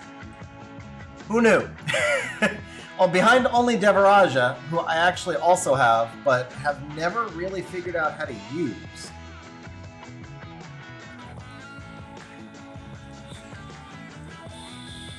So I probably need to like learn how to use those monsters better, huh? I mean, but the pick rates are, 1.3 and 1.7%. It's just it's super niche. Oh no, Sigrid is OP. Sigrid doesn't. The only thing that surprises me about Sigrid is the low draft rate, but I guess there haven't been that many Sigrid counts sold, so that makes sense. Just because a lot. I mean, when you see LD5s that have 15-20% pick rate, that's because those monsters have all been getting, it's account sales. Because otherwise, there's no way that 20 people could be picking Gianna in 20% of matches. Dude, Sigrid is cracked, man. I don't know about Met. Sigrid is pretty cracked, man. Sigrid is strong. Her light sis, Berglid, is my #1 most wanted right now. Berglid is cracked. Berglid is beyond cracked, man. So I can see the case where you're saying, like, how does Sigrid have a higher win rate than Berglid? But I would guess that Berglid is just picked more. Or Berghild? I don't know how you say it. The light Ivor. Light Ivor. Berglid, however you say it. I would guess it's just a matter of pick rates, because Sigrid is only in 1.4% of drafts. It's too small of a sample size. I'm sure that her light sister is in a much higher volume of draft. Yeah, 5.28. Here, I can just pull this back up for you guys real quick. So this is page 2. I mean, we're just on page 1. We can switch this out to 25. So among top 25, among elementals, Lucian. Lucian is the highest win rate of all elemental monsters, and then Charlotte. Among the monsters we were just talking about, here you go, Berglid, who's, almost 52% win rate also. But at a much higher draft rate of 5.2%. So if we'll include Shan here, and we'll just say among monsters of 4,400. This is monsters with about a 5% pick rate. So among monsters with a 5% pick rate, now you have Nikki, Veronica, Shan. Then you have Burgild, however you pronounce it. Then you have Max, Han, TL, Laura. And then surprisingly, Vela, who's been getting used quite a bit. Vero does not surprise me here. And Ciara does not surprise me here either, to be honest. Ciara, since her buff, has been pretty legit.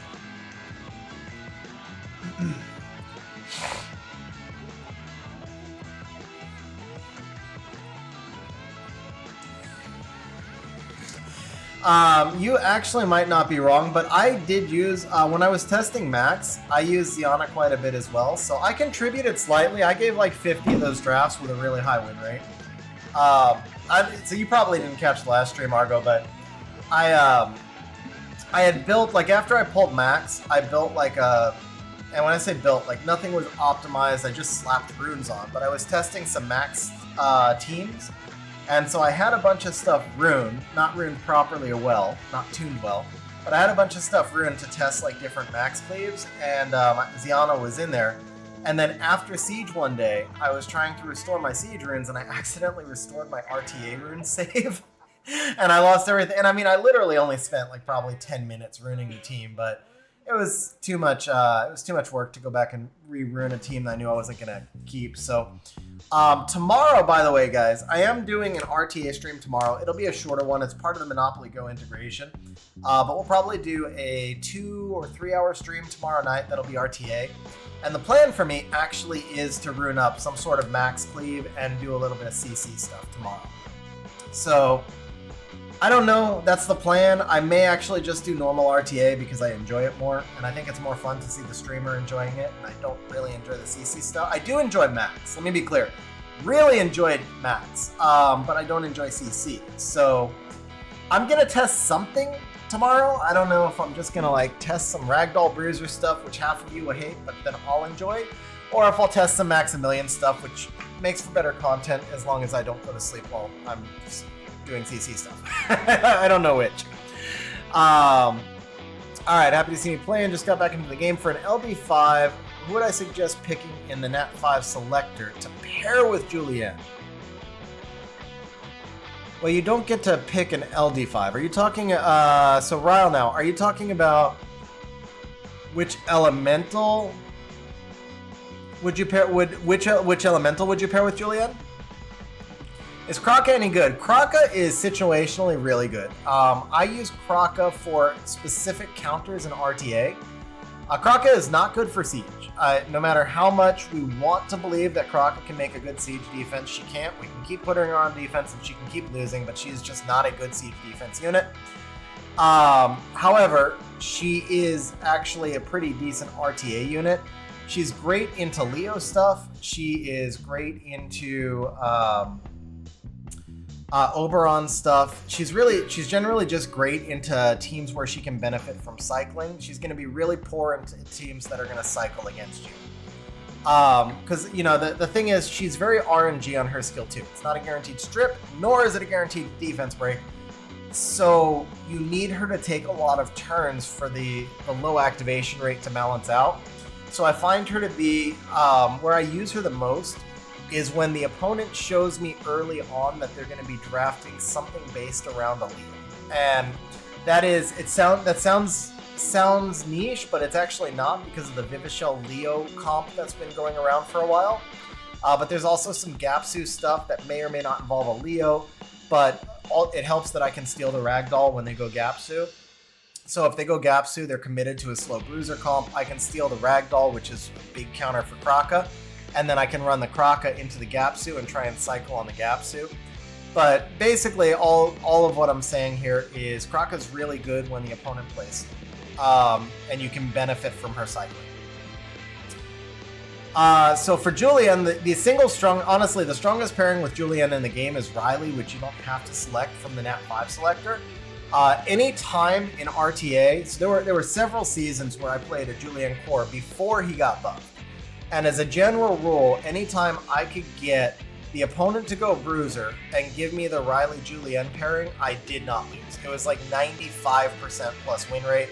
I had one season where my Julienne win rate was 73%, like my highest overall monster win rate. And that's all driven by the Julienne Riley combination. So if you were to just pick one elemental that would pair well in a Julienne Riley core, I would kind of agree with playtime. I think Vanessa can work there, but I might almost say Oliver, which is going to sound really counterintuitive. So I have to give you a big caveat here. I'm kind of going on like a 2 seasons old meta draft for me, and I can only explain because I haven't used Julienne much in the current meta with the LDs that I have. I just haven't been able to get Julienne into my drafts as frequently, and when I do, it's just different kinds of drafts. Like once I pulled Ragdoll, the structure of my Bruiser drafts or the composition of my Bruiser drafts changed a lot. And then I tend not to have as many drafts where Julienne is like the best pick because Ragdoll is more vulnerable. And the best Julienne drafts are condom drafts where you basically play a lot of protective units and then a couple of units that just can't die. So for example, I have Beelzebub, but you could replace the Beelzebub with Fire Cassandra. It's actually, I rotated between the 3. So I had a lot of drafts that would involve something like Julienne, Riley, Shizuka, Fire Cassandra, +1, usually that one being a sustain unit or some sort of support unit. And you're just basically building a protective layer, condom, around either Fire Cassandra or Julienne, whichever one gets through. But the most success I've ever had with Julienne was actually first picking Oliver. There's some caveats here. First caveat is that I did have a CC pivot built that season, and my CC pivot was pretty strong because it was Volantis when Volantis was good. So I built a CC team around Volantis. I would open Oliver. If the opponent went Bruiser, I pretty much won instantly.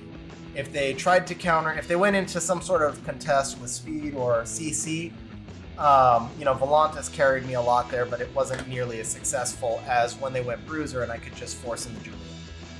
Anyway, that season, my basic strategy was first pick Oliver, and then if they went Bruiser, I would go Molong Bulwark, and then I would close out with Julienne +1, and I'd pretty much be guaranteed a 33 lead into a fast Molong, fast Bulwark, or I would be guaranteed the Julienne Riley pairing. So my +1 was almost always Riley. So it would be Oliver open with a Molong Bulwark, Julienne Riley. If they gave me Julienne Riley, I would always win. Like literally always win. Julienne Riley is if the opponent is not running CC, Julienne Riley can't lose. It's as close. If the opponent is not running CC and does not have Oblivion or Rocky, let's expand it. But if the opponent does not have CC or a direct Julienne counter and you get Julienne plus Riley together, you're not going to lose. It's that strong of a pairing.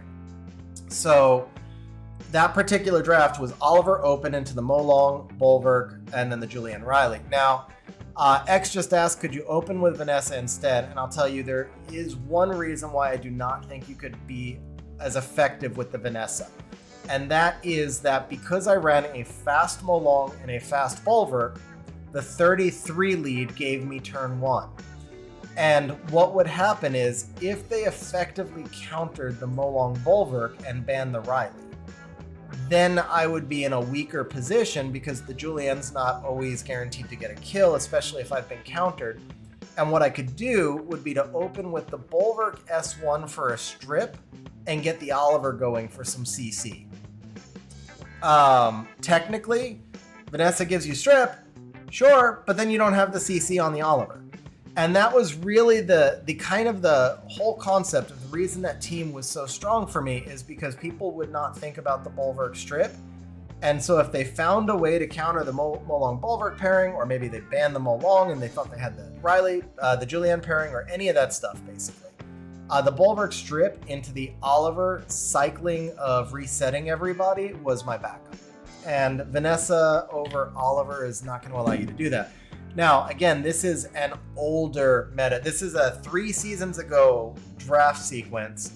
The only reason I bring it up is because I actually think it might be viable again. There was a couple of seasons where it's just totally not viable because we were way too CC heavy. But I think it might be better. I think it might actually be as we're kind of moving into this gaps. Oh, so sorry, Ragdoll was the other thing there, because Ragdoll can't cut, and with the Vanessa, even if you're 0 crit rate, you'll sometimes crit and then you'll get cut. So the Bulwark into the Ollie reset would allow me to mess up the opponent's turn order and or prevent the Ragdoll from being able to be that disruptive. So yeah, it was all about just really giving me flexible ways to open on turn 1 based on how they countered me. As we're moving into something more of a Gapsu meta, one portion of the meta, because obviously there's a lot of meta right now, a lot of different meta comps, but I think the Julienne Molong Bulwark concept into Gapsu can actually work again, and it was definitely and probably the best team I've ever built before. But it all worked because Oliver gave me a CC pivot. The only reason it worked is because first picking Oliver gave me a CC pivot, and Vanessa is not going to give you a CC pivot. Now Vanessa can give you... I hated Oliver over time, and that season I even actually... during the season, I was calling for Oliver to be nerfed. But it was the last season that I truly try-harded for G3. I finished rank 342 that season. So I missed G3, but I tried harded for G3 that season. I got into the top 100 that season, and then I fell back. And on the final day, I was ranked 400. I got I think 3 wins away with 7 wings left. I was 3 wings away from G3 with 7 wings left, and then I lost a couple, and I finished ranked 342. So that was my best finish season. I did go to the dark side and play Oliver and Volantis Nikki all season long. I did my own sort of CC thing. I didn't take people's attack bar away. I did not basically ever draft Chung. I don't know, I probably handicapped the hell out of myself. Honestly, it was just me being stubborn and being me. But I was CCing them with Volantis anyway, so it's not like it was all that different. But somehow I felt better because I didn't copy everybody else and just play the exact meta. I didn't Rune more at all. I almost never drafted Chung. I just abused. At the time, also, Volantis Nikki, I only had, I think, 5 LD5s, and Volantis Nikki were my 2 good ones. And they were both brand new. I had pulled both that season, and so it didn't feel as dirty because... Serious. I feel dirty when I CC, guys. I'm not even kidding. But it didn't feel as dirty because I was playing 2 new LD5s, one of them sort of a support unit because it was Nikki, and because I was really trying to get people to bruiser me. My actual draft construction was really intended for people to bruiser, and the Volantis was just a 50-50 proposition. When they went CC and I ran the Volantis Nikki, I was a 50-50 draft, maybe 52-48 my side. When they went bruiser, I absolutely obliterated them with Julienne. And so, I don't know, in my head it all worked. It was fun because I got to use Julienne a lot, and that was what I enjoyed. That's pretty much it. I think if I just ran only Nikki Volantis all season, I wouldn't have enjoyed it, and then I would have hated using Oliver and stuff, but the ability to work it into bruiser drafts and use Julienne, it made it fun for me. I don't know. But anyway, yeah, I do think that something like that draft that I just described is viable again right now. I know Mike just said, so Nessa Gaps with Julienne Riley +1. Yeah, I mean, Julienne Riley is just the most cracked pairing. It's one of the most cracked pairings in the game. Julienne Riley, Sonya, Adriana. 2 of the most cracked pairings in the game, but I think Julienne and Riley is a stronger pairing because it lasts longer. It goes longer in a bruiser fight. It just is weaker to CC stuff. Idra's, this account does not have a single LD5, so I'm summoning on Arthrix's account. We are hoping to pop the cherry today. We're really hoping that we're going to get his first LD5s today. And I did say plural. I did say that with an S. We are hoping to get his first LD5s plural, but I mean at least one. So far, summons have been pretty solid. We're in a down. Call my luck on LDs. We're in a real down stretch right now, so actually this is a good time to kind of let's take a breather. Maybe spill some more green juice somewhere here or something. Because we just went through kind of a long down stretch. We'll go ahead and collect a couple of event things. That pack was 30 mystical scrolls for $20, if I recall. They bring that one up once a month. It's usually at the first of the month. I'm surprised we saw it right now. But it's probably, maybe you have to summon in order to get it. Yeah, it's not a good deal. Not a good deal at all.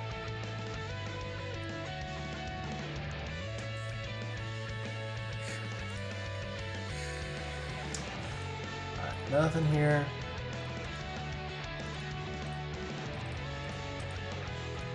That's funny, you've probably yeah, that makes sense. You've never seen it because you haven't summoned in over a year. Didn't even think about that. So it's this one right here. 30 mystical scrolls for, well, because I'm logged in from Mexico, so it's 30 mystical scrolls for $25 or $30. If I was on my normal account, it would be 30 for 20. Light Serenader, yeah, I remember you mentioning that, man. Those are solid ones too. Solid pulls. All right, guys. So here's what we're gonna do. We restarted. We're gonna take like a, yeah. We bought the 3K crystal pack already. We're gonna take like 30 seconds here to breathe because we're on a bad stretch. We haven't had many. I am gonna go ahead and share the exclusion settings into channel 8895 on XG. So.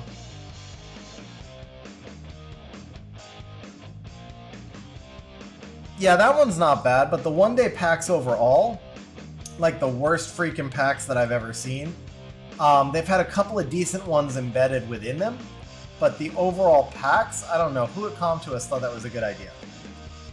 I mean, actually, the concept of a $15 daily pack is not a bad idea. I think a lot of us would do it if it had more crystals so that you could farm more, and if it didn't have crap that nobody wanted or needed and actually had fun stuff in it. You know, 15 bucks a day, throw in 10 mystical scrolls, and give us some extra crystals to farm, and I think a lot of people would actually be on board with that. But the way they built the packs with just like a bunch of garbage and no real crystal value, that was not good business. The packs themselves were not designed well, but the concept is actually not bad. So maybe they'll bring it back and they'll do it smarter next time. Maybe somebody will see the analytics and realize that they didn't sell a single pack.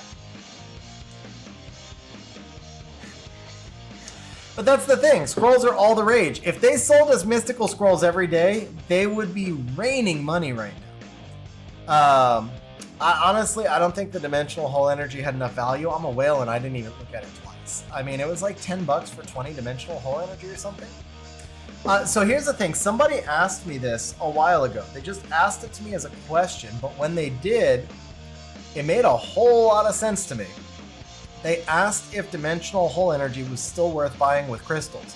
And up until that moment, I was still buying it every week. I never gave it a second thought. It was an auto buy for me. And then when they asked me that, and I sat down and I tried to actually figure out if the answer was yes, I came back with the answer being no. Because rune farming has gotten so easy, and the runs are so fast, and the crystal drain is so high, and you can farm for specific gems, and basically, the best runes on our accounts are no longer generally going to be dimensional hull energy. So I would rather see the 360 crystals go towards farming dungeons than towards 30 energy in a dimensional rift at this point. So I stopped buying the energy at that point, and I actually would no longer recommend people buy the energy unless they greatly reduce the price. It was already overpriced. It was always overpriced, but there was a time where it was still kind of worth it because it was like Playtime said, it was very limited access, and because runes were not as close to be like ancients have a higher ceiling than runes, but on volume, 30 energy at most, maybe you get like a re-app target or like one grind, but compared to the volume of the crazy drops that we get in B12s for the same amount of crystals, you're much more likely to get an OP rune or 3 out of a dungeon than you are on 30 for 360 crystals worth of runs than you are out of 30 energy on a dimensional hull run. So at that point, I stopped spending the crystals on dimensional hull energy. All right, there's a couple of scrolls left we can grab, but we're going to go ahead and move to the 10-year scrolls now because these also have refund stuff, so we'll do all the refunds at the end. So guys, we are beginning the premium portion of the stream. Now, there is a 500 to 1 chance to pull an LD5 from the 10-year scrolls. So we have about a 75% chance to get Arthrix's first LD5. The LD4s here definitely do drop. We saw that on stream on Monday when we did the last summon stream. They drop for every account in the game except mine. My account, for some reason it's bugged. It doesn't summon anything LD off these scrolls, but every other account in the game, bro, let's drop that first LD5. One time, man. One time, first LD5 for, okay, well all right, we got the first LD3 of the day, second LD3 of the day. Should I just count like every LD3? No, but seriously, man. One time for a spark right now, one time for a spark.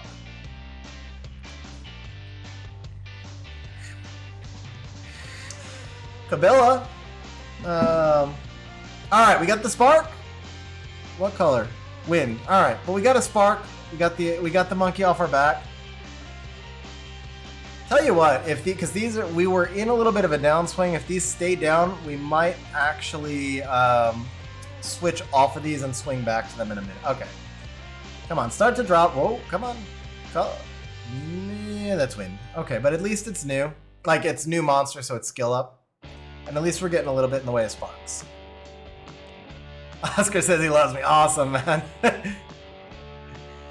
Am I still friends with Ace Gaming, and is he still active? I am still friends with Ace. We actually talked recently. He is semi-active. He doesn't have that much time to play that frequently. He got his real estate license and work was just like eating up all his time. He does still play a little bit. Doesn't have the ability to stream like he used to. All right, looking for our first LD. We are popping. We are starting to pop back a little bit with some sparks. So LD right here. LD one time. Iris, is that Iris? Hey, was that on your list? LD number 1 most wanted LD4. Bro, pop the number 1 most wanted LD4. All right. Dude, huge congrats, man. That is awesome. That is super awesome. All right, I was stressing a little bit. We started a little bit slow. Now it's like monkey off the back. We're just free rolling. We already got the Iris. Next up, we're going to pull like a Veronica. I think Veronica right here. Okay, Wind Bomber. One time. Oh, is that? No, that's water. Okay. Ooh, that's like, how many sparks in a row? 3 out of 4. Okay.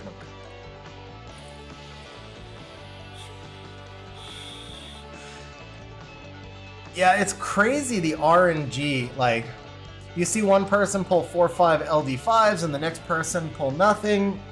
And then me, who I actually feel like when I summoned the 10-year scrolls, some of the LD monsters on my account disappeared. Like, they were so bad.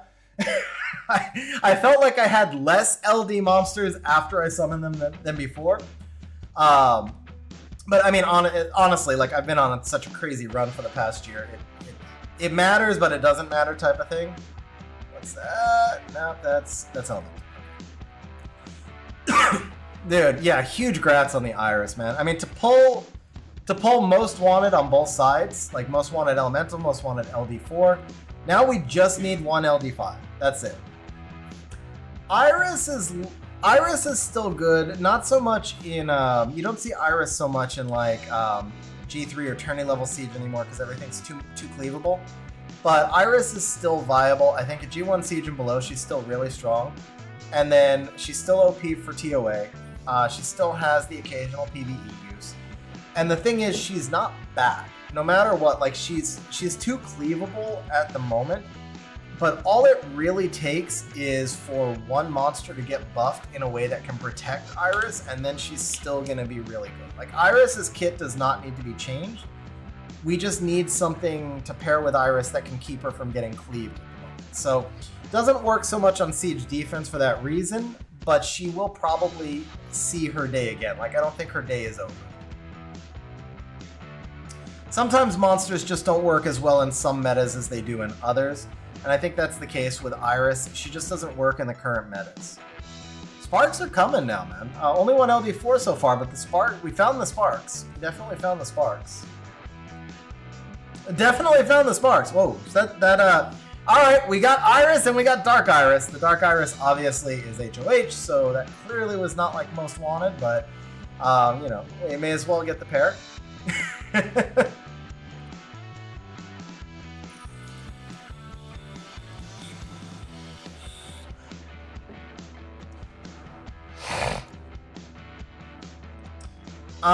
You know, that's fair. That's fair. Yeah, so I mean, Iris does absolutely nothing on Swift. And so that's probably a pretty good way. That's actually a super fair assessment. Yeah, Iris's issue on defense is that she can really only be in one build. And the strongest siege defenses are those where you can have multiple builds on each of the monsters. It makes it harder because people have to counter the entire range of possible builds. So that's actually a really, really, really fair observation, Sunshot. I have to agree with that 100%. I do still think there are some exceptions where some monsters will generally be built only one way, and if we can find the right pairing where Iris can be protected and get turns, then having a Despair Iris can still be toxic. And, you know, some of the Mali Irises, the amount of damage they did were just insane. Yeah, and I could see like Iris on Despair Seal being pretty good. I've tried Iris on Bio on defense before, it's pretty bad. And Swift doesn't work at all. So yeah, she's very boxed into one specific kind of build. It's going to be Despair Revenge or Despair Seal maybe, but mostly Despair Revenge is going to be better. But yeah, I think she'll be useful in certain metas going forward still. I don't think her day is completely past.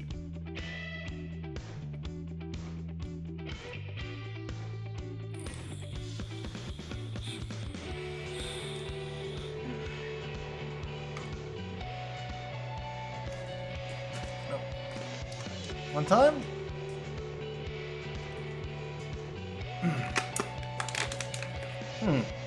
Alright.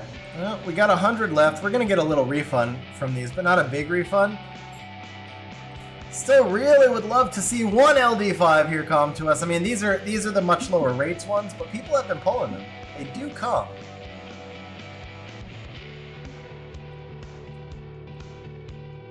Triple Seal. I don't know about that one, because Seal by itself doesn't do much. If Seal is really good when the monster has the ability to disable, but Iris's kit doesn't disable, her Despair runes disable. She has Strip Stun.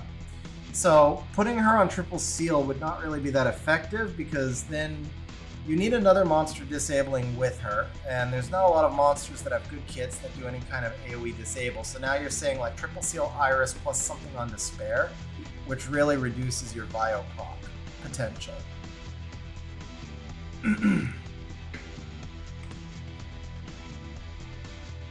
That's actually what we're farming in the background on Arthrix's account right now, is Spiritual Realm, so.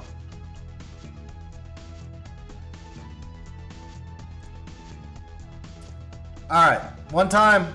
Well, I think you can tell. Wait, no, that's light. Alright, well, that's HOH, so never mind. But at least we got a third LD4. 2 HOHs, but one most wanted. So, I mean, it's pretty solid. Pretty solid to get the one most wanted, but it would be nice, let's say, one more LD4. We're looking for one more LD4. I will say, like, the volume of LD3s out of these is just insane for anybody new starting the game. Like, I think the fact that they made it equal rates for all elementals, and then they made these accessible for newer players, was really, really spot.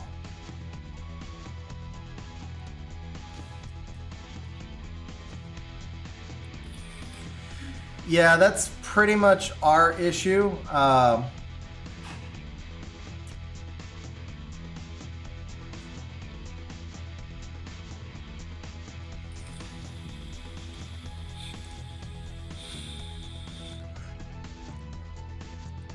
Alright. Well, how many do we have left? Okay, now LD5? One time. Okay, LD4? Another fat cat. Alright, we got 17 left. Come on. One time. We still got 17 tries left. 25 to 1. Give or take. 30 to 1. All right, the odds have gotten lower. Not gonna lie, I would have liked to have gotten a little bit more out of the 10-year scrolls. I feel like the 10-year scrolls were probably a little bit of a letdown here, but getting the #1 most wanted LD4, you can't say they were bad. No Nat 5s, no LD5. Like I would have hoped to have gotten a little bit more out of them, but I can't quite say they were bad too, because I mean we could have sparked 6 mediocre LD4s, and if it's not the most wanted, then you know. Well, we did spark 3 mediocre. We did get 3 mediocre LD4s, so we got 4 LD4s out of it, which is probably not that far off of rates anyway. It would have been nice if maybe there was just at least 1 Nat 5 in there. That's probably the main thing. But, alright, we'll get 8 more of these. Little refund on the Mysticals. And then we're moving on to the big stuff.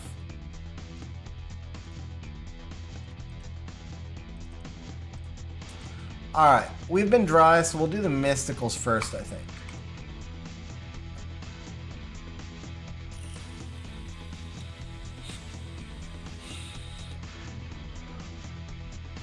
Eight lightning, and that's the thing, it's like all over the place. My account got nothing, but I did a summon session on Monday where we had like... We had 4, so we had the... Yeah, we had the Iris, then we had the Lapinus? No, Lapinus is in. I don't know. We had the Dark Iris. I'm drawing a blank on her name right now. The speed lead one. Then we had the Natalie. Oh, was that it? Was it 3? Why did I think there were 4? Lynette. Yeah, thank you. Yeah, I was thinking I couldn't get past Lupinus in my mind. I guess it was 3, wasn't it? Okay. Yeah, I guess it was 3. So it was Iris, Lynette, and Natalie. Yeah, see, Cade is like the last LD... Not Cade. Sorry, Deborah is the last LD4 I'm missing. Cytex, what up, man? Overall, it's going really good. We're in a lull right now. We came out the gates gangbusters. I think Aggie probably has the count. I think we're at 32 Nat 5 so far. So we're still slightly ahead of rates. We've kept over half of them.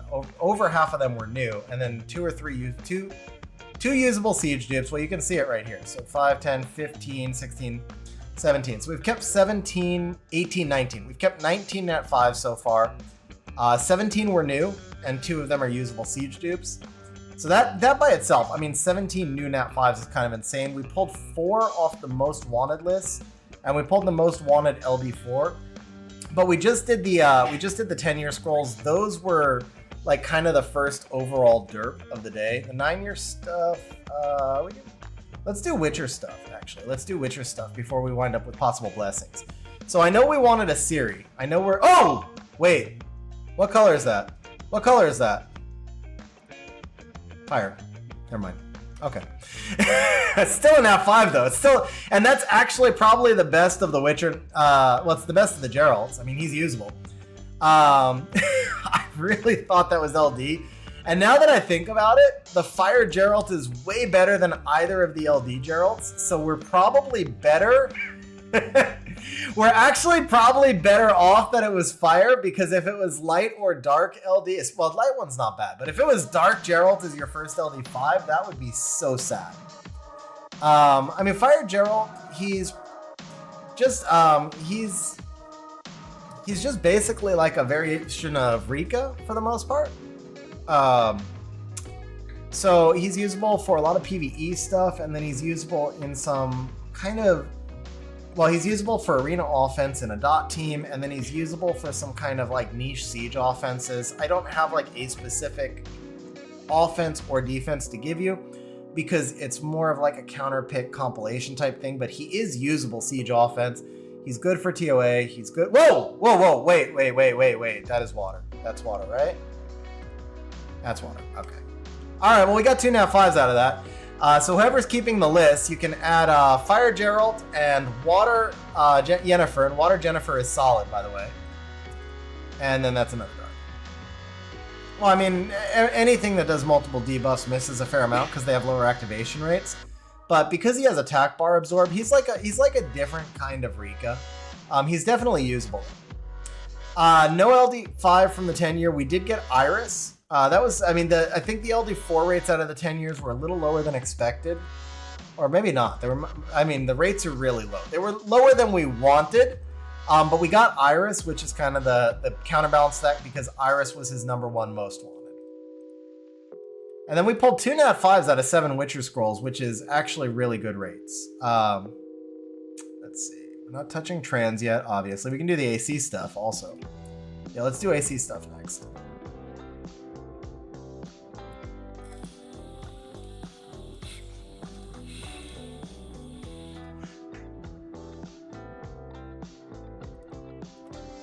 Alright, dupe Wind Ivor.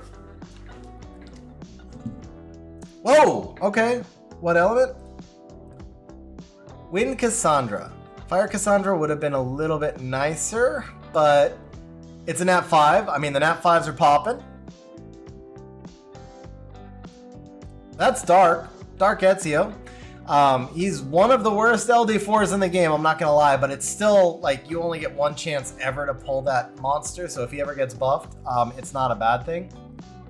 Sadly, I pulled 5 of him in 10 AC scrolls.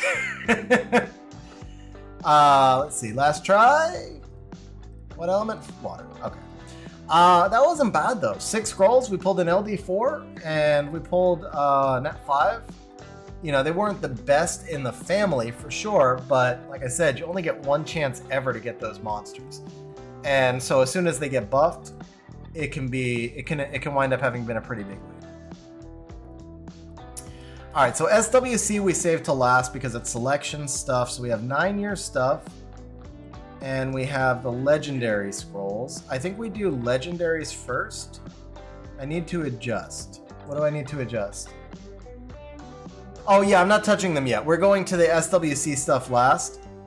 Any of the selection stuff we're gonna do after stuff that we only get on basic blessing stuff. So I'm thinking we do legend scrolls first. No, actually it would be 9-year first, right? Because we get choice of 3. No, yeah, so it's legend first. So we're gonna do legend scrolls first because it's choice of 2 on a blessing. And then from there we go to 9-year scrolls where it's choice of 3. The point being that the more new monsters we pull, the harder it is to pull more new monsters. So the stuff with more selection we want to do last. So yeah, we're going to move to Legend first. We've got about 100 of these. So rates on this is like another 7 Nat 5s. We don't have a blessing, but we're going to get a blessing. That's the thing. Well, that's, okay, so can you... Okay, so actually let's see what happens from here. Because we don't have a blessing. We'll do it that way. All right, we'll go 9-year. That's cool. We'll go 9-year. Hopefully, I mean, because it's always choice of 3, right? So I just take the newest monster there. Hopefully, we're not going to pull a blessing out of the 9-year. Because it's choice of 3, we should just be pulling new stuff from here.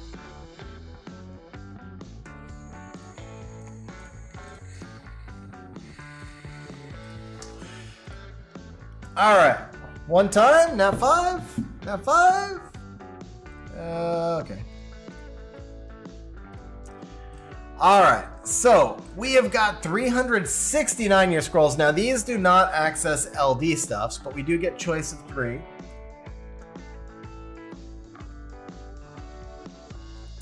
So I think the rates here, if you combine these with the legends, the rate was about 2. We would expect about 2 Nat 5s on the 9-year stuff.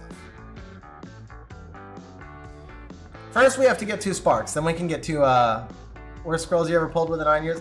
Not gonna lie, I did pretty well on the first round of 9 years. I remember it just like exploding and raining with dupes. But still, exploding and raining Nat 5s. And then like after that, like the next rounds of packs and stuff, I don't think I even got a freaking spark. Yeah, that's the thing, Kyle. The choice of 3 on the 4-star were just like annoying more than anything else. But for wow, bro. Okay, here we go. Finally a spark. They were annoying. Oh, okay. I think we're taking Miles here. Kind of sad that the Leo came in the same dupe, but I still think we're taking Miles. Yeah, we're taking Miles. Okay, I figured that. All right, we pulled another from the most wanted list, guys. Dude, all right, peeling them off the list, slowly but surely, working our way down. Even for TOA, that's a stretch, to be honest. And yes, this was last year's. You know how right now we have the 10-year scrolls that have LDs in? These were the 9-year scrolls because our Arthrix saved for an entire year. These gave you a choice of 3 on every summon, but there is no LD possibility. It's only, and that's cool that it includes the Cyborg summon. Gives you a choice of 3 on every summon, but no LD possibility. Let's see here.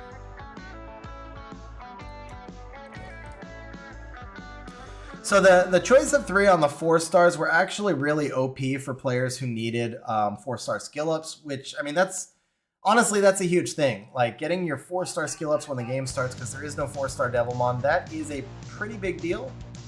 But it was really annoying for people who did not need the choice of 3, because it's just an extra thing to click through, basically, kind of what it amounted to. That's what we were talking about earlier. Guys, while we're doing these, I want to show one more shout out. Thank you to the sponsor of today's stream, Monopoly Go. So you guys can see it in the pins right now. And I know a lot of you have been on stream for a long time, so I'm not going to do a whole long spiel on this.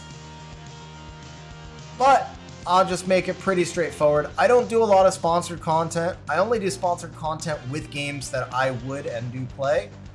Monopoly Go I find to be like a really fun kind of companion game because it's not super time consuming.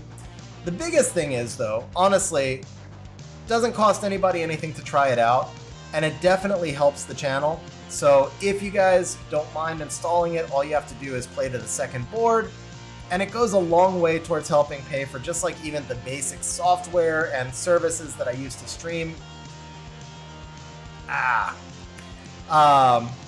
And so it's just something that I very much appreciate. If you guys give the game a shot, it definitely helps the channel grow.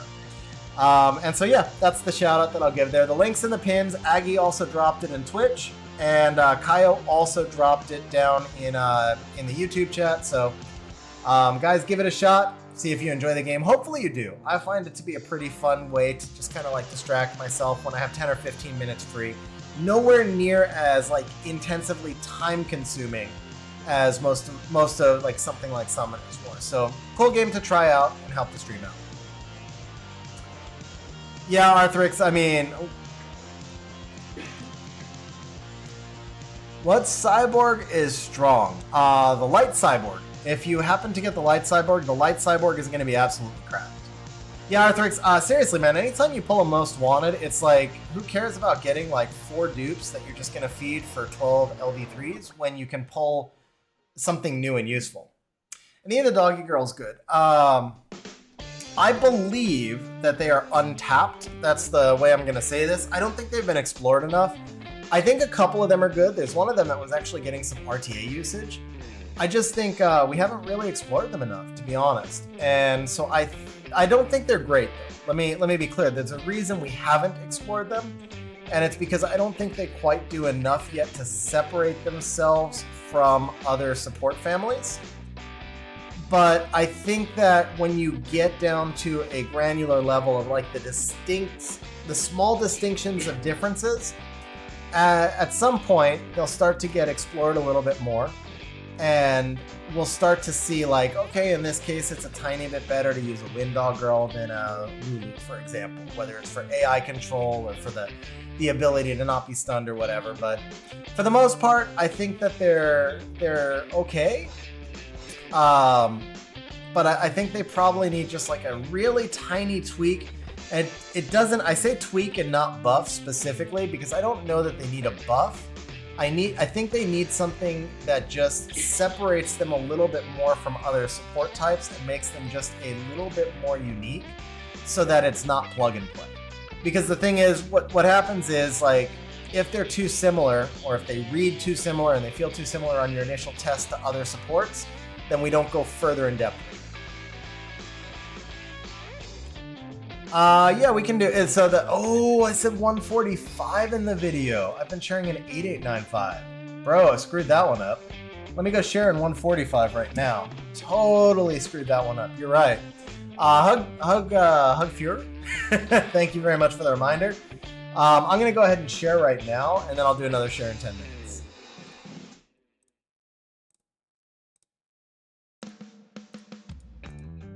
Good catch on that one, though. Very much appreciated.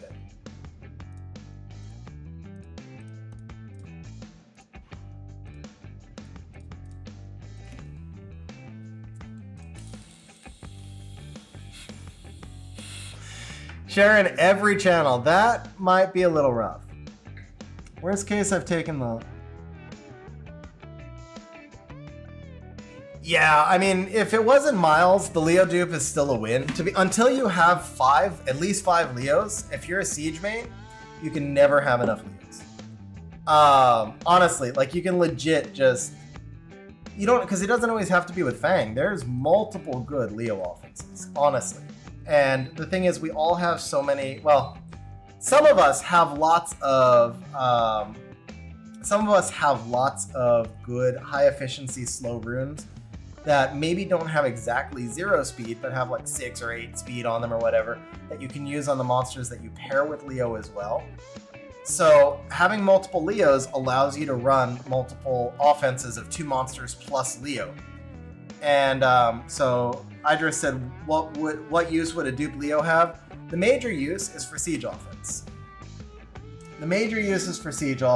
But even down to the only use. I mean, I could say that I could try and stretch it and say you could run 2 different builds in RTA or something. You would never do that. You would never devil the others because they don't need devils.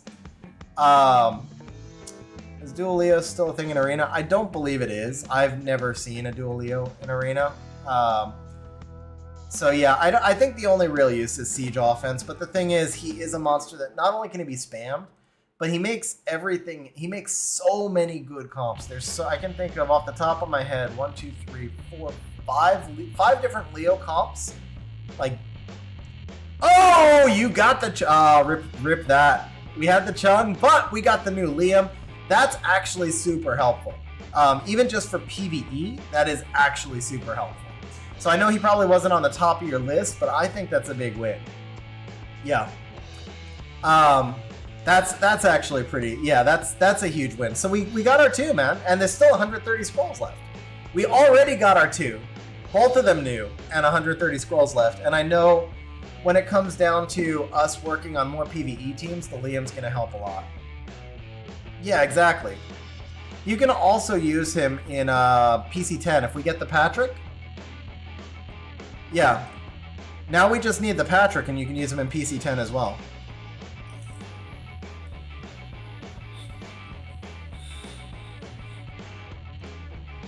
Also, you can use him in... ooh, yeah, I forgot the Nat 5's here skill on Nat 4, so that's going to help. Bro, huge grats on the Deborah, man. That's awesome. Yeah, so Playtime gave you some comps. John Leo Helena, Fang Leo. I can think of 3 more Fang offenses. I don't want to name them. Other people are more than welcome to. It's just I never know. Whoa! Whoa! Okay, well that's a free choice right there. How many new Nat 5s today, man? Unless you wanted another recon for today. You honestly, like,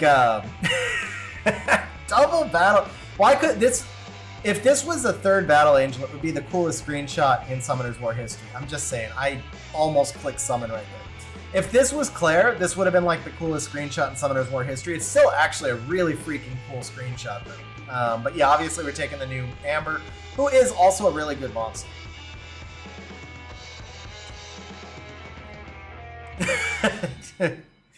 Yeah, Amber, not only is it new over dupe, but Amber is actually legit strong. She's usable for RTA. She's usable in some siege offenses. She's actually usable in some siege defenses, less so, but usable. And she's super strong for TOA and TOA help. The hardest part is like how long it's going to take you to devil all this stuff. That's going to be the big complicated part, is figuring out how you're going to devil all of it. The nice thing is like the collab ones, or a couple of the collab ones, I think the ass hat one, the Shah hat one, I think a couple of those can be skilled off 4 stars at least, and maybe a couple can be done with fusion. The Dokevi Lord can be done with fusion.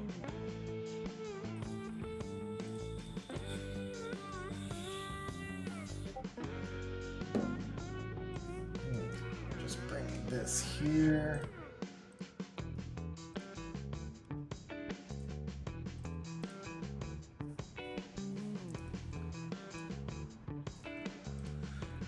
So those on YouTube, Kaio's what? Well, we need the Iris skill up, right? I'm sure you have plenty, but maybe not. So we'll take the Iris skill up when we can get it. Okay, so Arthuric's gonna take over the LD count. 37 so far. What's the thing with Rahul? Some say good, others say bad. What do I say? That's a pretty fair question. So you said the thing with Rahul, and I think that's a pretty good phrasing. The thing with Rahul is that his usefulness decreases as you progress in the game. That's how I would say it. HP scaling bruiser. So one thing is he's an HP scaling bruiser, which used to be like OP. And then they keep introducing more and more HP scaling bruisers, which is not a bad thing. It's actually a good thing in my mind, but it makes him less unique. He does an AoE strip into buff block, and that used to be OP, but now there's a lot of monsters that can buff block, and there's cleanse block, and it's a little bit less unique. He has a passive, or no, he has an S1 that brands. He's one of the only monsters in the game with an S1 brand. Used to be unique. Now there's a lot of monsters that have S1 brands, like the Ninetales and the Cyborgs, or the Hackers, one or the other. I forget which one has the S1 brand. But it's just like portions of his kit have been parceled out to monsters over time, and everything that made him unique is pretty much no longer there. And he just overall does not quite do enough, I think, for being an LD5 to compete at late game content. He's not good in PvE, he's not good in RTA. He is good in lower level siege, but he is not good in higher level siege. So what happens is if you happen to pull him at early mid game or mid game, like at a point where you're competing in like a lower G1 siege, he's probably going to be crazy good for you on defense and even maybe usable on offense. But as you move further in the game, you're going to find it harder and harder to use him because your box gets deeper and he just gets passed up by better options. Yeah, give him a speed awakening and he's done. He's balanced. Like, he's actually really strong. I would agree with that 100%. But where I would say he stands right now is, not a speed awakening. I think he needs a speed lead. Not this. Well, speed awakening? No, because then he's cuttable. And he can be cut. I don't think it's the awakening. I think he needs a speed lead. Give him a speed lead. So give him the Chandra effect, which would be weird to have two beast monks with speed leads, but give him the Chandra effect. And I think he would be a good monster. But the speed awakening, I don't think would do enough.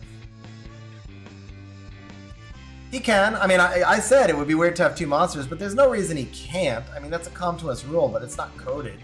I don't think they've ever even posted that as a rule. It's just a thing. It's a come to us custom. That's a better way to say it. It's a come to us custom, but it's not a rule. Like there's, most monsters all have the same base speeds, but there's been instances of families where monsters would have a slightly different base speed. There's an instance I can point out right now of monsters that have slightly different S1s. I believe it's Platy in the mermaid family has a 100% strip, and all the other mermaids have a 50% strip on their S1. And it's not an awakening effect, it's just a different S1. So those inconsistencies do exist in the game. It is possible. Dragons all have different S1s, but that I think comes from awakening effect. I'm not sure on that one. But either way, I mean, there's ways to do it. So there's definitely ways to do it. The beast monks all have different S1s for that matter. So there are ways to differentiate him. I don't think Rahul is bad. I think somebody said he's mid-tier. I think that's fair. I think he's about mid-tier. And I think like a small buff, and just needs a small buff, but he needs a small meaningful buff. Like, don't just give him more damage. That's not going to do anything. Give him, 10% attack bar boost with his strip, or give him a speed awakening plus 10% attack bar boost, or give him a speed lead, or give him cleanse block on the S3 so he can go strip into buff and cleanse block, or something, just something. He needs a small tweak, but he needs a tweak that is not just like lip service, but is a real tweak, and then he would be very good again. So he's just not, no 8% more damage on S1. Guaranteed brand, maybe like a guaranteed brand or something, I don't know. Alright, so we've got the LDs. We'll finish we'll finish on the trans scrolls, I guess, but I think from here, the next logical movement, we'll do SWC after legend stuff. So we're going to move on to the legend stuff.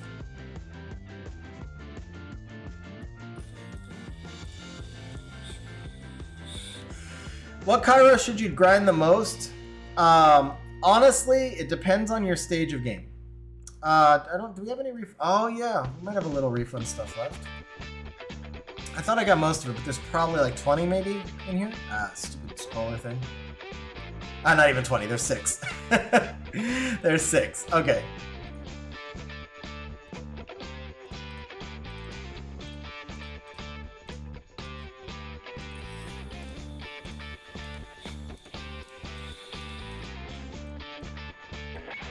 Because you don't get the refund stuff on things like the 9-year scrolls.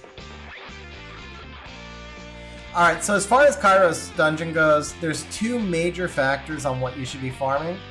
And then there's 2 things that everybody overlooks. So the first 2, the major factors.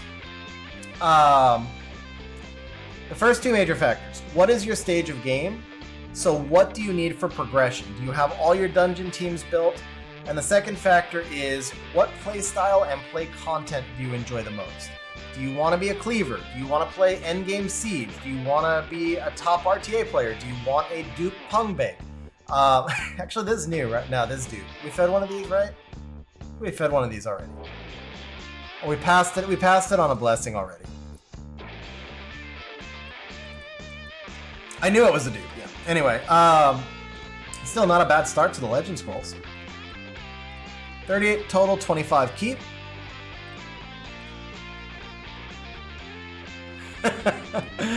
I wonder if you could run, actually. I bet you there's an arena offense that would run with dupe pung bits. I think there's got to be an arena offense that could run with dupe pung bits. I'm not sure. But yeah, so as far as it goes, I think, what up, High Speed Carry? How you doing, bro? Shouting out for the LD5 luck. So this is going to be on Arthrex's account. We are definitely hoping for one LD5 to wrap things out, man. Definitely hoping for one. But yeah, I would say if you're looking to do any stage of game content, you do need will runes, which means you do need necro, and you do need rage runes, which means you do need necro. But now it becomes a question of, are you free to play? Are you a casual spender, or do you spend a lot? So if you spend a lot, then you could just ignore necro forever, because you don't need that many rage and will runes, and you just buy rune packs. If you're a casual spender, Arthrix, I actually think that would be a bad idea, because this session overall, like, I really, really want us to get an LD5, but this session overall has been insane. It's 20 plus new monsters. I don't know, from the elemental side, we could never have hoped to have gotten nearly as much as we did. So I would, even if you had the option for a rollback, I would not do it. Even if we don't get an LD5, I would not do it. This has been a pretty nuts session. Whatever the final number is, whatever the rates are, none of it matters. The amount of new shit that we've pulled is insane. But yeah, so as far as the runes go, if you're a casual spender, you could buy the $5 rune packs every week, and within a couple of months, you'd have all the rage runes you'd ever need. The will runes would be a little bit trickier. And so again, it goes back to spend. If you're completely free to play, yeah, you said you're free to play, then you have to get a necro team, because you do need a certain amount of will and rage runes. You can farm those through Karzan and Alunia, but it's too slow. And the volume is too low. You can get really good runes, but you can't get a lot of them, because rage runes don't have to be particularly good, honestly. Most, except for like a Fat Lucian or some super endgame dungeon teams that you don't even need to build as a free-to-play, we get the blessing. Good call, Aggie. Let me just verify. I think I forgot. Thank you, Aggie. Pretty sure I forgot.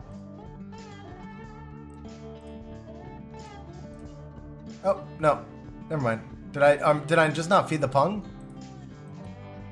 I fed the pung, right? Okay. Yeah. No, we got it. Okay.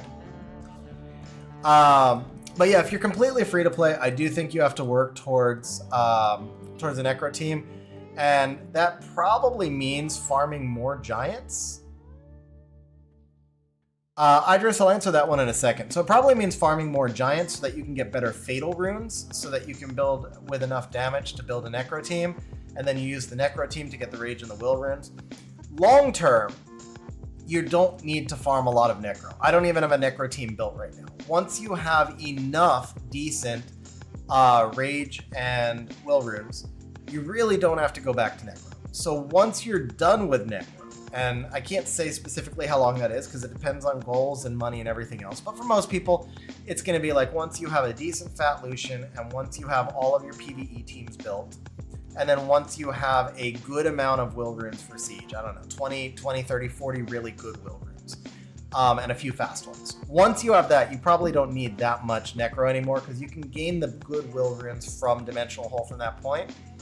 Then I would tell people that they should farm about 25% Giants, 25% Dragons, 25% Steel Fortress, 25%. Douglas, welcome home. Is he actually new or is he collab due? Do we awaken and feed or are we super happy? It's one of the two. Collab due. All right, so at least we get to clear the Pokédex. That's not the worst thing ever. Honestly, he has such a cooler animation. You could always just feed the collab one.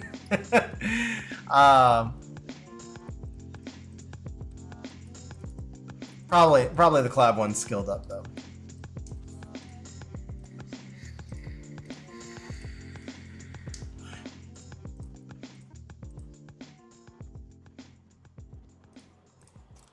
All right. Well, we gained 50 crystals. And we clear one monster out of Pokédex. So it's not the worst dupe that we could have summoned. It's certainly not new, but it's not the worst dupe we could have summoned.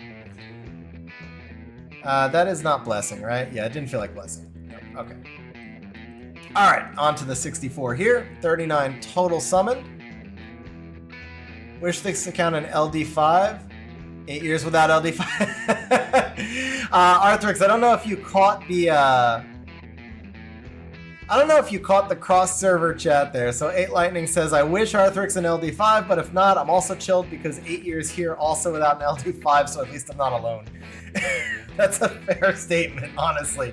That's a well-phrased statement from start to finish.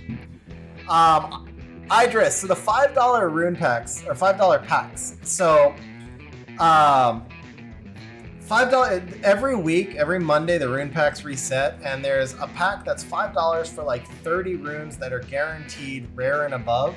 But I even buy these once in a while just for like fight rune depth and stuff because it's cheap. I mean, with Amazon coins, it's $4. It gives you 100 crystals. I mean, it's $4 for the pack. If you buy 3, it's $12, 300 crystals. So it's farming crystals and 90 runes rolled.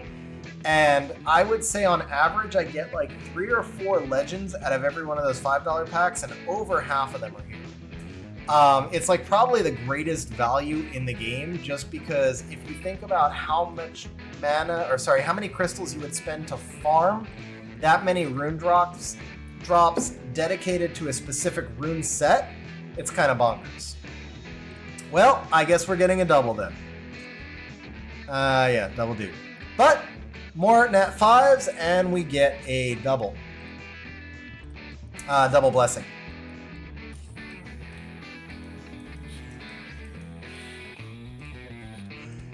I mean, can't complain too hard. Even when they're dupes, when they come 5 scrolls apart, it's not that bad.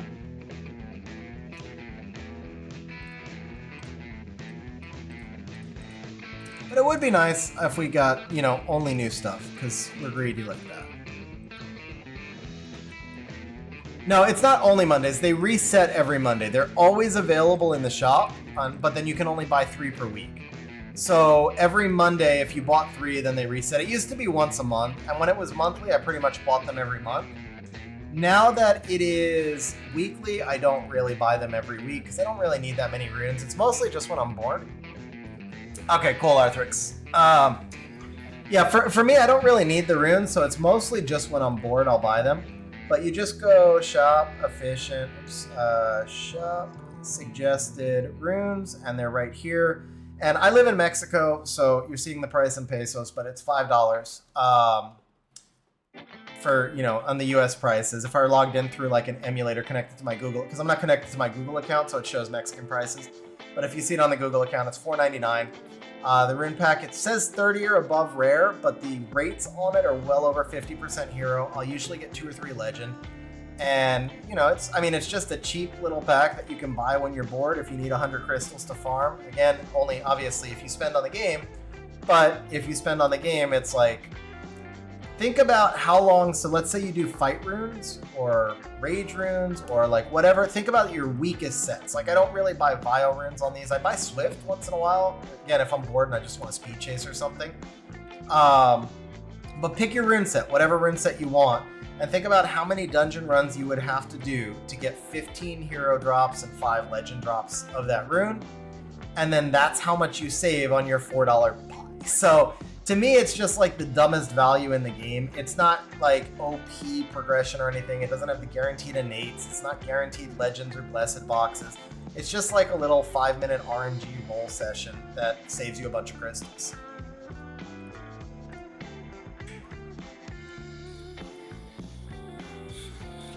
All right, let's get...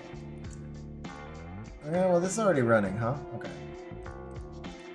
Let's roll a rune. Let's see. Come on, can we quad this one time? Quad? Not even close. Okay. Hey, I don't know. You might... I doubt you would keep or re-up that, but I won't sell it right now because I'd rather concentrate before I do that kind of decision. But it was just something to break things up a little bit. I'm going to go ahead and do one more exclusion setting share. So guys, I will just remind anybody who grabbed exclusion settings during stream, these are configured to my account. They are very end game settings. So check the video that I dropped on YouTube. Make the adjustments according to what's in the video to make them appropriate for your account. I don't know that I recommend for most people to use the settings exactly how I configured them, but I recommend that you use the functions, which gives you the control to set everything up the way you want it set up. The biggest thing for most people is I think just uncheck the prefix requirement on the speed roll, on the speed chasing stuff, which is like Rune Tab 1. That's really the major thing, and I would probably lower the elemental up and down stuff. So like instead of looking for 20 plus elemental down, oh, that's a blessing, right? That's a blessing? That's a blessing! I caught the, oh! He's gotta be on most wanted. He has gotta be on your most wanted list. He is not, for some reason he was not, but he should have been. All right, guys, we got a new Odin, dropping more new shit. I don't know why he was not on your most wanted list. He should have been. I'm just curious, what does this look like? This is getting really thin here. Whoops. 5, 10, 15, 20, 30, 35, 40, 45. Down to 45. Because wrong element, that's fair. No LDs, Vlad, but so far the only thing we've done is 10-year scrolls, so we haven't gone into this. I mean, so 10 years could have popped LDs, and we did collab stuff. So no LDs, but we've been pretty insane on the elementals, and we haven't actually done any LD scrolls yet. We've done stuff that can summon LDs, but we have not done LD scrolls.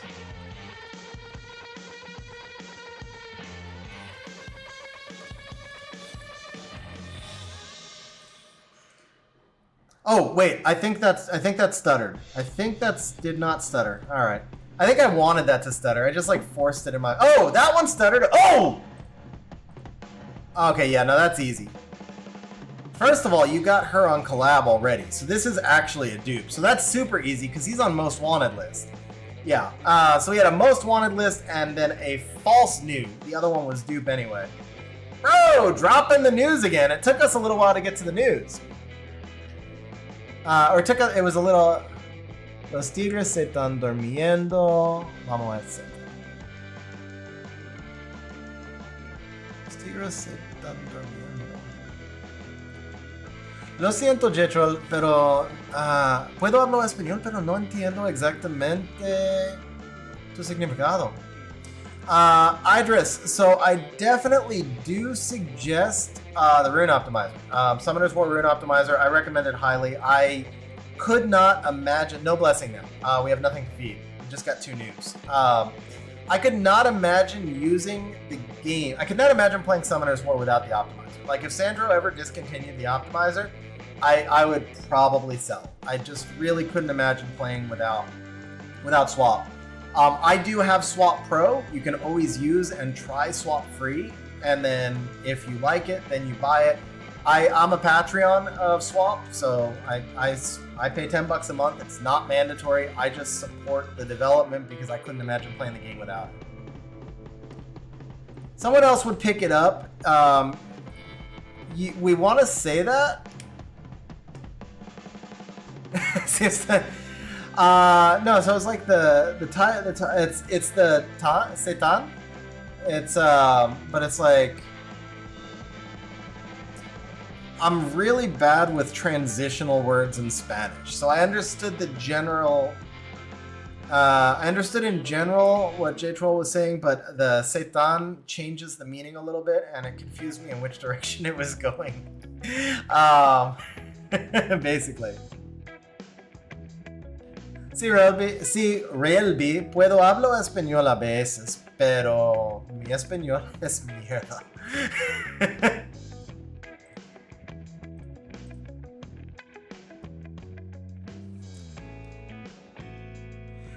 So Arthrix, but look at it like this.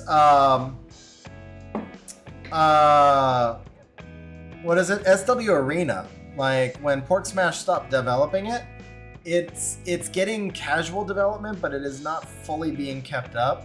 And if Sandro gave up Swap, I mean, he would have to sell it. Oh, bro, is she new? Wait, is she new? Because we talked about her a lot before. She's not new. Okay. I guess we were talking about her for somebody else.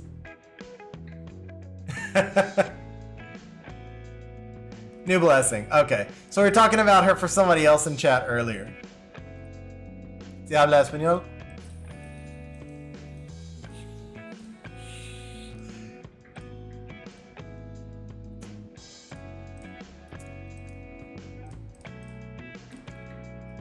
Si la cosa es... ¿cómo puedo explicar? Como yo aprendí español solamente fue hablando con mi esposa y mis amigos y tenía como 10 horas estudiando, más o menos, nada más. Y por eso mi español está muy malo, como la composición de mi español está muy malo y tengo muchos problemas con las palabras pequeñas como setán o lo sigo, las palabras transicionado, las palabras nosotros usamos por transicionar, ¿no? Y también tengo mucho acento, yo sé, pero sí, tuviste, you saw that, I almost did.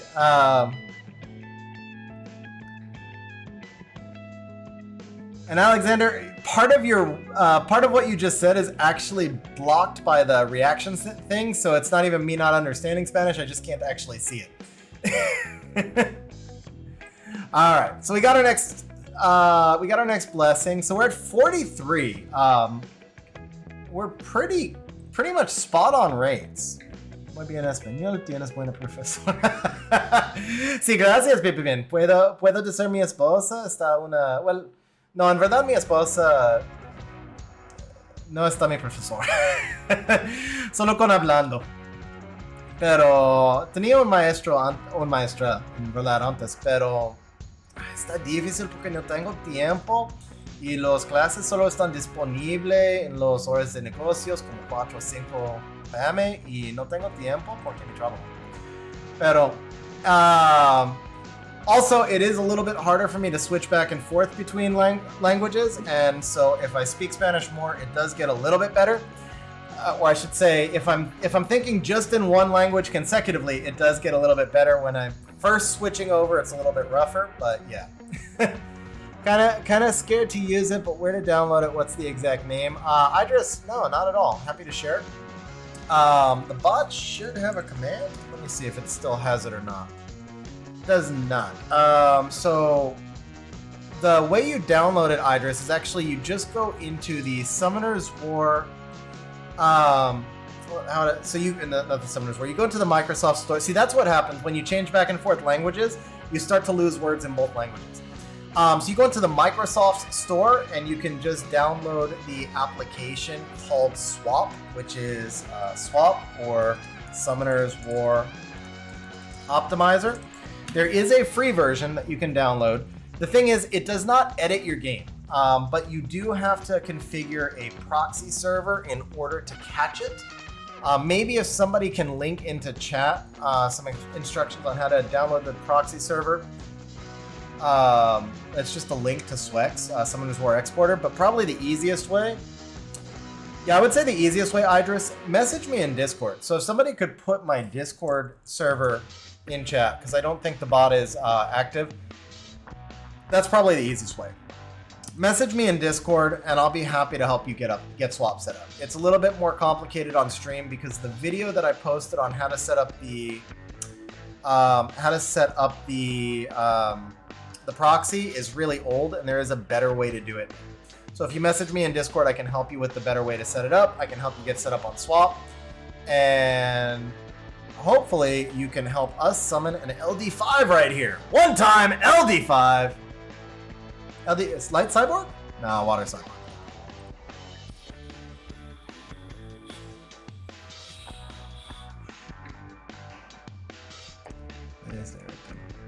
Disfruto mucho. Gracias.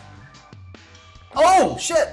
Dark Cyborg, I'm reading. Oh, dude, I'm legit reading chat and I did not even see. Bro, new LD5. LD4, excuse me, LD4.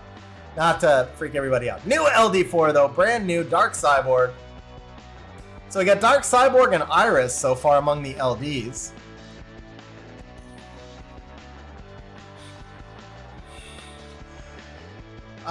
Okay, starting the game in the next couple of days. Any advice for becoming relevant in PvP ASAP? So 9 the number. A couple of things I would say. I'm assuming. How would I say this? Okay. I don't want to specifically ask you if you're going to spend money or not, but what I will say is if you're free to play, it's going to take a little bit longer to become relevant. At endgame, money is not the sole determination, but as far as accelerating through early game, it does make a big difference. So if you're free to play, I would definitely be focused on building your PvE teams first. Honestly, even if you're paying, I would still focus on PvE teams first. So that's HOH, but it is an LD4. At the end of the day, in order to get good at PvP, you need good runes and good artifacts and good monsters. Monsters come with time, runes and artifacts come from farming. Okay, this is new, guys. Hang on. YouTube is now requiring me to verify that it's me in order to keep streaming. So bear with me just a moment. I have never gotten this before. I guess because the stream is so long. Yeah, we're at 5 hours now, right? So I guess because the stream is so long, but it's actually making me do an identity verification to keep streaming. That is new. All right, cool. Glad I saw that. It like randomly popped up with no alert. Am I a robot? Sí, soy un robot. No, I am definitely not a robot, but I am also not hacking my own account. And that's light, right? Lume, there we go. Perfect, Idris. Yeah, I'll be happy helping you out as I can. I mean, to the, I'll be happy to help you set up swap. I just gotta send you a link that I don't have off the top of my head. Probably just bring you into Xandro's Discord server. That'd be the easiest. Like darker third skill. Yeah, so the Dark Cyborg, it looks like it's mainly a PvE mon, and I haven't tested it much yet so far. I think that the issue is just really gonna be the AI. I think because it has one big skill, it's gonna be limited by its AI. So what I would say is that it may in the future be really good. I don't know if it's good yet. You're gonna need a team that will basically leave the boss at 30% to manipulate into perfect AI, but one that also gets to the final wave where the third skill is guaranteed to be on cooldown. So I think the Dark Cyborg has potential in the future, but I don't know if it's there yet. That's what I would say. Definitely not a record-breaking stream. I think I've done 14 hours before, and we are not doing 14 hours today. I guarantee you it will not be 14 hours today. Man, that's a lot of LD4s off the all attributes. We just need one LD5, though. You're being stubborn. Hey! That's the one he put in all caps earlier. Wrong element. All right, bro. Still peeling stuff off the most wanted list. Gotten like, it feels like half the most wanted list already. I mean, is there like, did we, what is actually left? So Bulwark, I know Bulwark is, I think, #1 most wanted. That's wanted, okay. I know Bulwark's gonna be the #1 most wanted. But yeah, we finally got the right color on that one.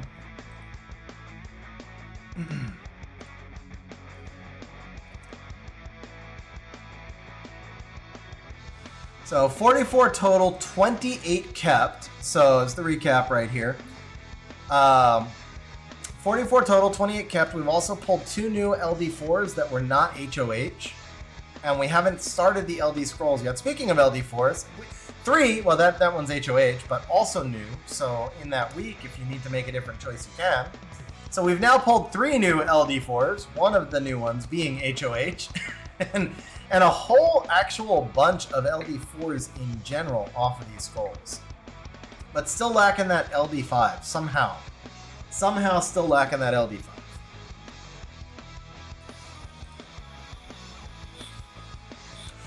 Another HOH, another LD4. This is, how many actual, like we didn't track them because I didn't realize it was going to rain them, but that was a lot of LD4s out of these all attribute scrolls, honestly.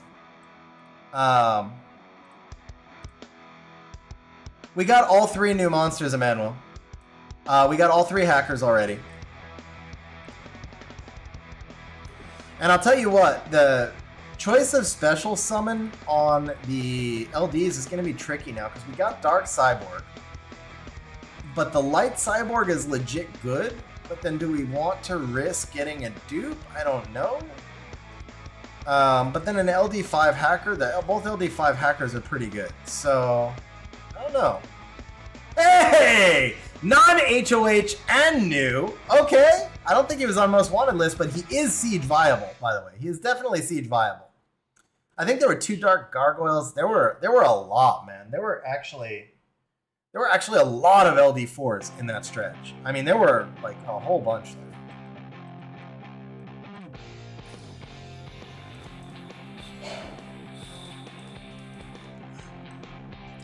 He got Dark Cyborg, not Light Cyborg.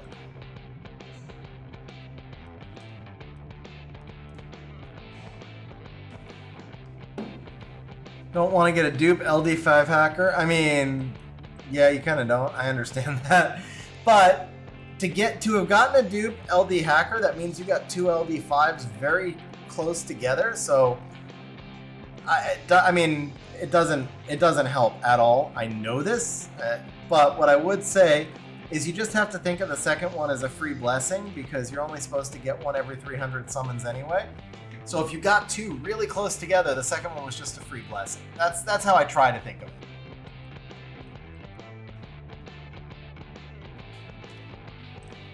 Alright, that should be the last of the refund scrolls.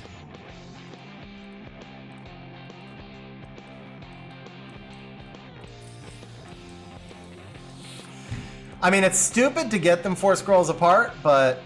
So this happened to me in the last collab with the Dark Series. I forgot to turn off special, and I wound up with 8 Dark Series. Because I got like 5 of them from the collab scrolls, and then I kept doing my normal summons followed by LDs, and I kept forgetting to turn off special summons, and I pulled 3 more stupid Dark Series. So I have like 8 Dark Series, which, yeah, she's nice, but she's not 8 monsters nice. All right, guys, I'm going to take a quick restroom break. I'll just leave this up on screen, and I will be right back, guys.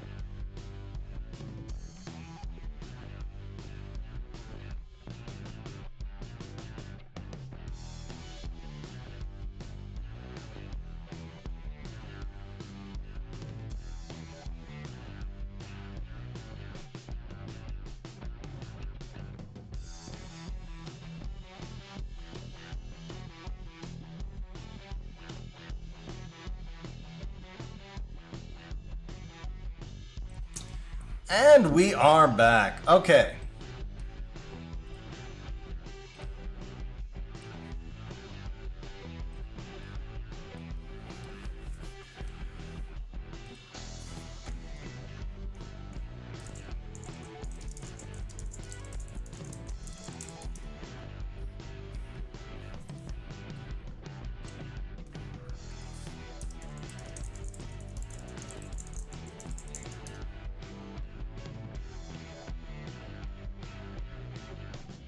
Them all don't want to get a dupe LD5 hacker, so just catching up. Brandia plus Bulwark, you would keep the Ancient Trans. Interesting. Okay. Alright, so here's where we stand, guys. Quick recap. We've got the 10-year Trans. We have definitely cut into this list by the tune of almost 30 monsters we've reduced off this list. We still have SWC. We need to reconfigure this. Chung's got to go for starters. We still have the Ancient Trans Scroll, guaranteed new monster. We have 2 Transcendence and 2 more by pieces, so we have 4 overall Transcendence Scrolls. And then we have the LDs. So we're in premium territory only, guys. Premium territory only. I am thinking, Shizuka also needs to go out of it, yeah. I'm thinking we do Transcendence Scrolls to start, so we get 4 guaranteed Nat 5s. And then once we do that, we probably go SWC, and then we go with the Ancient Trans stuff, and then we finish off with the LDs, so we have a little bit of drama to the end. Because we've pretty much destroyed all expectations on Elementals, and what remains, we even got the most wanted LD4. What remains is the freaking LD5. So I think we finish out the Elementals, and then we build up to just pop in one-time LD5. So that's where we're going to go here. We'll start with pieces, and we are going to pull, I think, just a Brandia right now. One-time Brandia? Yeah, Brandia is good. One-time Brandia. Dupe Fang is actually a good keep. Yeah, you'll keep that. So that's third Fang. That is not, like, I mean, it's not a new monster, but that's a keep. It goes on the keep list. So that's not bad at all. I'm going to have you verify that before I summon, just in case you want a blessing, but I would not. You're Siege main, so I would definitely keep that. Okay, cool. Yeah, so that one's a win. Not new, but a win. It's better than a lot of what we don't have yet that's new. The Dupe Rocky is not a win. I think that's our 3rd Rocky today. I feel like that might be the 2nd. Well, there was one we passed on. So that one kind of was not fun, but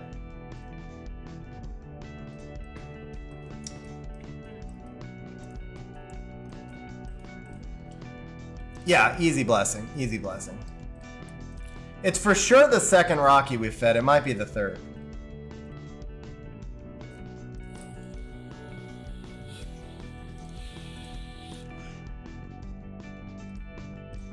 It hurts, but it was only because it hurts only because we didn't have a blessing. I mean, or I should say it shouldn't hurt as much because we didn't have a blessing. Like we we used all the blessings on all the other new monsters before it. All right, let's see something new.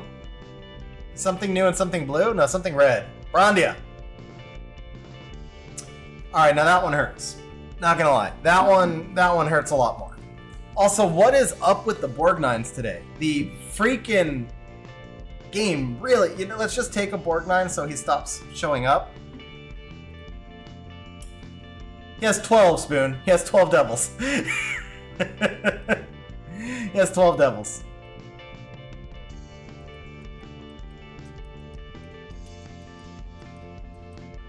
No, I'm thinking like we take him and he just goes away. You would think I would be used to this by now.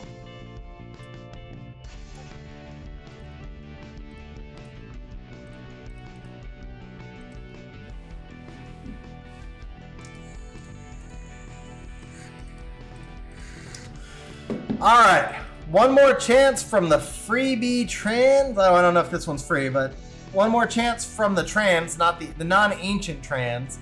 One time, we have, let's see what's left on the most wanted list. I know Brandia, Bulwark are the top 2. Come on, one time. Let's do it. Brandia, Bulwark, one of you, show up. Okay, that one sucks. Man, the trans were like Trans were a big downer. After like the crazy RNG of the whole session, the trans were a downer.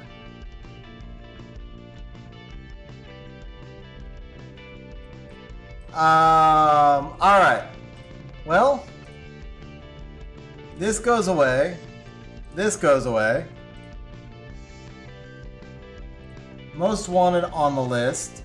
I don't know why the Byung-chul wasn't there unless you... Yeah, you can't have Byung-chul yet, so he should be here. UY Scotty, we are just about to go to the LD scroll. So no LD5s yet. We got Most Wanted LD4 and Iris. We got a bunch of LD4s that were like just kind of either dupes or HOH, but there were like 2 or 3 new LD4s from the all attribute stuff. Alright, so I would assume Byung-chul, I mean if you're going Siege main, Byung-chul should be here. And then, I mean Mephisto could be there. Water Twins could be there, but not really. Oh, you did the count. Thanks, Aggie. So 12 LD4s, 5 new. One of the new was an HOH. I'll give that qualifier. But so 12 LD4s, 5 new, but 4 non-HOH new is pretty solid. Adriana, did I miss the Adriana? Okay, yeah, Adriana definitely needs to be there. Okay. I guess the real question is, should Meihu Wang be there? I don't feel like he would be near the top of my list. It says Wind Akabi and Water Demon. Do you want to change the Meihu Wang for the Water Demon? Because Adriana definitely... oh, wait, do you already have her? No. Yeah, I would have Adriana way above Water Demon. Okay, so we'll change him for Belial. All right, so we want it to look like this. Do you care about the 4-star skill ups? I'd probably throw some cyborgs in here, right? That was configured a long time ago, obviously.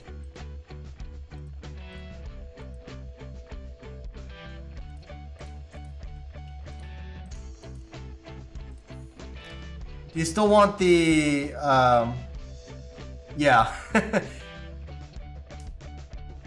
So I saw some Asoras, but I'm trying to think of what you might need for skill ups. I don't know if you still want these here. Yeah, there you go. Iris skill ups is a good idea. I don't know if we need them or not.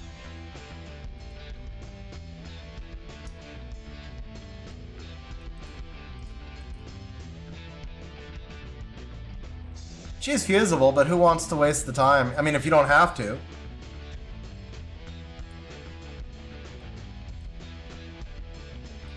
What do you think, bro? Do you want to do Iris skill ups?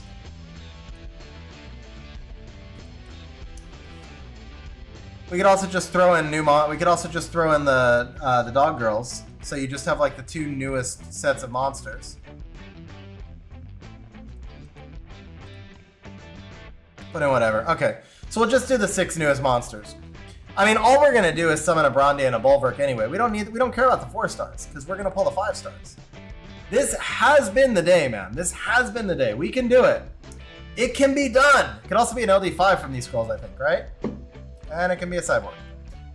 But if I remember correctly, these should... Are they also fusible? Okay.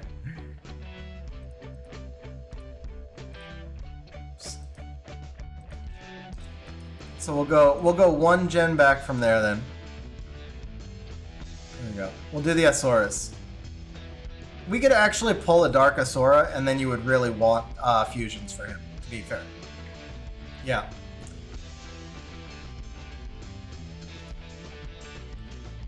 Yeah, so I think we can get LDs from these. So we could pull an LD5, we could pull a Bulwark, we could pull a Brondia, pull anything with 5 stars, or we could pull a Cyborg.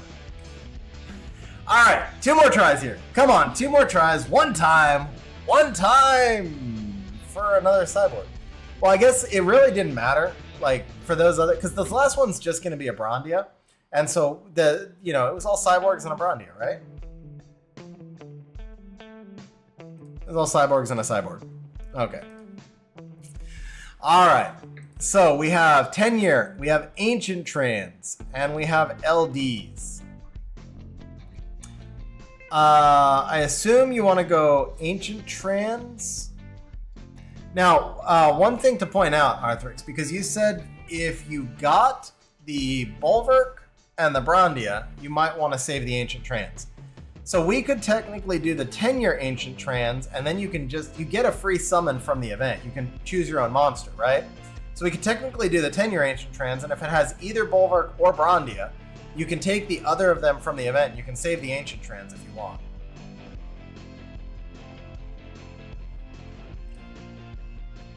You don't care? All right. Then we'll go Ancient Trans first, because whatever we pull from this gets pulled out of that. So, all right, man. One time, guaranteed new. Guaranteed new. Can it be blue? Bulwark! Bulwark! It's the monster we passed up on a... It's the freaking monster, the Macaron Guard that we passed up on a blessing earlier. Okay. Well, this one is pretty much guaranteed to give us something good. It's how much are we down to now? 15, 30, 42. So this has got to give us something good.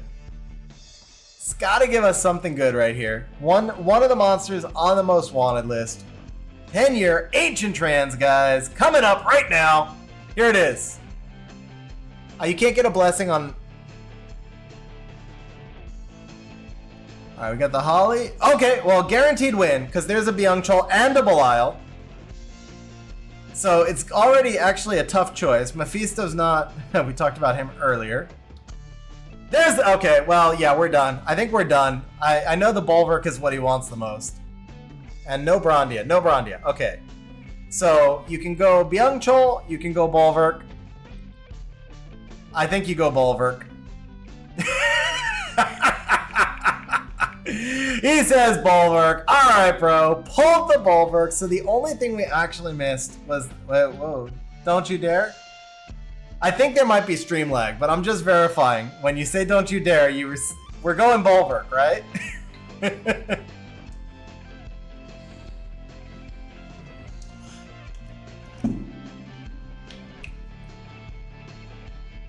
Bulwark or I will fly to Mexico. That's what I thought, yeah. I think for a lot of us, it would be tough. I personally like the Byung, but it's also a different perspective when you have Bulwark, and Byung is honestly a nerf candidate. Bulwark is not. Bulwark is not going anywhere. Okay, I'm like triple checking this. Okay, Water Lightning Emperor. Bro, huge congratulations. Finishing with the single #1 most wanted out of the elementals. The trans scrolls overall were not the best, but again, you know, you pull your #1 most wanted, and it does kind of soften the blow from what came behind. All right, guys, here's the deal. We've got 200 and change LD scrolls. Man, don't even say it. Don't even. But I mean, honestly, that would be idiotic. Bulwark is not a nerf candidate. He's just not. He's balanced. He is legitimately balanced. Yeah, Brandia. Okay, so let's go ahead and grab the Brandia from the event. I mean, the event is long since open. So we got everything then. Yeah, I mean, we get everything with the Brandia from the event. We got everything, and then like 20 some odd new monsters beyond. Oh, you didn't even check this. So Claire is new, and the Fire Indra is new, and the Affiliate is new. So you take the Claire here, pretty much guaranteed. So you still have that one as well. All right, but that's not the one I was looking for. This is the one I was looking for.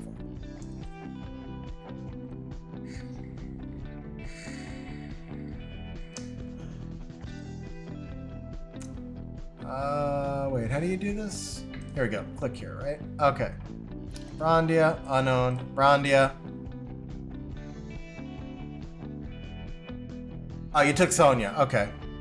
Yeah, well, that makes sense. Sonya would be the pick there. Okay, and we get Brandia, Fire Polar Queen. Cool. All right, we cleared out the entire most wanted list, man. Cleared out the entire most wanted list. Pretty well, not technically not the entire, but it was a big list. We cleared out the top of the most wanted list, though, for sure.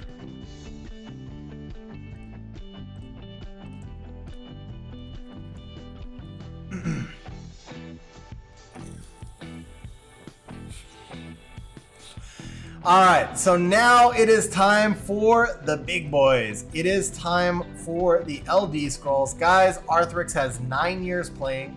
He has no LD5. Today's session was absolutely bonkers. Like seriously, I think Arthrix can post the count. The Brondia is free, so it doesn't count as much, but we basically did 50 Nat 5s, over 30 of them new, I think, or at least over 30 of them kept. There were 3 usable dupes. Close to 30 new Nat 5s. Can we make it 31? You know, at this point, just one, man. 49. So it was 49 total Nat 5s, 32 keeps, 3 of them were usable dupes. So 29 new Nat 5s. We want number 30. The only question left is, do you want it to be an LD one? Do you want to go for the LD hacker, or do you want to keep special summon off? That's the last thing I'm waiting for. All right, while we're waiting for these guys, I am gonna throw out one more. You don't care. So Aggie has 51, including Bulwark and Brondia. I'm gonna trust Aggie, I think, a little bit more here. All right, so let's get the light cyborg and then we can turn it off. He doesn't care which one it is, he just wants an LD5, but both of the hackers are actually really good LD5s, and the light cyborg is a really good siege monster. So we're gonna go for the light cyborg. We're gonna hope we don't get dupe darks, but I think it's worth it because the light cyborg is worth it. Yeah, so playtime, the deal was that because he already had the dark one, that's the only reason I was asking. Because we really don't want to dupe dark, because the dark is mostly a PvE mon. But, I mean, you get HOHs, there's all sorts of dupe crap that can pop up, and the light cyborg is pretty OP. So, I think we have 215. Okay, first spark already. Could it be this quick? No. But it's new! Okay, 5 scrolls in, and we already pulled a new non-HOH. That's actually not bad. That might have been 4 scrolls in? That was 4 scrolls. 5. That was 5 scrolls in. Alright, here it is. Come on, baby. One time. But it's... Ooh, actually... He was not HOH, so that is siege defense relevant. 2 more new LD4s already, man. That is a really nice start. That is a really nice start. I thought he was HOH also. Okay, so it's just a missed HOH.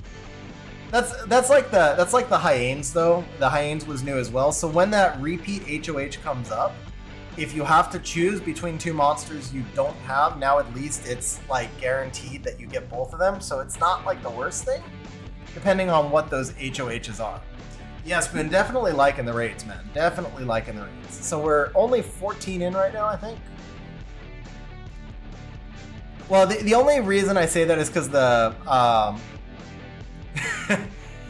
well, he did say he missed the first year, so he's actually 9 years. And the only reason I say like the HOH thing, because they're doing the comeback HOHs this year, so all the stuff you missed, you get to getting. Oh, bro! Already number 3. One time. Oh, is that new? Because that is not HOH. All right, that's dupe, but it's not HOH. I don't think that it was ever HOH.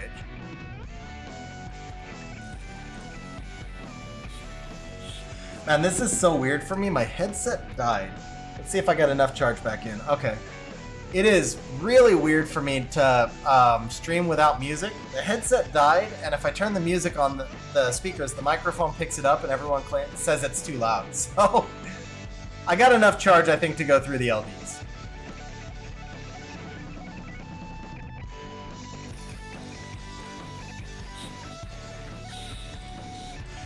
Alright, so we are 25 scrolls in with 3 sparks already? Something like that? Yeah, way ahead of rates. So, 14, I think rates... Okay, make that 4 sparks in. Come on, one time. Alright. Light Robo's not bad, actually. Light Robo is definitely not bad. Has uses. I did the Robos team, like, I don't know if you guys... I think I streamed that. Especially before this one, I did a meme of 5 Robos, and the Light Robo was pretty clutch in those. I eventually dropped the Water Robo, and I turned it into 4 Robos plus a Speed Lead. But the Light Robo was actually really solid in those drafts, especially if Wind Robo would get banned and the Light Robo would get me a turn. He has a lot of cool gimmicky stuff. Very under... I don't know, he's very niche, but when you find a good niche for him, he's pretty cool. LD5 on scroll 87. I'm going to say second LD5 on scroll 87. We need 1 before then. And then we can take the second LD5 on scroll 87. That'll work. All right, come on, man. Next spark. We are looking for that next spark. We're 4 sparks with 4. No, the beta was not new. 4 sparks, 3 new. Best LD units to pull for PvP. Right now, who's the best? Who would I say? Because you said PvP, you didn't specify RTA. Nephthys would be up there because she works in all Siege. Kiki would be up there. The Occult Girls would be up there. Both of them, Nikki and Laura both. Julien definitely would be up there. He doesn't have much Siege defense. Doesn't have much Siege defense viability. The Julien doesn't. Laura's mostly works for me on defense with Nikki, but she does have some defense viability, and she's good on arena defense even without the Nikki. Yeah, so Kiki definitely up there. I think Dumon is a good monster for PvP, both in Siege and RTA. Because he didn't specify one content. Giselle would be way up there. Yeah, Giselle would be way up there. Maxi would be up there. Maxi's a little bit more limited for Siege. I think Nephthys is better in Siege. Veronica, definitely just RTA. Also, Veronica's been nerfed so many times that she's not really even that strong in RTA anymore. How much speed do your units need for G1 RTA? It depends. If you're playing turn 1 and you're contesting, players are fast now, man. Last season, I randomly, like when I was doing my climb, I was in C3. And I had, oh man, I don't remember what it was, but I remember it was crazy. I think I had a plus 331 Ethna, so 350 total speed, with no speed lead, and I got outsped by a Verd on a 24 lead. So, I mean, something crazy. I don't remember the exact speeds now, but it's something crazy. People are freaking fast, man. Runes have gotten easy to get. Shan, like the light Shadowcaster, there's no way he gets buffed. If anything, he gets nerfed. He is really strong. Ritsu does need a buff. Ritsu... I mean, to say that Veronica had a 57% win rate in G3 RTA, honestly, I know a lot of people look at G3 RTA win rates. I almost would exclude them because the drafts in G3 mostly involve multiple LDs, and so you're talking about a smaller sample size that's being influenced by multiple LDs and how they pair together, so it's not quite as accurate of a depiction of a specific monster. Also, at the higher levels of G3, all the players are drafting against each other on a regular basis. They mostly know what they have, and that does influence the drafts and the outcome of the monsters as well. Okay, come on, baby. Come on, come on, come on. One time for garbage. One time for garbage. But at least we got a spark back. It had been a while. It had really been a while.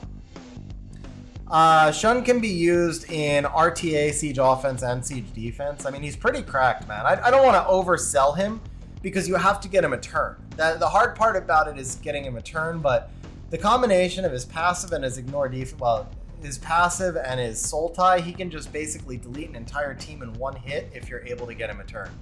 So any kind of buff to him would just be overkill. Like, so when I said he's cracked, it's not like I'm saying he's triple S tier because he's so hard to get a turn for. But if you gave him any kind of advantage for getting that turn, he would practically break the game for anybody who owned him. So it's a hard balance to see where you could buff him. And I think he's already an extremely strong monster. All right, Sparks are here. Sparks are here. One time, one time. Oh, is that Martina? Hey, I know you're not up. I know you're not sad about that one, bro. I know you're not sad about that one. That is one sexy looking LD7 right there. She's gotta be on the list, right? Yeah, she's on the list. Okay, she's on the list. She is on the list, man. Looking good. Running Chandra, Shun, Zen, and Siege defense. 35% win rate. That's solid.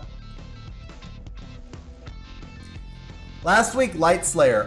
Craig is actually super strong, man. Very underrated unit for a long time. I don't think he's underrated anymore. There was a long time that people just had him like stuffed in storage and didn't test him, but he is really strong in RTA. He's pretty strong in siege defense, and he's also pretty strong on siege offense. So I do think Craig, I don't think he's underrated anymore because people use him now, but he's at least S tier. He's at least S tier, probably double S or like S plus. I don't know about double S. He's like S plus or double S minus. He's right on the border between those in my eyes. You know, his downside is the base speed, but 40% attack bar boost with attack buff and speed buff is freaking insane. And his S2 allowing him to cycle and do HP scale damage, and then he's got the ability to self-heal. It's all a really, really nice kit. So yeah, kind of like X said right there, you've got to have some rune quality for him, but if you do, then he's really solid. Dorothy is, you know, so Fluffles, I would say like, Dorothy is kind of like triple S tier, but without the S's. So kind of like triple S tier without the S's. That's where I would put her. Yeah, we're testing her a little bit. I don't know. It feels like there's a little bit of potential there, but I don't know. She's closer. She's definitely closer with the speed lead, but she's not quite there yet, I don't think. Process to take in figuring out if I built the account for turn 1 or turn 2. Honestly, I mean, I could tell you runes, I could tell you LDs, and both of those do go into play if all your LDs or just your box and your nat 5s are all designed to cleave, then you probably need, or CC or whatever, then you probably need to cleave. And if your runes are really fast, then you probably need to cleave or CC or whatever. But for me personally, I am very fast. I have good turn 1 LDs, and I play turn 2. Hey, that's a solid one and a new one. All right, man. LD rates are good so far. LD rates are good so far. But at the end of the day, I play turn 2 because it's more fun for me. So I think the true process now, come on, Lucifer! Dude, we did it! You got one, bro. Finally got one. And it is not like, she's mid-tier. She is mid-tier. She's straight mid-tier. Like, I'm not going to oversell it. I'm not going to undersell it. Straight mid-tier. Pop the cherry. First LD5. Second one coming. Second coming right here. Second LD5 right here. Ooh, dark. Rip the dark. That's why we didn't want special summon. But the sparks are coming, bro. Dude, I had to keep going. I had to keep going because you get on a run, man. Dude, huge congratulations. First LD5, 9 years in the making. Wrong, I know, I know wrong color, Elias. I said, I'm not gonna oversell it. She is not trash. She is really not trash. She is straight mid-tier. She is usable. She does good damage. She protects, she's a better Chandra. She is a better Chandra. And bro, I mean, she's not bad. She's, you know, she's straight mid-tier, and that is not the worst thing to be. It's not trash. It's not like you can't use her. And for a guy who went 9 years without an LD5, that's a start. That is a really good start, because it would be terrible if we pulled something not usable, right? She is legit usable. You can have fun with her. You can enjoy her. Dude, huge congratulations. Huge congrats. I'm so glad we freaking pulled one. Not only is she good against Leo, she's good with Leo, because he's siege main. You can definitely run a Leo. You can definitely run a Leo team with her, and I mean, super solid there. Yeah, see, like pulling a Lydia. Okay, come on, second one, one more time. Oh, okay, all right. Still new, bro. So many new. Oh, back to back. Could we do it one more? Come on. All right, new, dude. That was also new. Wow, so when you talk about not having an LD5, it's like not even LD4s. Like, how many new LD4s, man? Yeah, exactly, Angel. She's legit. Like, he's gonna enjoy her, man. He is oh, she was on the list too. I'm sorry. I'm like, once you hit, you've got to go. What do I think of the Light Demon? Sorry, Bubble. I know you asked that a couple of times. Lucifer is definitely OP, man.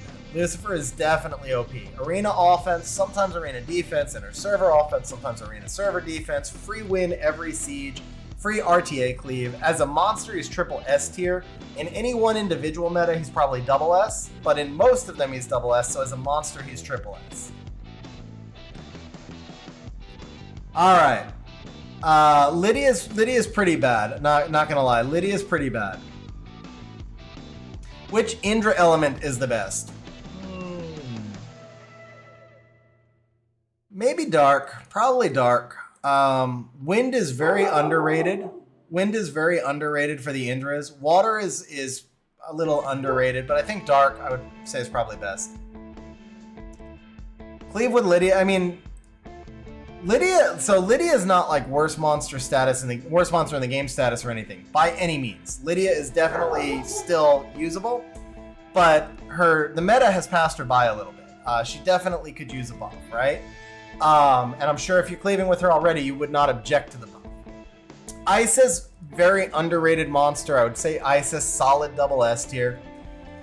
Alright, we're gonna slow down a little bit. I was like spamming the scrolls because we were spamming the sparks. The sparks have slowed down, so the scrolls can slow down a little bit. We can take a moment to enjoy the fact that we just had, that's gotta top off. Like, because the overall session was freaking insane, and then we just ripped out like 5 new LD4s in about 2 seconds. Obviously, the most important thing, the first LD5 on his account.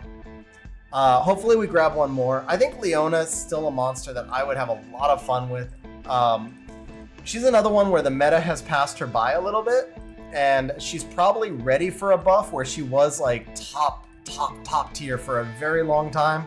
She's probably ready for a buff right now, but she's still usable. She's still solid. I mean, even to say she's ready for a buff, like she's still a good monster. She honestly is still a good monster. She just could be, you know, to get back to her old level of shine, she needs a little bit of a buff. All right, making sure we're not feeding the wrong things here. Here you go, bro.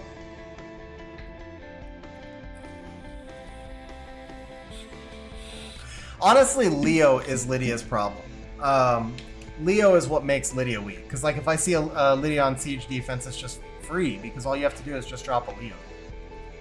Leona is basically all the ignore damage stuff, like the Miles and the Dominics and stuff, plus the greater accessibility of LD5s that also counter her, like Julienne and stuff. That's Leona's real issue, is she didn't get weaker. The monsters in the other monsters in the game got stronger and caught up to her.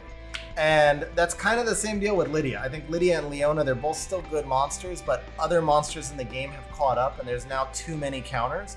That's really all it is. Geldnir, though, definitely super solid. Huge grats on the Geldnir, man. He's one of my most wanted. For siege purposes, Geldnir's triple S on offense, S tier on defense.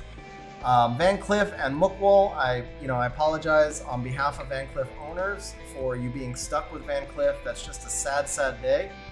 Mookwall, not as bad as Van Cliff, but definitely not something that makes you happy. But the Light Siri and the Lima, both of those are really solid pulls as well.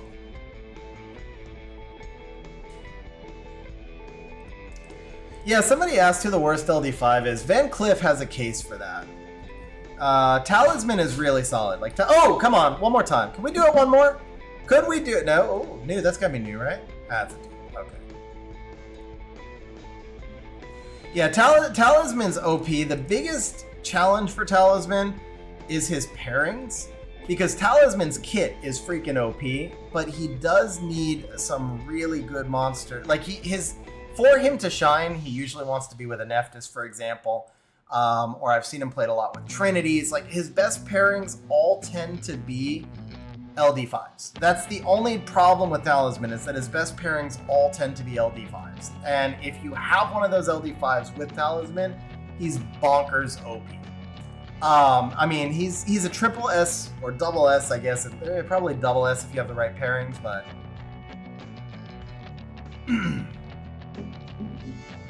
Destiny is really strong. She's tricky to use and she needs good runes, but she is really strong. You'll enjoy Destiny a lot as you use her over time. Her kit is insane, man. The combo of her skill 3 and skill 2 together is just insane.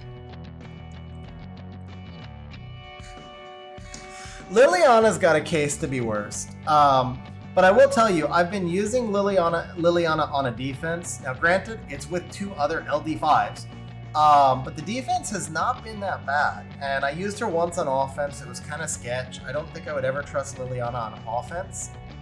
But defense-wise, I think Liliana might actually not be terrible. And Van Cleef is literally just terrible everywhere. So as much as, like, I was saying that, like, before they nerfed him, which they buffed him, but they nerfed him, you could at least use Van Cleef in areas like TOA Hell. But now you can't even use him there. So yeah, I would have to say, and I own both Liliana and Talisman. I would sorry, not Talisman. I wish I had Talisman. I own both Liliana and Van Cleef, and I would definitely say, like, Van Cleef is worse than Liliana. Yeah.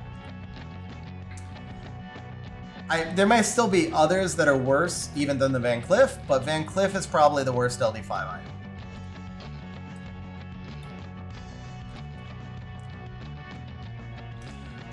So Sawdat, we've pulled one LD5. That was Audrey, so kind of like a mid-tier for Siege, though, because Arthrix is Siege main, and that's where she's best is in Siege. Not a bad pull, but the most important thing is it was his first LD5 in 9 years. We broke the cherry on the account. We pulled, I think, 3 or 4 of his most wanted LD4s. We had a flurry of just, like, raining new LD4s, and I was summoning real fast because it was sparking. And then we had 29 new Nat 5s total. 30 with the Audrey. So 30 new Nat 5s in one day, which is absolutely bonkers. Pulled the 3 most wanted or 4 most wanted. I mean, like, honestly, one of the best sessions I've ever had on any account, on stream, on my account, anything.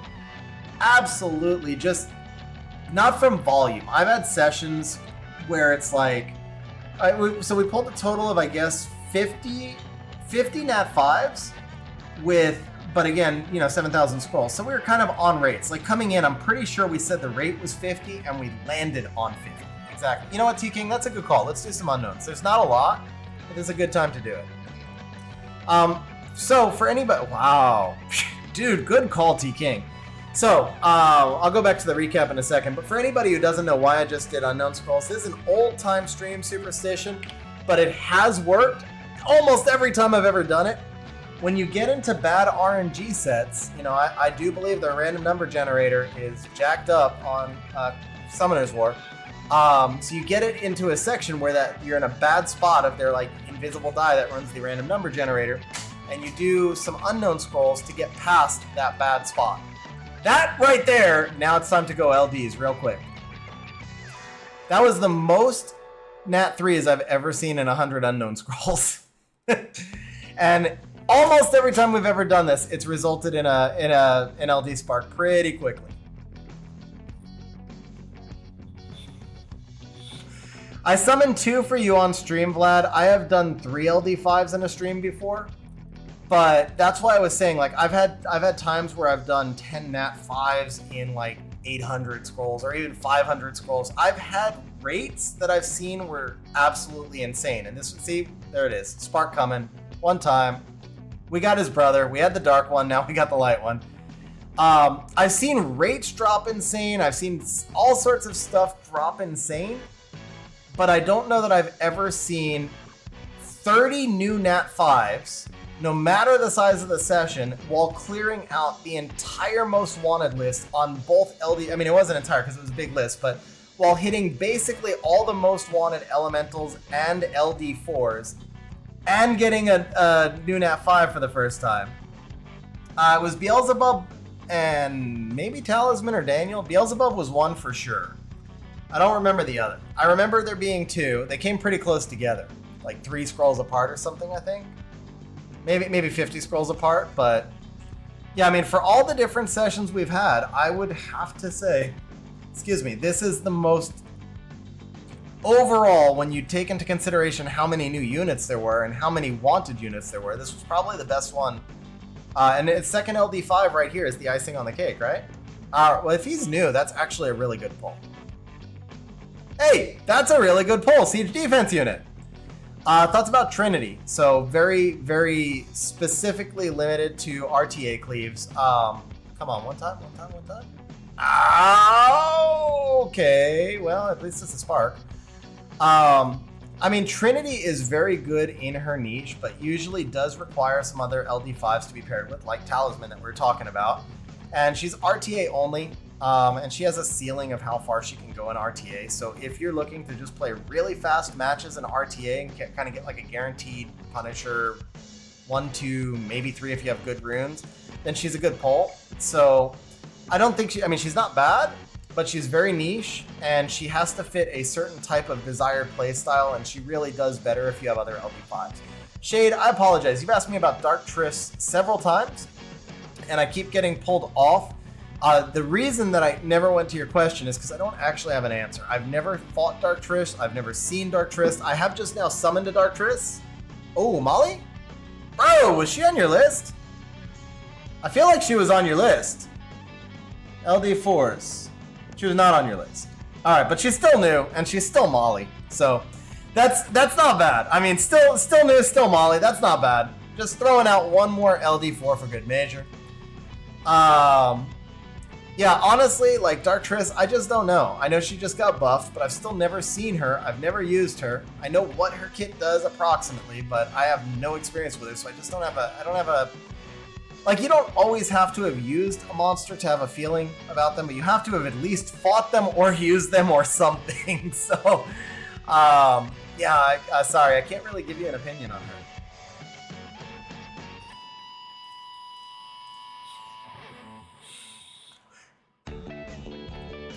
Yeah, so that might be the deal. She might just really need, maybe Max could work in the same spot. She might just really need to be paired with another LD5. That might be the catch. All right, we've got four summons left. I mean, we've crushed it, but wouldn't it be crazy? I have summoned an LD5 on the final scroll of a session before, and I specifically think it was for Vlad. So one big spark to finish would be really, really freaking insane. 2 more tries. Whoops. 2 more tries. Come on, baby. 1 more try. Come on. All right. Would have honestly been absolutely insane to finish with an LD5. But bro, awesome session. Hope you're happy, man. I will answer that in just a moment, Matthew. Hope you're happy, man. I am super happy for you. I think that was just absolutely one of the craziest sessions. Literally, I think that's got to be, if not the best session, it's definitely one of the best sessions that I've ever had for pretty much anybody, including myself. We'll scroll down, take a quick look at what the LD4s were. We did get the Pick a Nat 5 event. We went Brondia, which was the last monster on his most wanted list. So we're gonna do, let's see, Light Robo was new. This was new, this was new. This was HOH but new. These were both new. This was, I don't remember if that was new or not, but we did summon it. Chris, we did not. That was not us. This we summoned. We summoned both of these, but I'm only going to take one out. You don't pull out the dude. I don't think we summoned that. I think we summoned all 3 of these, but we summoned the Hyenas was new. A couple of these are HOH, I know. But,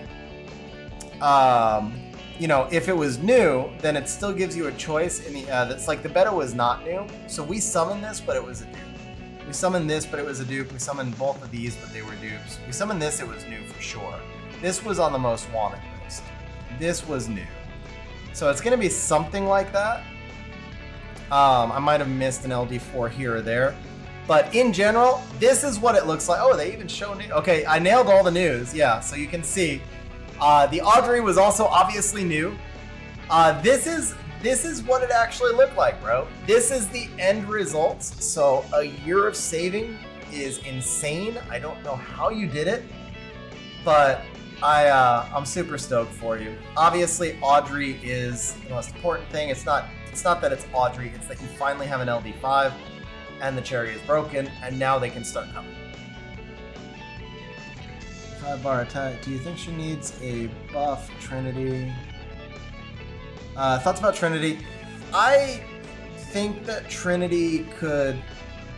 I don't know how you buff Trinity. That's the thing. The thing with Trinity is she's really strong in her niche, And if you buff her, I'm afraid you make her too strong because you expand her niche. There's some monsters that are just really hard to buff. I think Trinity is, in order to make Trinity better, you have to rework her kit and then you blow up the area that she shines. Sometimes a monster doesn't benefit by itself being buffed, but it benefits by the meta changing or other monsters being buffed. I think Trinity's biggest issue is that she doesn't pair that well with most elementals. She needs other LD5s to shine. So the way that I think Trinity gets better is by having some elementals buffed that are going to be able to pair with it. But she's always going to be an RTA mon. If you changed her speed lead to common and made her siege, you would hurt her in RTA. So she's always going to be an RTA only or maybe arena offense only mon. And so I would actually not necessarily say Trinity herself needs a buff. I think she needs partners. I think we need more elementals that can partner with her. Laura is extremely versatile, Matthew, but in general, I would say if you're putting her on arena or siege defense, Swift is a viable build if you can speed tune with her, which is really hard to do. Most of the time, she's going to wind up on Vio or Despair. I personally prefer Vio, but she's super flexible, which is what makes her so strong. And because of that flexibility, you're really going to want to choose your rune set based on the monsters that you're running her with. So I think both Vio and Despair are about equal. I prefer Vio because I run some other units on my fastest Despair, and I can put a plus 200 Vio set on the Laura, as opposed to like a plus 180 Vio set on the Laura, or having to run other units slower on Despair. But also, I prefer Vio because I already run other Despair units, and you want to have a mix of Vio and Despair units. So for me, in RTA, I run Vio Laura, but if you're running everything else Vio, you can run Despair Laura. You just kind of want to have a mix of it.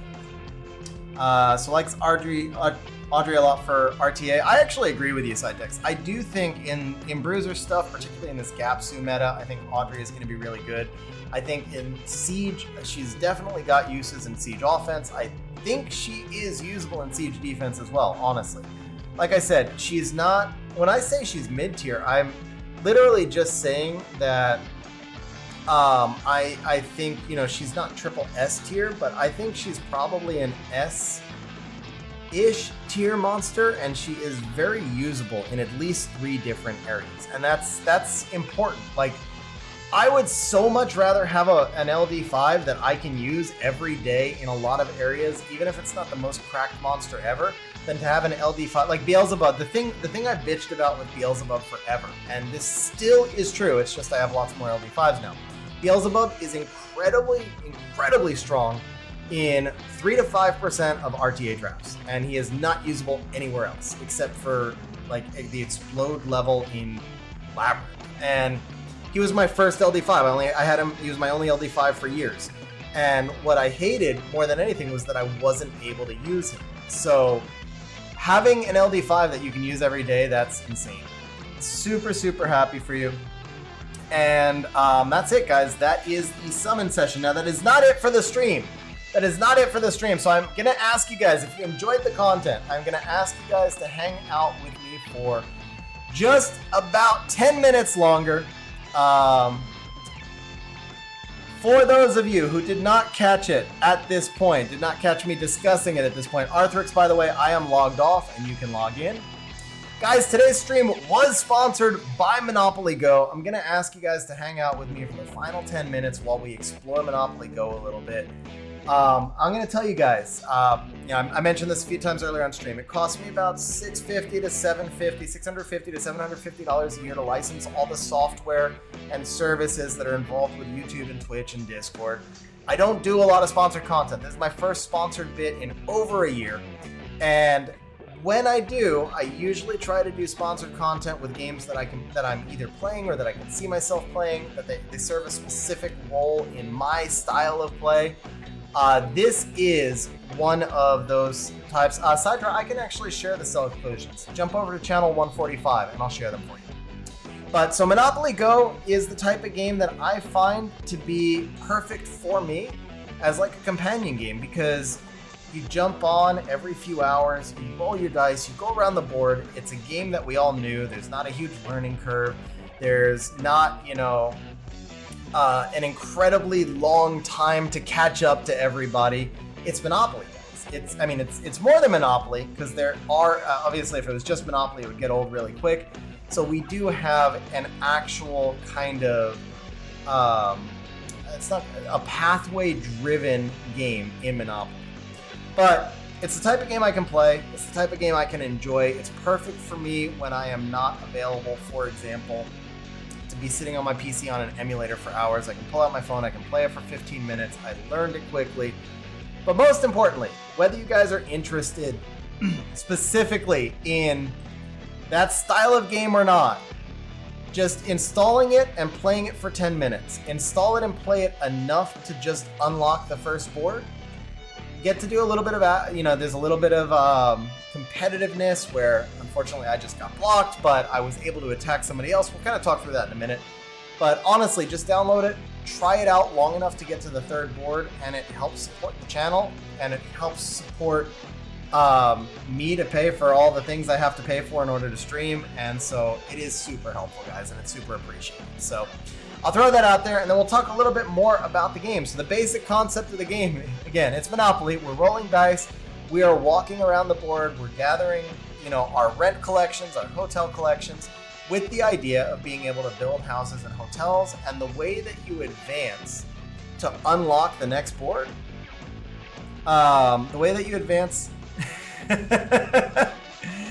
Bro, I get it, Chris. I get it, man. Just give the game a shot, unlock a board. It helps me out, man. If it's not for you, at least you tried, and I think that's fair. That's what the devs want. They just want you to get a chance to try it, and that's kind of my whole selling point here, is the fact that I don't have time to overdo it with another Summoner's War either, and this is just something I can jump on my phone when I'm in line, supermarket, whatever. And it's just a way, because Summoner's War is too in-depth and engaging to play for me almost any time when I'm not on it. But you guys can see the basic concept here. Now we've got a bank heist right now, so we have a chance to steal $10,000 from another player. Instead, we got the smallest heist. RNG catches us everywhere, but it's just a pick 3. So we wound up getting $3,300. Our goal here is just to keep going around the board and, just like Monopoly, gather money, increase our wealth level. We use our wealth level to build hotels and unlock new boards. It's kind of a cool design because they managed to create progression into Monopoly itself. And that's kind of unique in that you can actually progress, open up boards, play different, reach different levels. You get to explore kind of different, your ambient settings, the worlds that you're in, the boards that you're in. You get to explore graphics throughout the world, and it's a fun diversion, guys.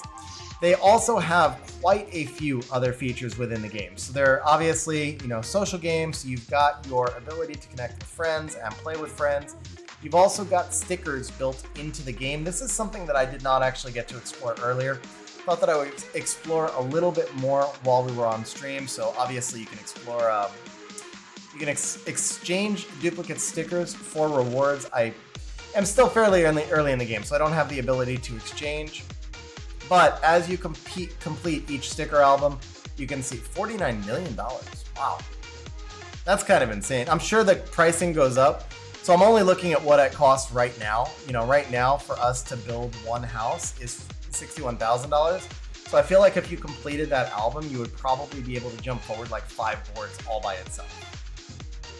Sky Lover Sue, how are you doing? Long time no see. But guys, the links for Monopoly Go are posted in the pins on both streams on YouTube and Twitch. And again, try it out. Guys, we actually just saw the counter just went up to 10, so whoever just installed, super appreciate it. I don't know why it's showing, it looks like the goal is showing 10 out of 0, so that is not something I control. That's something controlled by the widget on the server side. But my goal here is 76 installations. So that's what the goal should be, is 76. However, I will say that even at 20, I don't choose these numbers, guys.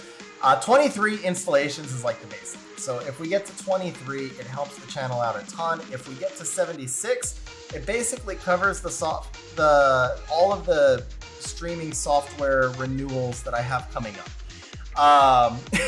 And again, I don't choose these numbers, but it's a way to support the channel and help out. Especially knowing my wife has been wanting me to add the game to help her for a year. Nice, man. In hiding. What up, Goddess Scott? How you doing, bro? All right, last thing I wanted to mention, guys. Tomorrow, I am doing one additional stream. So kind of a really rare thing these days. With me doing 3 streams in a week, tomorrow we are going to be doing an RTA stream. Chris, so the goal would be just to unlock the second board. So you would have to play it long enough to unlock the second board. It takes about 5 or 10 minutes.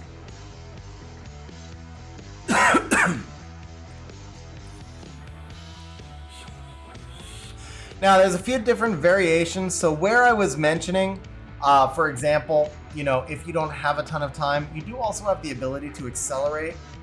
Basically, you click this little button right here, you get to triple all rewards. And as you go around, for example, if you grab a shield on the board, you get to add 3 shields. In this case, we are going to get to attack another player. So this is kind of like PvP. Obviously, it's not direct PvP, so it's like arena, I guess you could say. We get a chance to attack another player, and if we're able to destroy their building, we get a much larger reward. Unfortunately, they were shielded, but because I had triple rewards, I still collected $18,000. Are you already up to selling stickers, bro? That's insane, man.